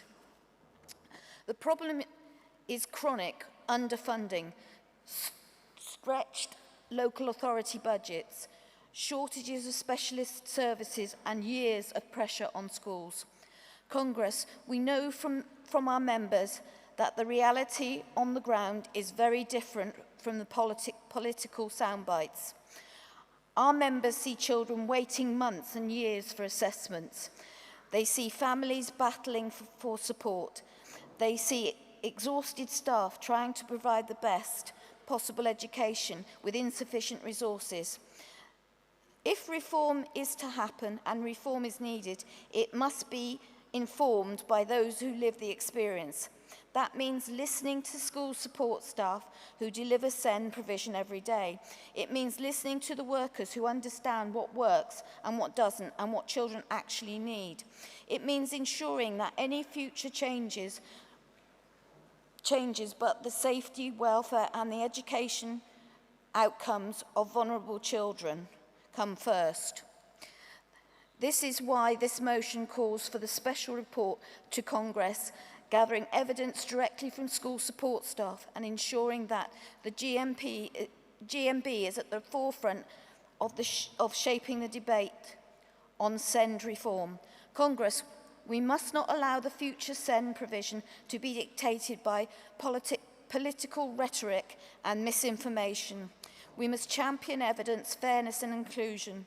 Most important, we must stand up for the children who depend on those services and for GMB members who deliver it to them every day.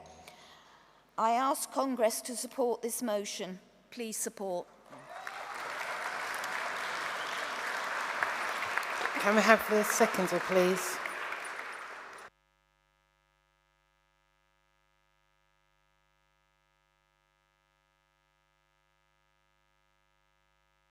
President, Congress, Helena Pilcher, Southern Region, supporting motion 286. I quote, Richard Tice, Reform UK's Deputy Leader. It sounds like a little bit of a generalisation, but if you're really courageous about it, you'd say, unless you can sort of really sense or see some form of different ability, then you should just assume that we are all different. So what? You've got the mad situation now where children who don't have any form of label are starting to feel left out. Yes, Mr. Tice, we are all unique.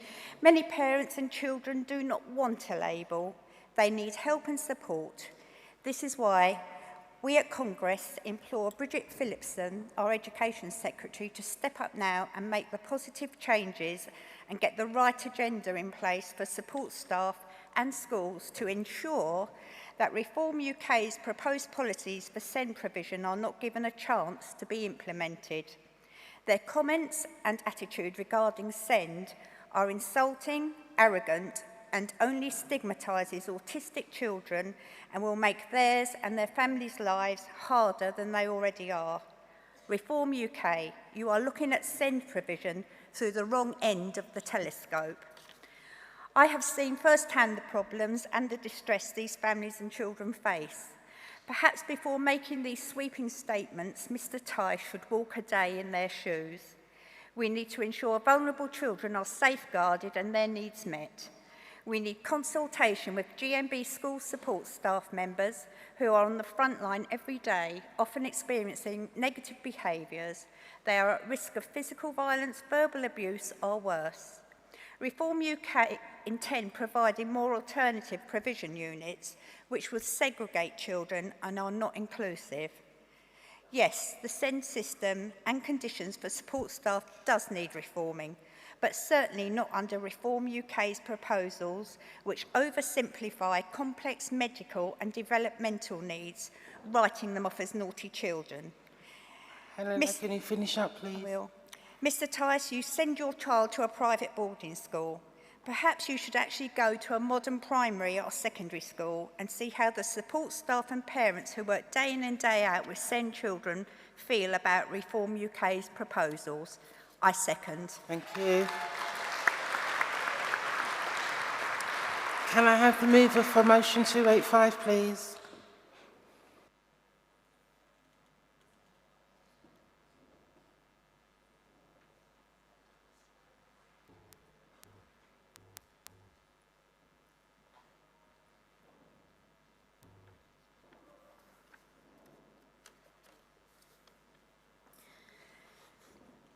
Good afternoon, President, Congress, Haley Doyle, North East Yorkshire and Humber Region.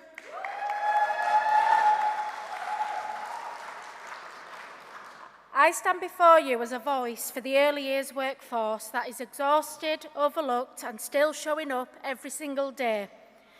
Early years workers are the foundation of education, yet too often we are treated like an afterthought. Families are told they get 30 hours of funded childcare, but the reality is different. It is term time only, while many settings operate all year round. That leaves parents paying hidden costs for extra hours, meals, nappies and wipes, costs many simply cannot afford. Settings do not want to charge more, but underfunding pushes us into impossible choices and working families carry the burden. The greatest injustice is for the children, especially those with SEND. In early years, there is no automatic SEND funding. We fight for every day for basic support for children who deserve far better. When children struggle, it is not because staff are failing them, it is because the system is failing all of us. Too many decisions about SEND are being made without listening to the people doing the job on the ground. Meanwhile, staff are at breaking point. Experienced workers are leaving a sector they love because they cannot afford to stay. And we are expected to fill gaps with agency staff costing twice as much, who often refuse to carry out basic duties. This is not sustainable, fair or safe. We are told the early years white paper will improve things, but on the front line it often means more expectations, more paperwork and more pressure without the staff or support to deliver it. There is also a clear gap between policy and reality. We see incentives to attract new recruits, but nothing for the current early years staff holding the system together through dedication and goodwill. That is why our union must be louder, stronger and more visible for the forgotten early years sector.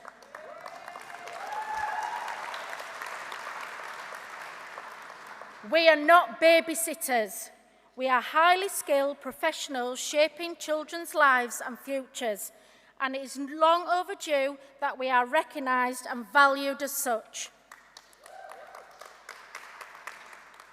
So today, we call on Congress to act, create a dedicated early years forum, fix the systems that fail to recognise us, and campaign, organise and fight for our sector. Because early years is not an add-on to education, it is a foundation. Congress, stand with us and please support this motion.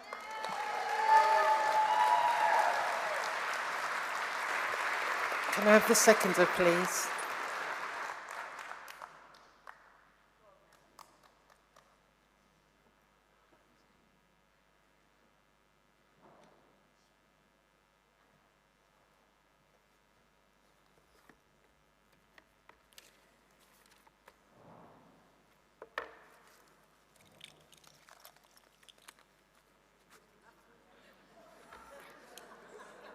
Good afternoon, Presidents. Good afternoon, Congress.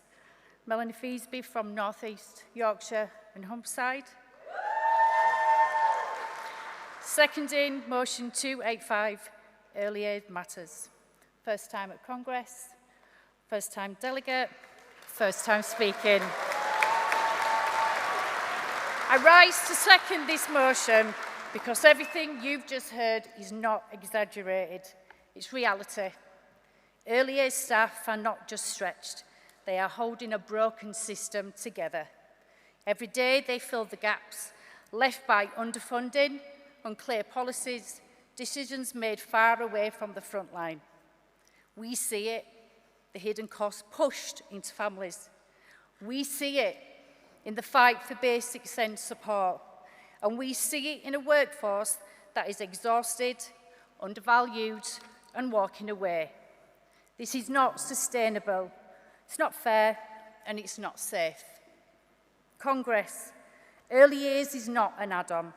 It's the foundation of education, and right now, that foundation is cracking. If we do not act, we are just failing staff, we are failing children and families too. Today, let's be clear, we stand with early years workers. We stand for proper funding, real support and recognition. You're going to hear me say this again. March with us to improve our tomorrow. Congress, please support this motion. Well done, Mel. Is there anyone wishing to oppose any of these motions? Okay, can we have a report back from Goyle and Brinkman from CEC, please?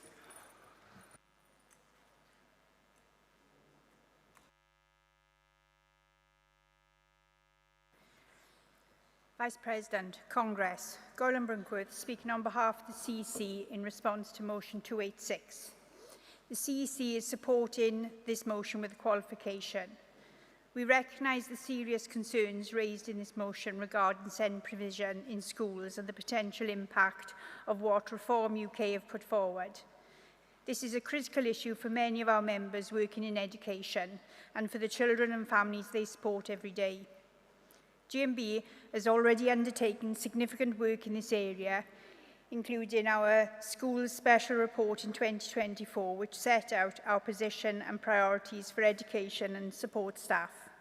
There is a clear and immediate opportunity to influence policy. The government launched a consultation on SEND reform, and we are submitting a comprehensive response to. GMB will be actively engaging with this process. We have consulted our members, ensuring that their voices and experience are central to our response. We will also look to organise a political campaign to amplify those voices and press for changes our members and the children they support need to see. This work will include publishing the views of GMB members and engaging with the media to raise awareness of the issues facing SEN provision. Our qualification is therefore a practical one. Rather than committing to additional structures beyond our current capacity, we will be focusing on meaningful impact through the work of the consultation process and our ongoing campaigning work. Therefore, Congress, the CEC supports motion 286 with this qualification. Thank you. Thank you, Guylan. The CEC supporting motion 285 from North East Yorkshire and Humber and motion 287 from Wales and South West. Does Southern Region accept the qualification on motion 286? Thank you. So we'll take a vote on all of the motions, 285, 286, 287. All those in favour, can you please raise your hands? Thank you. Anyone against? That's carried. So Congress, that concludes our afternoon business, and thank you very much for being flexible with the timetable. It will certainly help us tomorrow. We have some speakers prior to our pre-demo rally, and I'm delighted to invite our National President to speak regarding the pre-demo rally. Please give her a round of applause.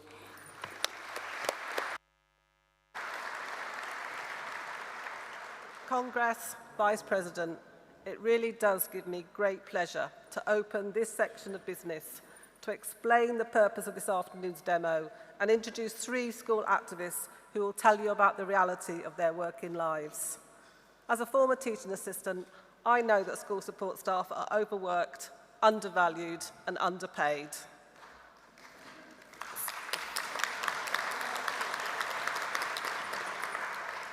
Staff are expected to go beyond their job descriptions and contracted hours, expected to use specialist skills to support pupils with additional needs, expected to take on more responsibility without any increase in pay. Of course, school support staff want children to have the best possible education, and schools have always relied on the goodwill of their staff. But goodwill doesn't pay bills or put food on the table. In 2009, I had the privilege of being on the school support staff negotiating body when it was first established by the then Labour government. Hopes were high. Within its first year, we produced more than 100 job profiles and developed a job evaluation scheme. It was due to be tested in several local authorities when Labour lost the 2010 election and Tory Michael Gove became Education Secretary. He quickly disbanded the SSNB, dismissing it as a quango and describing teaching assistants as a mum's army. What arrogance of that man. I'm sure he saw us as bored housewives, earning a little pin money while our husbands were the real breadwinners. GMB campaigned hard to bring the SSNB back, and it was a manifesto pledge by the Labour Party that they would if they were elected. Their election in 2024 was the opportunity GMB and school support staff had waited so long for. Once again, school support staff were hoping for proper recognition and reward from this body. Back in 2009, there were a little over 200 academies, but now we have over 10,000. More academies than local authority maintained schools. And it is these multi-academy trusts who seem to have been able to exert a real level of control over the government. So instead of job profiles and a job evaluation scheme, as we expected from the SSNB, the government suddenly, through legislation, introduced a floor and no ceiling model for pay. This means academies retain their freedom to pay staff whatever they wish without proper evaluation and proper job descriptions. Meanwhile, the pay of CEOs and academies continues to rise, while every day support staff are made redundant. The government have shown the side they are on. and it isn't the side of the workers. And it is a further disappointment that the recent government white paper, Every Child Achieving and Thriving, encourages all schools to join an academy trust. This will be the biggest privatisation since Thatcher. Not only this, but the government has also failed to address the issue of equal pay when school support staff move over to the new body. The demo this afternoon will be sending a loud and clear message to the government that they need to listen to school support staff. Our message is simple. Labour don't portray school support staff. GMB has lobbied consistently about the lack of a pay framework, raised it in every meeting, had motions at TUC Congress and Labour Party conference. We have written letters and recently had a meeting with the Secretary of State in which all these concerns were laid bare. Only this week, the 3 General Secretaries of the NJC unions wrote a joint letter to Bridget Phillipson to show that this is a joint union issue, urging government to work with the unions to restore confidence that the SSSMB will deliver for school support staff. The demo today is part of that escalated action. No longer will school support staff be overlooked. No longer will school support staff be ignored. No longer will school support staff be exploited. It has brought me so much pride to see low-paid women increasingly taking strike action over issues such as equal pay, inner London waiting allowance, and as we heard this week from Debbie, over health and safety. School support staff have found their voice. Please raise your voices this afternoon in solidarity with them. Thank you.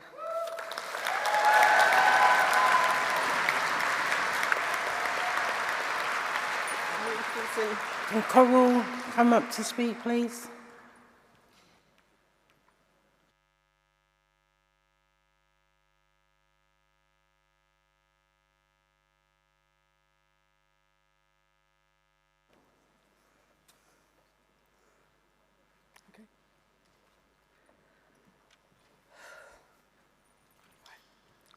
Good afternoon, Congress. Coral Goslin, London Region. I've worked in a large SEN school in Barking and Dagenham as a teaching assistant and GMB rep for over 20 years. During those years, I've seen enormous changes in our schools and services. I have dedicated my career to supporting children and young people with special educational needs, including those with profound and multiple learning difficulties, autism, and complex behavioural needs. I care deeply about this work, as do all support staff. What concerns me is the demands placed on staff continue to grow, while the support available to us continues to shrink. I want to share my own experience. In the past, we had nursing support available within schools. Today, much of that provision has been reduced or shared across boroughs, yet we are still expected to carry out increasingly complex responsibilities, including administering medication, involving controlled drugs, epilepsy, diabetic testing, tube feeding, suctioning, and administering oxygen, all highly skilled medical interventions. We are not nurses. Our training consists of an afternoon watching a video and a competency test, if we're lucky, once a year. How would parents feel if they realised we are supporting their children's medical needs with so little training? We are also regularly exposed to significant levels of risk. We work with children and young people who can display violent or challenging behaviours that require specialist support. Despite this, staff are often expected to manage these situations with limited resources. Many of us have suffered injuries at work, yet there can be an expectation that people simply return to work immediately or after a cup of tea and carry on as normal. No other job where staff are physically assaulted would be expected to return to work. School support staff are. The physical and emotional toll of this work is often underestimated. When you return to work, the management will refuse to accept it's an industrial injury. As support staff, we are expected to provide personal care to children and young adults, administer first aid, respond to emergencies, and protect vulnerable children, in some cases with little or no appropriate personal protective equipment. Having hair pulled, being spat on, pinched, bit and kicked are daily occurrences. Safety should always come first. There are situations where best practice requires 2 adults to support a pupil safely. However, because of staffing shortages, these situations are sometimes managed by 1 member of staff alone. That places the staff member at risk, creates an environment where safeguarding can be compromised for both staff and children. There are serious responsibilities, yet too often the recognition, training, staffing levels and compensation do not reflect what is actually being asked of us on the lowest paid wage. We also see inconsistencies around additional responsibilities such as first aid duties. In some settings, these responsibilities are recognised and compensated, while in others they are effectively treated as voluntary, despite the significant responsibility involved. The reality is that staff are being asked to do more and more with less and less. This is not just about staff welfare, it is about the quality of education and care that our pupils receive. When staff are overstretched, under-resourced and unsupported, everyone loses. That is why we are standing together. When we have gone on strike, we have closed the schools. We don't do this lightly as we care for the children and we know how this can disrupt them.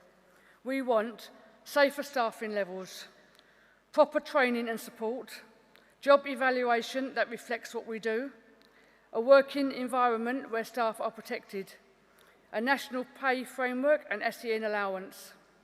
After more than 20 years of service, I believe that these are reasonable requests. I believe school support staff deserve better, and together, by standing united, we can make that case clearly and powerfully. Thank you.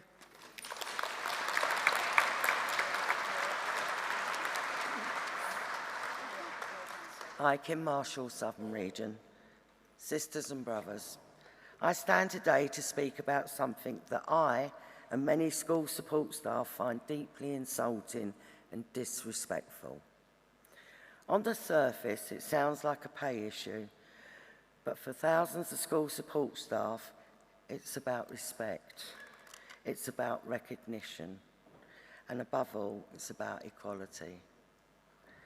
London Waiting is an uplift to workers' pay in London boroughs. There are 2 levels: inner London Waiting, which is the higher rate, and the outer London Waiting, which is the lower rate. In both Greenwich and Merton boroughs, there is a 2-tier workforce. Teachers, who are already paid well, receive the higher inner London rate. Yet, for reasons we won't go into as they're really not relevant, school support staff, predominantly low-paid women workers, received a much lower rate of outer London Waiting. Even though we work in the same schools, walk through the same gates, sit in the same classrooms, and support the same children. And guess what? Face the same cost of living as teachers. Is it because our work matters less? Our contribution matters less? Our financial struggles matter less? Congress, school support staff are the people who keep our schools running. We are teaching assistants supporting children with special educational needs. We are pastoral workers helping children through family breakdown, bereavement, and mental health crisis. We are administrators, site staff, lunchtime supervisors, and cleaners. We are often the first person a frightened child speaks to and the last person a vulnerable child sees before going home. Yet year after year, we have been overlooked. Year after year, we have been told there's no money. Year after year, we have watched others receive recognition while we are expected to simply carry on. Many of these workers are women. Many work part-time because of the caring responsibilities. And many are now facing impossible choices between paying the rent, heating their homes, putting food on the table, or clothes on the kids' backs. I have spoken to members who skip meals so their children can eat, members who work second jobs in the evenings, members who love their work but are seriously considering leaving because they simply can't afford to stay. We're not people asking for special treatment. We are asking for equal treatment. For years we have been patient. For years we have written letters, attended meetings and raised concerns through the proper channels. And for years we have felt unheard. But something's changed. We have found our voice. Hundreds came together. Hundreds signed grievances. Hundreds stood up and said, enough is enough.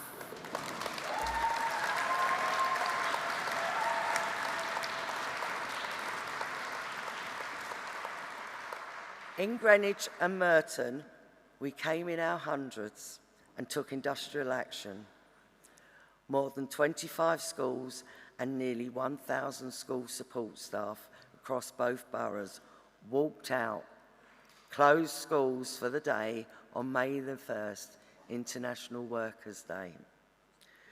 We marched through the streets of Greenwich and Merton. We were not fighting for an allowance. We were fighting for dignity. We were fighting to be seen, and we were fighting for every school support staff worker who has ever felt invisible.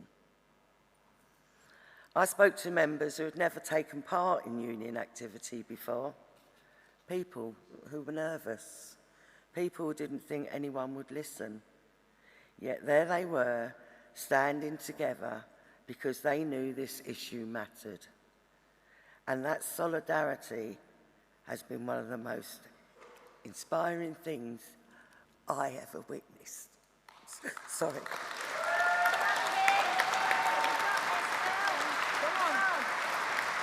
Congress, London waiting is not a luxury. It's not a bonus. It's recognition of the reality of living and working in London. If a teacher working in a Greenwich or Merton school deserves inner London waiting, then so does the teaching assistant working beside them.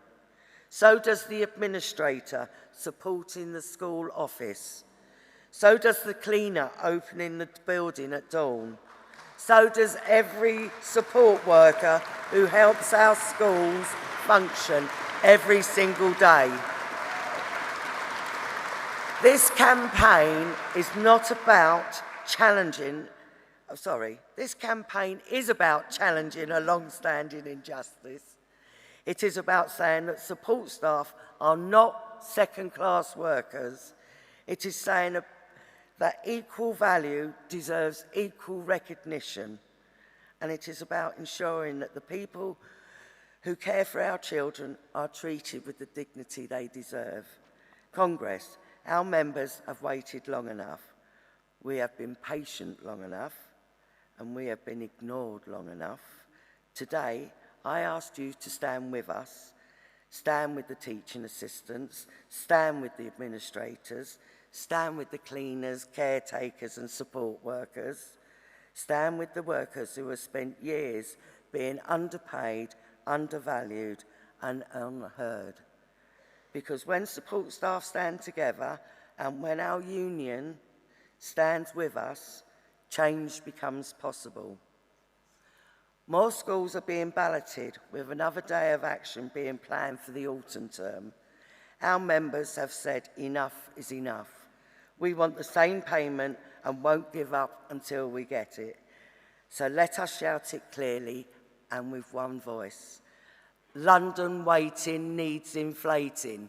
London waiting needs inflating. Louder. London waiting needs inflating. Thank you.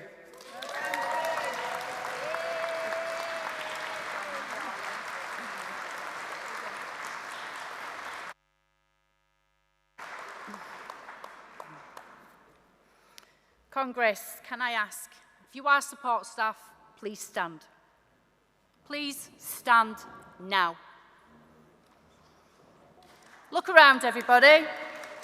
Look properly.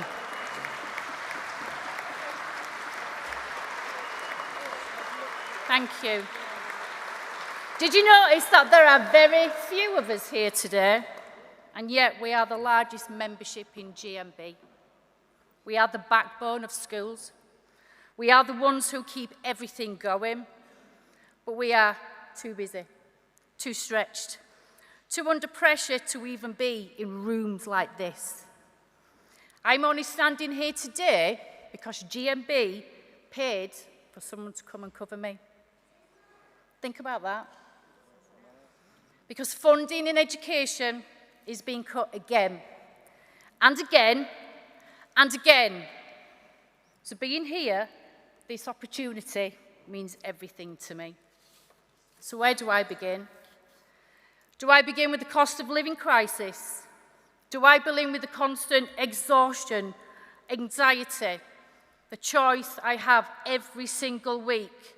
Do I fill the fridge, top up my gas, top up my electric? Do I begin with guilt for reducing my working hours for my own health and paying the price for it every single day? Less money, more worry, more stress, more anxiety.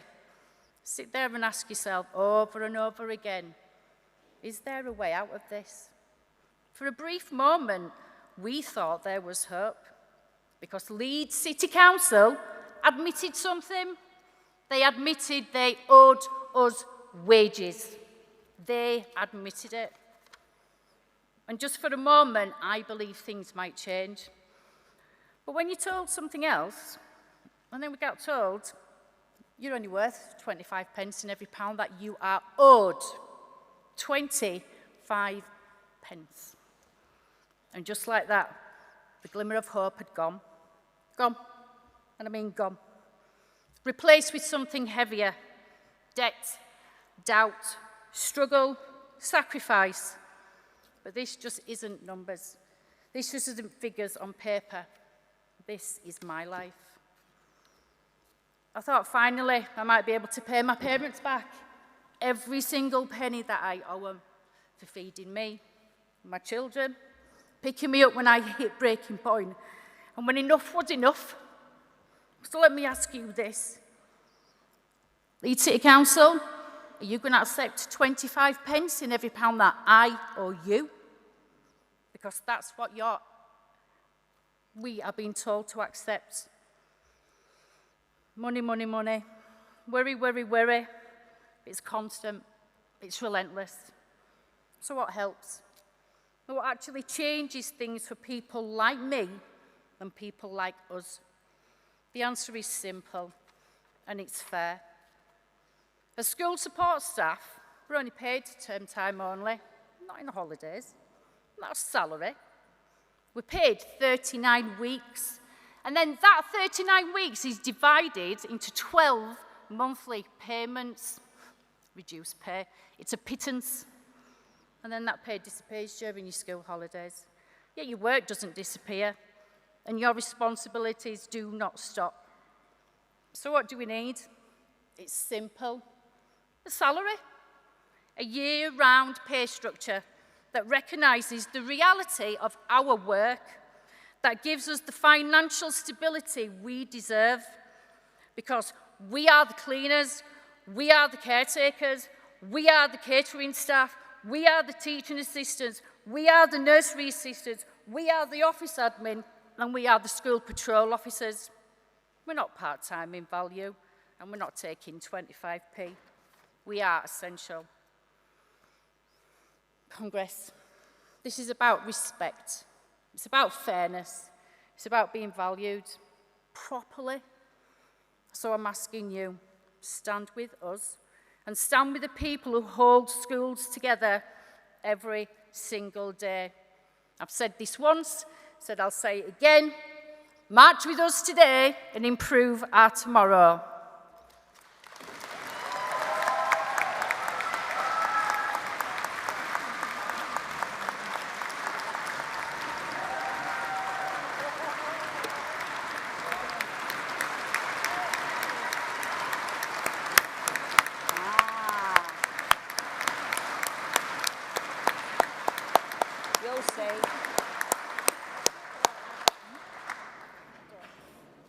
Congress.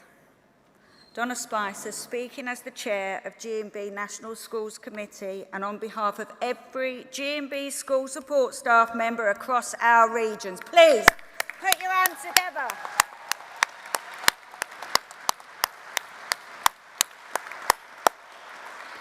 You heard from Barbara at the beginning about the Triple SMB, and just before I start, I really want to say a big, big thank you to Stacey Booth, our National Schools Officer, who works tirelessly and endlessly to get the government to deliver what they were supposed to deliver. Please read the article on the front page of the Morning Star, because it gives you a little bit more detail, but we're not going to let them shaft us, all right? Probably not the right word, but there we go.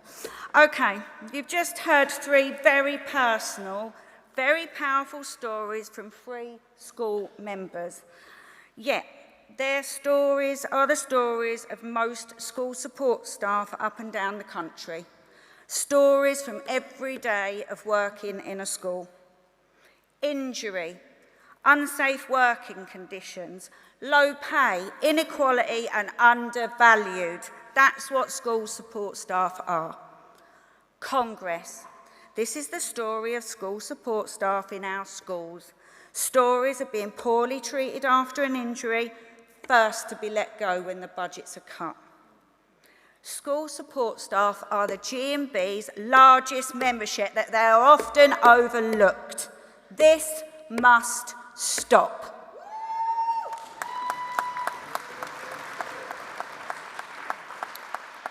We must stand together and unite them.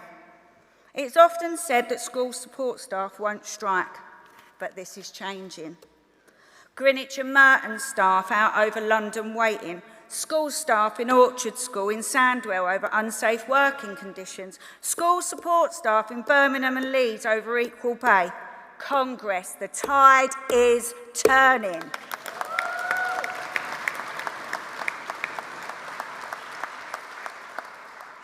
When school support staff strike, they often close their schools. Sorry, I'm getting a bit emotional. Why? Teachers are the cogs. School support staff are the oil. Without that oil, the cogs grind to a halt. Because school support staff are just as important, if not more important than teachers. Congress, we must get behind our schools members, stand with them to fight for better pay, for equality, for fair treatment, and most importantly, to be recognised for the professional staff they are.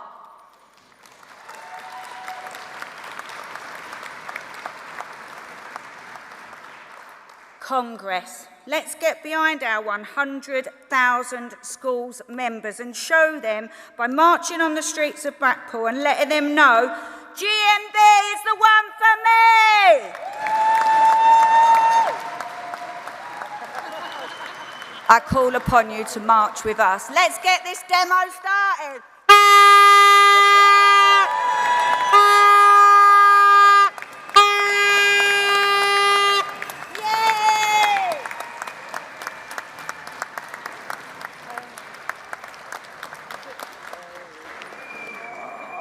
Congress, please make your way to the back of the hall with your delegation leads for the march.